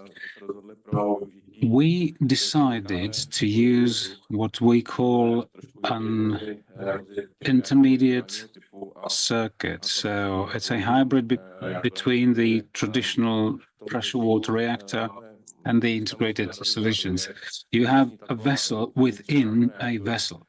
The inner vessel of that reactor is a primary heat circuit with some heat exchanger, and that is enclosed in the outer shell. And the heat exchanger gives energy to the heat to the water. That then replaces the water, exchanges the heat with the next circuit. You add one more component, but you truly are using a modular design. If there's any breakdown, any servicing requirement, this really works. And it has a very positive PSA results, although we haven't really completed the PSA to the full extent. But the figures we see, the numbers we see really works well. It stacks up well. You have this compensation with another barrier, so it seems to have a positive influence on the overall safety of this design. Mr. Dospivas said that nuclear safety is a task already completed. Well, yes, in essence. It's just we think that by making the generation 3 reactors smaller that were built in the 80s and the 90s and the 2000s, will sort of reduce the values or volumes of the safety systems, SAT circuits. And we suppose that this will actually be a negative impact on the safety assessments. And so far, this has been confirmed. And we believe this is why some of the concepts or some designs with the pressure water designs, pressure water reactor designs have been put to a halt.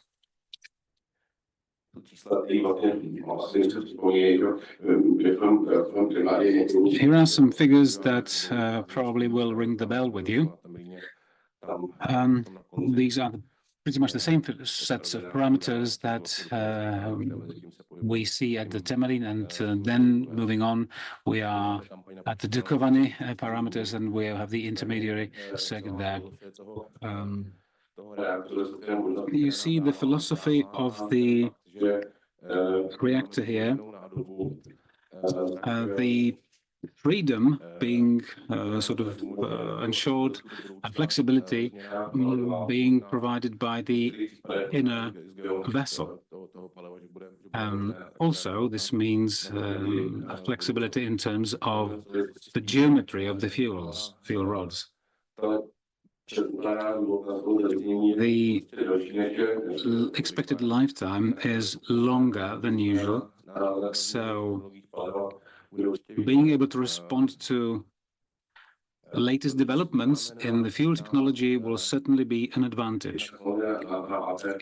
We look at APF fuels and light-rich as a fuel that we would like to use in the David reactor. So this is all delivered with the idea that we shut down once every 5 years.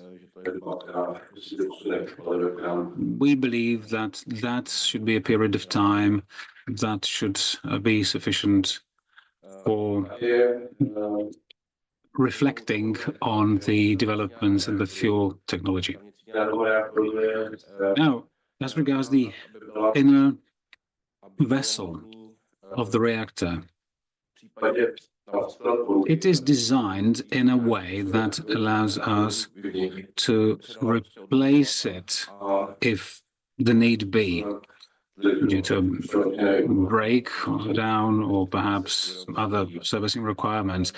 We don't know yet how to dismantle it and remove it. So we're going to have to work on that.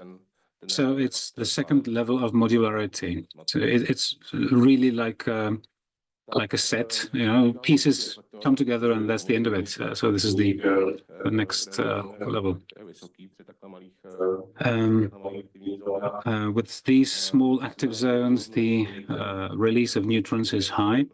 So I think what is worth mentioning is the internal vessel with the heat exchangers. And in order for us to have a good buffer there, we thought we would have to have around 4,000 of these heat exchange tubes. In that baseline variant, we would basically use the steam generator tubes. And that would be enough for us to remove the 175 megawatts of heat generated at 5,800 cubic meters per hour that will have to go through the active zone. So it's around 2 meters per second or slightly above that. So it's quite a good result.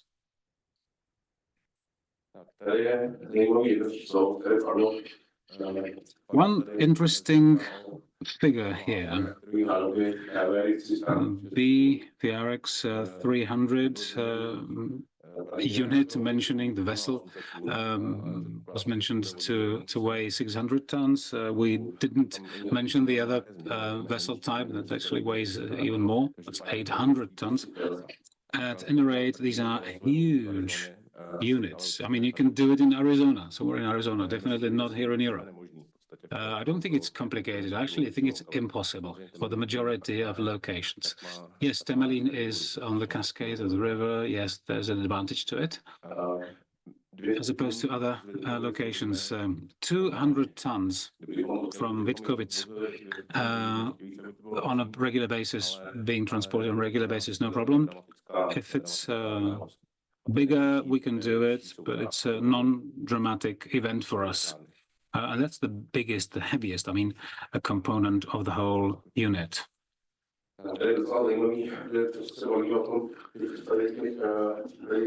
This might be of interest to you.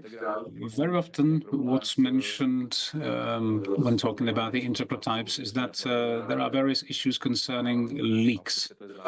And that happens, obviously, if you have 4,000 individual tubes, one of them can get loose and then there's leaks. Sure. That's a matter of fact, a matter of life. We do it by a pressure differential. So even if there is a leak, it's not automatic that the neutrons go into the intermediate circuit. They shouldn't be getting there, so that shouldn't be really a cause for a servicing event. Before the fuel campaign actually is completed. I'll skip this one. As regards the fuel rods, we are thinking about the option of using the VVER 1000 fuel rods. And we are talking to all the three providers on the market. We were thinking about the option of going ahead without the use of boric acid, but we decided not to pursue that direction, and we have a facility to stop the boric acid, and we can go down with the power output if necessary, if there's any leak of boric acid. Several applications there. We've been thinking from the very early stage of that design how to use this in the heating sector. And we were thinking about some kind of bypass. That's really the center of the design. And then we are also considering desalination, because that's, I think, what really was the beginning of this very idea, because desalination is going to have to be the case for some kind of low carbon solution. And that's what happened in 2008 or 9 when we started to develop the idea.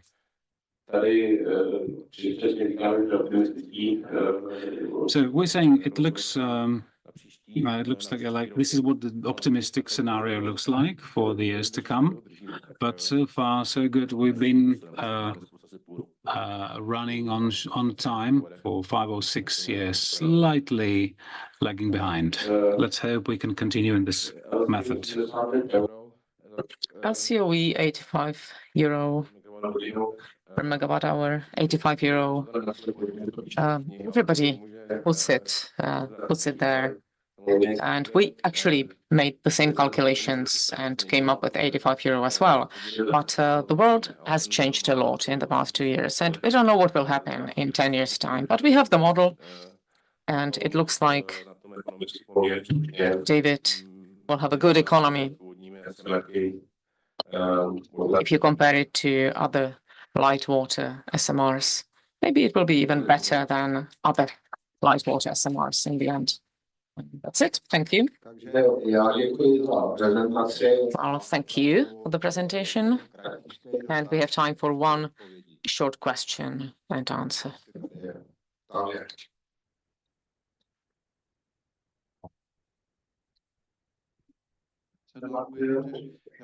Zlak from Rzesz Institute. So how did you go about the circulation of the internal circuit in the inner vessel? There are 4 pumps. Well, it's a forced circulation with pumps. But if you have a shutdown of the reactor after some 3 or 4 seconds, there will be a convection.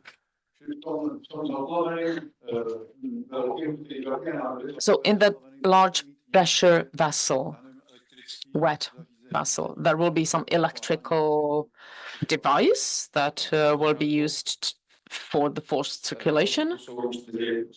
So on that lid, you have 4 pumps. So there are 4 integrated pumps. It's similar to SMART, and I think they came up with a relatively good design, so we used them for inspiration. But in case of a shutdown of a reactor, or if you have a station blackout, and the rods fall in the zone, in the active zone, there will be a convection in that, in the primary circuit, in the exchanger. Okay, thank you. And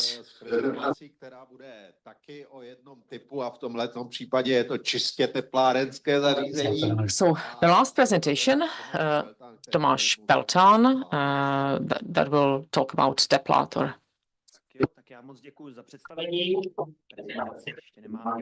Okay, thank you for the introduction.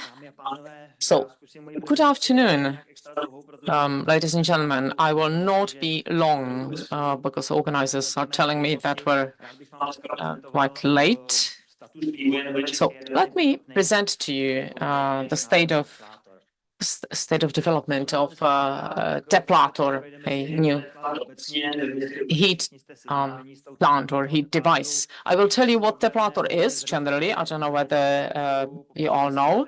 Then I'll describe the design of the reactor, and I'll describe its individual parts, and I'll also mention our vision.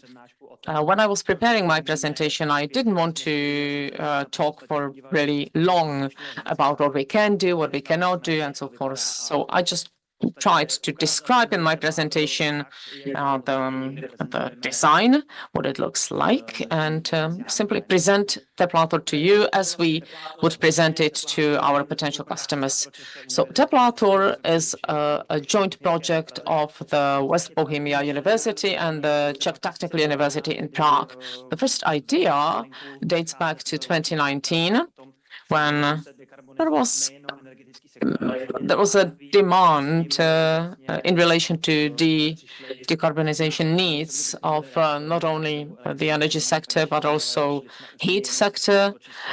And we decided to take a different route than others and focus on a reactor that will be generating only heat. So it should be no emission, zero emission source of heat for industry, but not only industry.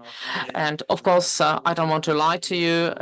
One reactor will not be enough to fit all necessary applications. So, of course, I don't want to talk about the production of hydrogen and so on. Electricity generation using the ORC cycle, that's another option. We were asked a question why we don't generate electricity. And we thought, well, there's a huge demand for electricity, so maybe we will give it a thought. And in our case, the ORC cycle is the only option. So describing the reactor, heavy water, the coolant, and a moderator. So a slightly different reactor when it comes to use. And heavy water, we used to have some heavy water reactors in the Czech Republic, not so successful, but were more similar to Kanda than to the reactor in Jaslovské Bohunice. Heat output 50 to 170 megawatt. We intentionally have such a wide range. We're not saying we have just one unit with this one output and take it or leave it. It is the design is aiming at 170, but of course we can modify it and adjust it to the needs and wishes of the customer. Operating pressure 2 megapascals. In the past, there were certain myths spreading that Teplator is no pressure at all. But, well, we don't say no pressure, but it's low pressure, 2 megapascals. So that pressure that you might heard about in the media, that is not true. Output temperature up to 192 degrees. It depends on a specific application and output. And often we heard about fuel well, we are a new type of nuclear reactor, but we don't use, or we don't want to use all novelties or everything new. We will use the VVER 440 and its design. So back in 2019, a group of physical scientists identified this demand for cheap heat. So why not think about it and design something? So it could look like this. So that's the first image on the left. That's a simplified version, an image that you might recall from some previous presentations after Plato. So of course, the physicist has an idea, but then the designer designs it, and the result is completely different. So when we had a first thermodynamic model, it didn't look as great as in the first design, the speed of flows and so forth. So we modified that concept, and that's the third image. And when we showed it to our designers and constructors, they looked into it, and they thought we went mad with so many pipes, and it seemed nonsensical to them. And the fourth image, that's the current state of affairs. So we eliminated those chaotic collectors that you can see on the previous slides, and I will describe the final version to you. Now on the fuel, it's VVER 440 type of fuel with low enrichment. It's because we use heavy water as a moderator and as the coolant. Talking about enrichment, the first idea behind Plato was to use spent fuel, in fact, not fresh fuel, from the VVER 440 reactor. Now, that idea has been around for quite some time. Physically, it works. The designers, though, see some issues, to say the least. But with fresh fuel, obviously, it would work. Lower enrichment being up to 1.5%. 55 fuel canals or channels, the moderator has said, would be heavy water. The advantage of having this solution is that the only places where there is pressure are the fuel canals or channels. So essentially the vessel is pressureless. It is atmospheric pressure because the temperature is at, let's say, well, way above the temperature, room temperature, but there's no overpressure. The only pressurized equipment would be the fuel channels, because we think, this is an advantage, because making a pressure vessel, manufacturing a pressure vessel of some specific design could be challenging. Another advantage of this cooling circuit is that if there is any safety issue, we can simply release the moderator, which would mean that the fissile reaction will actually immediately stop. And we also have 3 groups of regulatory or control rods that go down, and there are accident, compensatory and controlling rods, so we can run for a certain period of time at every single mode during that fuel campaign. The coolant goes through mixing chambers, and if, God forbidding, there should be any earthquake, we decided to get rid of any small diameter piping, and we were talking about the release of water. I mean, the cooling circuit still remains enclosed with heavy water. I did mention heavy water before. It's not exactly a typical material. It's a bit more expensive, but we wanted to save up on the heavy water as much as possible.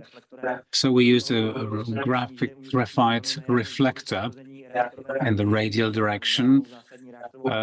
We don't have any major vessel, reactor vessel, but essentially the graphite reflector works through kinetic energy, and it works. It works. Pavel is looking at me like you know, talking about fairy tales here, but yes, you can calculate that and it works out. But the neutron balance is the main reason why we deployed this solution. This is what it looks like in practice. We wanted to really deploy and do the legwork also to work on the design in terms of it being possible to construct and manufacture. Teplátor is not exactly small, but if you look at the active zone, which is on the right, it's not that bad. The cylinder up in the upper section essentially is there to make sure that we stick to this well-proven design. We didn't want any non-traditional clever solutions, innovative solutions like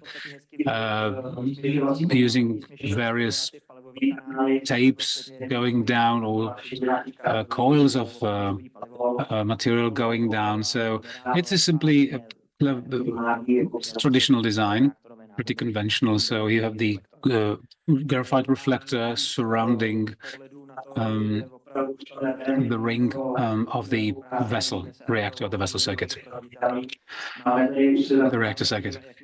Now, this is more on the practical side of things. We were thinking about drives, maintenance, safety, and other issues. Safety, obviously, being one of the biggest tasks for us.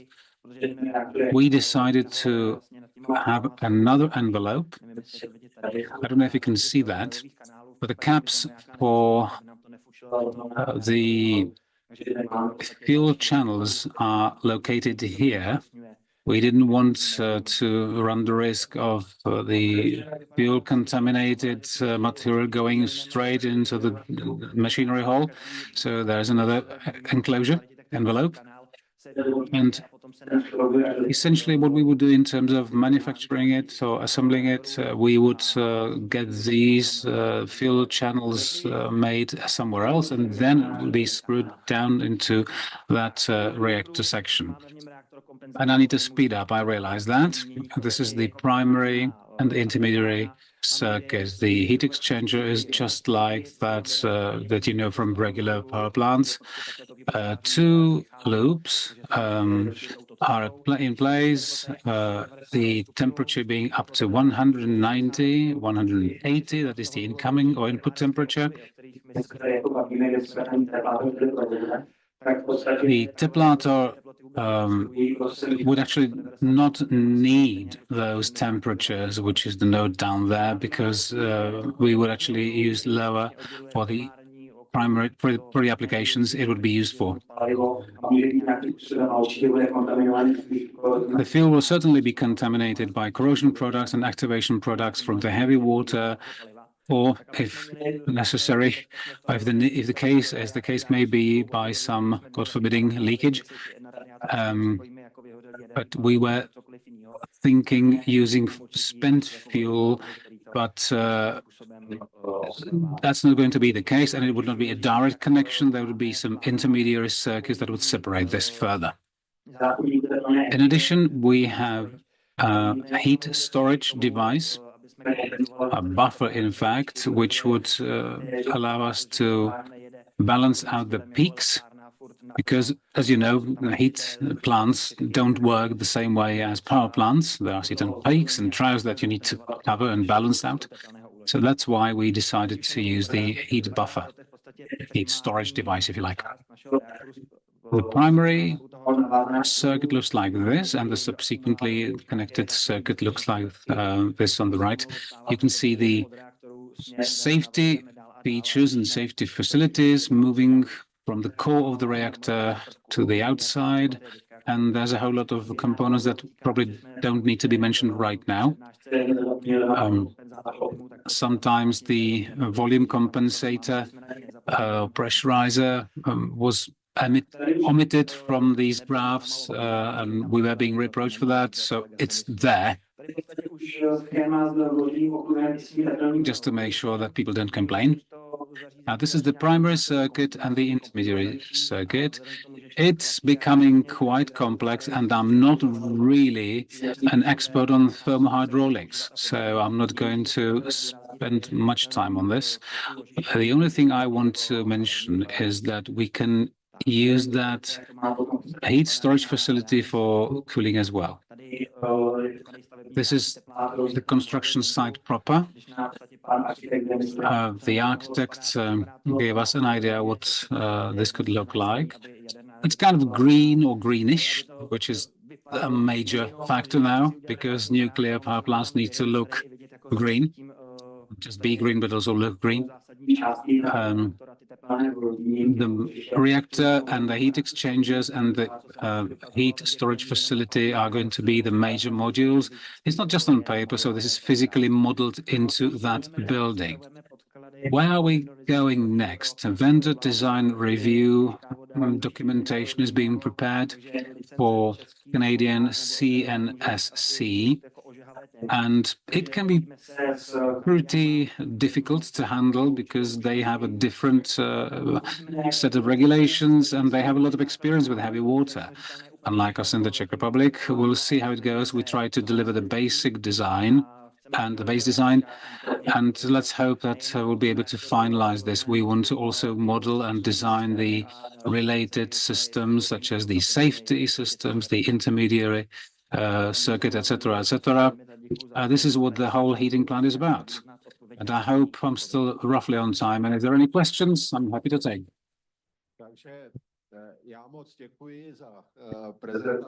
So thank you very much for the presentation. Maybe looking at European countries, it would be reasonable to contact Romania. Yes, yes, we do cooperate with them. We had a colleague visiting Romania and talking to them. Okay, so let's open a general discussion. Of course, you can also have questions on the platform. And we should try to finish 5 minutes past 2. So we do have some time for questions. And I can see my colleague is asking for the floor. That ORC cycle, if you could say a few words about the parameters, how do you incorporate that in, how do you connect it? ORC is actually not my field of expertise, so I cannot tell you exactly what parameters it has, but it will be connected directly to the primary circuit because it is cut off from other transmission systems. So there's no need to connect it further on. So ORC will be connected to the primary circuit. There are certain calculations around it already, and we do not have fixed temperatures in the design. So it would depend on the output temperature, and based on the output temperature, we will design the ORCs. There are various materials that we can use as a medium to transport heat. The ORC is something that we decided to include because there were many questions why we do not generate electricity as well. So that's why we opted for that. So it's like, yeah, we want to have it, but we don't boast around it because that's not the primary idea of Teplátor. The capacity of electricity generation, well, it depends on the heat capacity, but it's like 5 to 10% of efficiency. So if we have 170 megawatt, then if 10% of that, 17 megawatt, nothing special.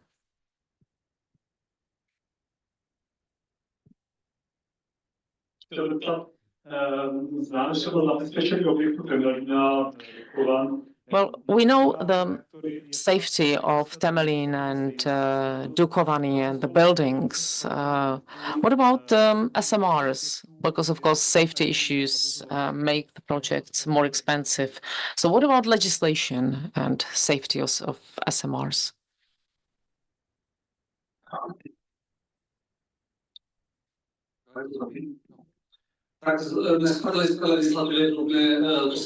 Well, at present, the same law applies to large units and small units, but it's in the process, so it might change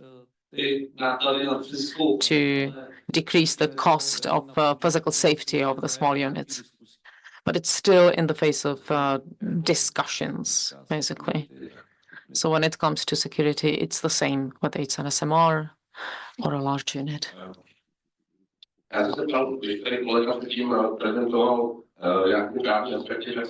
So when our colleague presented the legal framework, I asked intentionally about the NRC and deployment. When looking at David, we really look into the American legislation because I think that that trend, the American trend, will make it to Europe by the time we finalize David. And you saw the advanced attack. IAEA has a commission on this. They have had it for a long time. And they look into a specific legislation for SMRs. But of course, the speed of work of that agency is just the same as the speed of work of any other agencies falling under the United Nations. So maybe at some point in the future, we will see some results. But we'll have to have hope. Without hope, we wouldn't be doing anything. So hopefully there will be a special law on SMRs and when it comes to safety. So far, it's the same. Michal Cihlář from the Czech Technical University in Prague, the engineering faculty. I have questions on Mr. Groch and Peltan. What's the biggest challenge? One specific challenge for you? Is it lack of people or money or legislation? What's the biggest problem at this moment?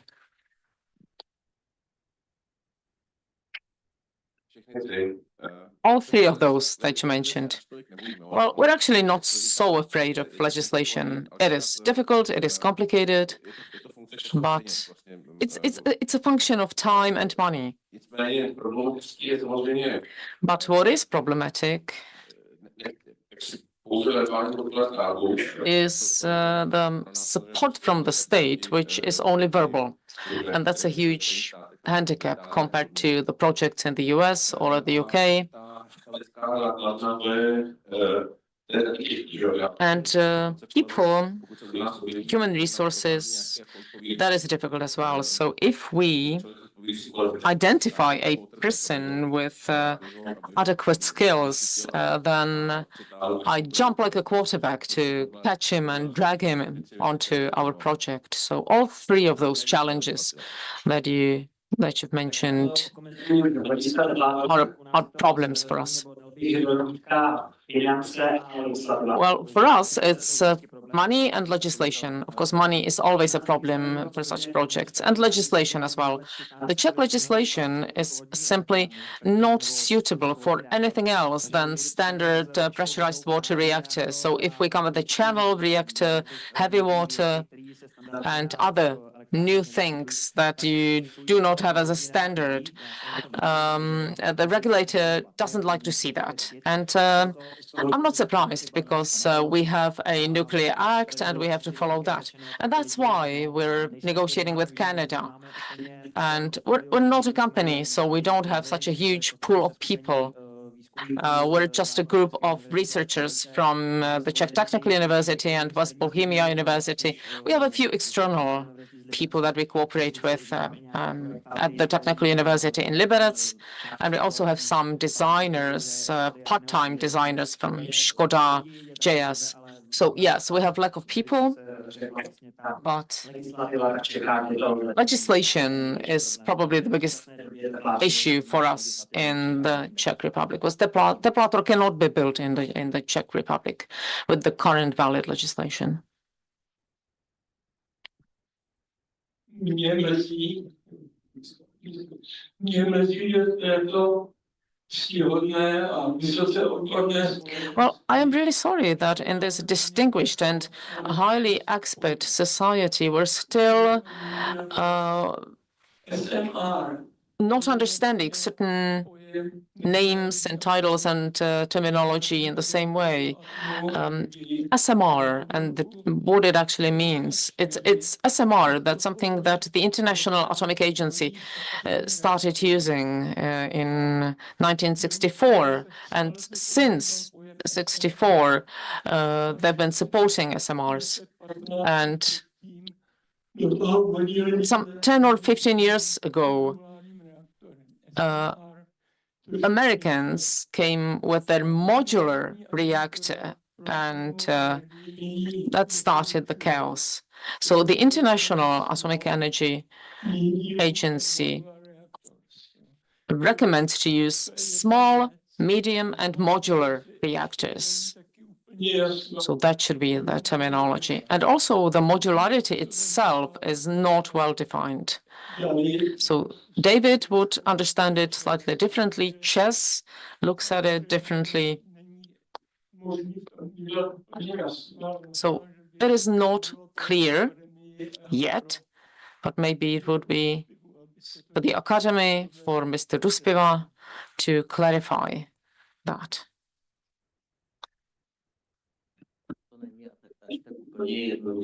Well, it is not that easy because the Americans steered the waters with SMR as modular, but they started to understand SMRs as light water only, light water small modular reactors. And the generation 4 reactors, they started calling it advanced modular reactors, AMR. So the terminology is not well defined yet.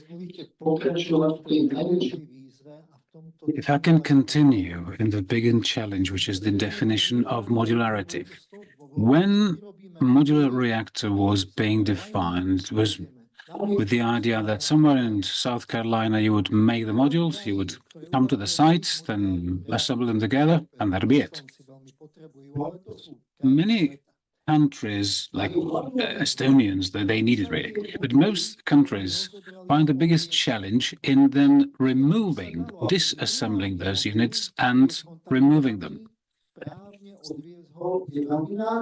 You can do it technically, but legally speaking, the contaminated, activated, and extremely heavy primary circuit, primary module is very difficult to remove.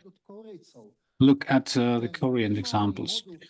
The primary module, having integrated all the components, has 500 to 700 tons.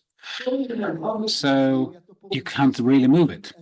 Dismantling and decommissioning, that is the biggest challenge. That's a huge challenge. What do we next? What do we do next? Because you have 2 to 5 times bigger the volume and weight of nuclear waste, depending on the type of the module. So everything added together, we will see that the removal and modularity of fuel will be quite an issue, and also whether the waste removal as some kind of technological solution. We have a decommissioning infrastructure, but we only think that we do have because the equipment, procedures, and technologies will be completely different than they are at the VVER reactors. And the decommissioning and dismantling, that's really something that will be translated into the price tag. And there's a whole lot of challenges, and we need to start talking about this on a serious basis, with the price tags also attached to them, and the need for legislation. I do agree with the two gentlemen who spoke before me that legislation is the major challenge, somewhere in the Czech Republic and elsewhere. And I think the requirements will need to be lowered because if we want to build small and medium modular reactors, then we are going to have to adjust the criteria for location, safety systems, etc., etc. And all of a sudden, you need to have a very brave and at the same time highly expert supervision. And that's the biggest challenge in terms of SMR. So legislation is the biggest challenge. Thank you very much for taking part in this discussion. Thanks to our panelists for their brilliant presentations. We are slightly behind schedule, but not that bad. It was because we started off later.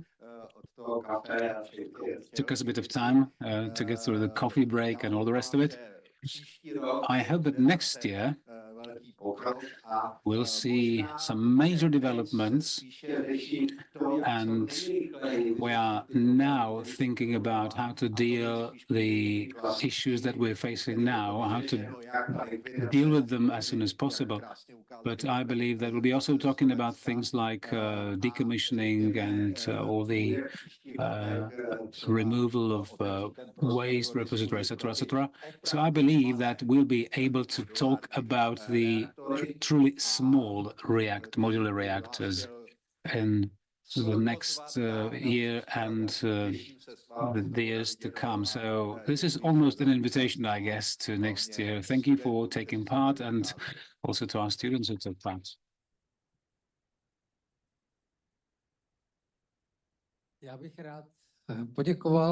And I'd like to thank Dr. Wagner for the closing remarks. I will only subscribe to what he said and thank all of you once again for taking part in this year's Nuclear Days conference. I must admit that last year, when the conference was over, we were thinking, well, is it really worth a shot? Shall we continue? Because people come and go, students too. But luckily enough, we were able to put together a new team, which, in my personal opinion, did a great job, and I want to thank them all. So we have some glimpse of hope that we can continue with this conference and with this effort. So, thanks to all of you once again.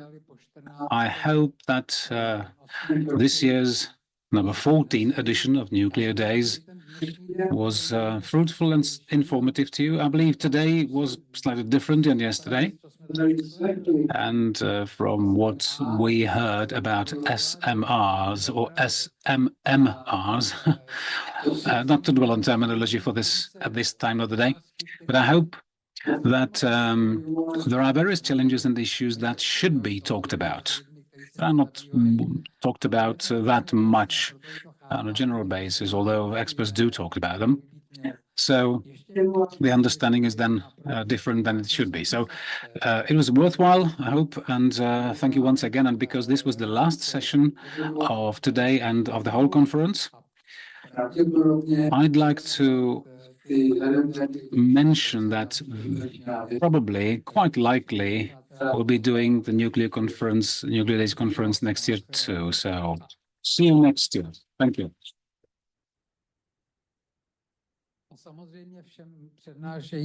And of course, I want to hand over best regards and honey from our bees to our panelists.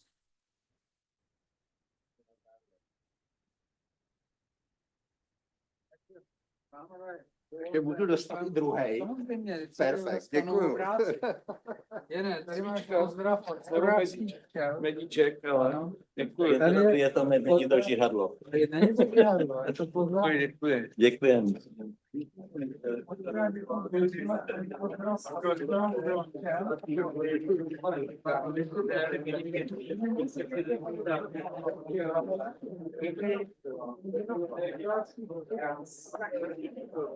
No, takhle. Já mám nějaký projekt.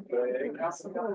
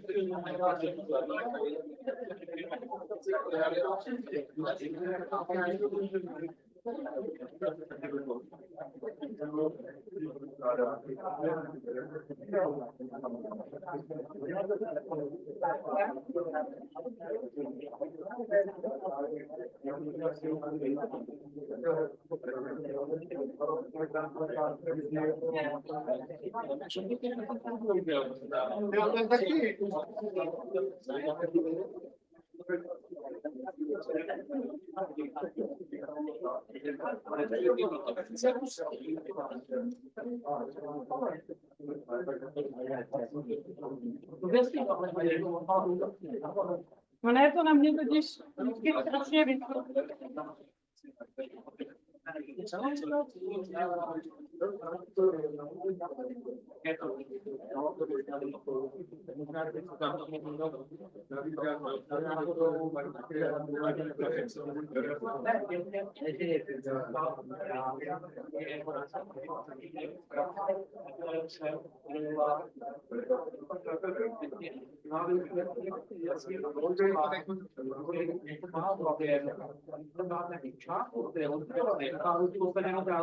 Takže toto děkuji.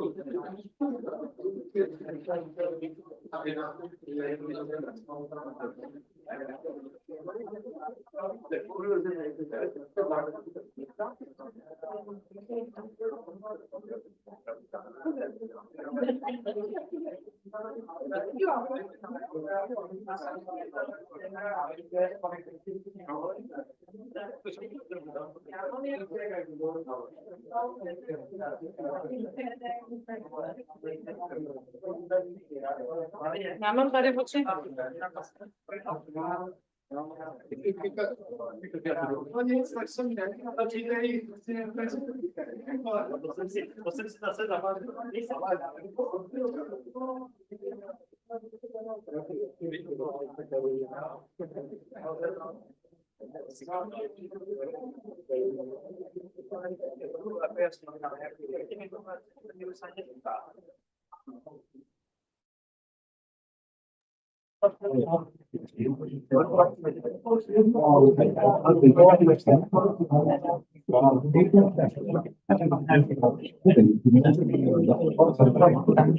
Jan Bakko.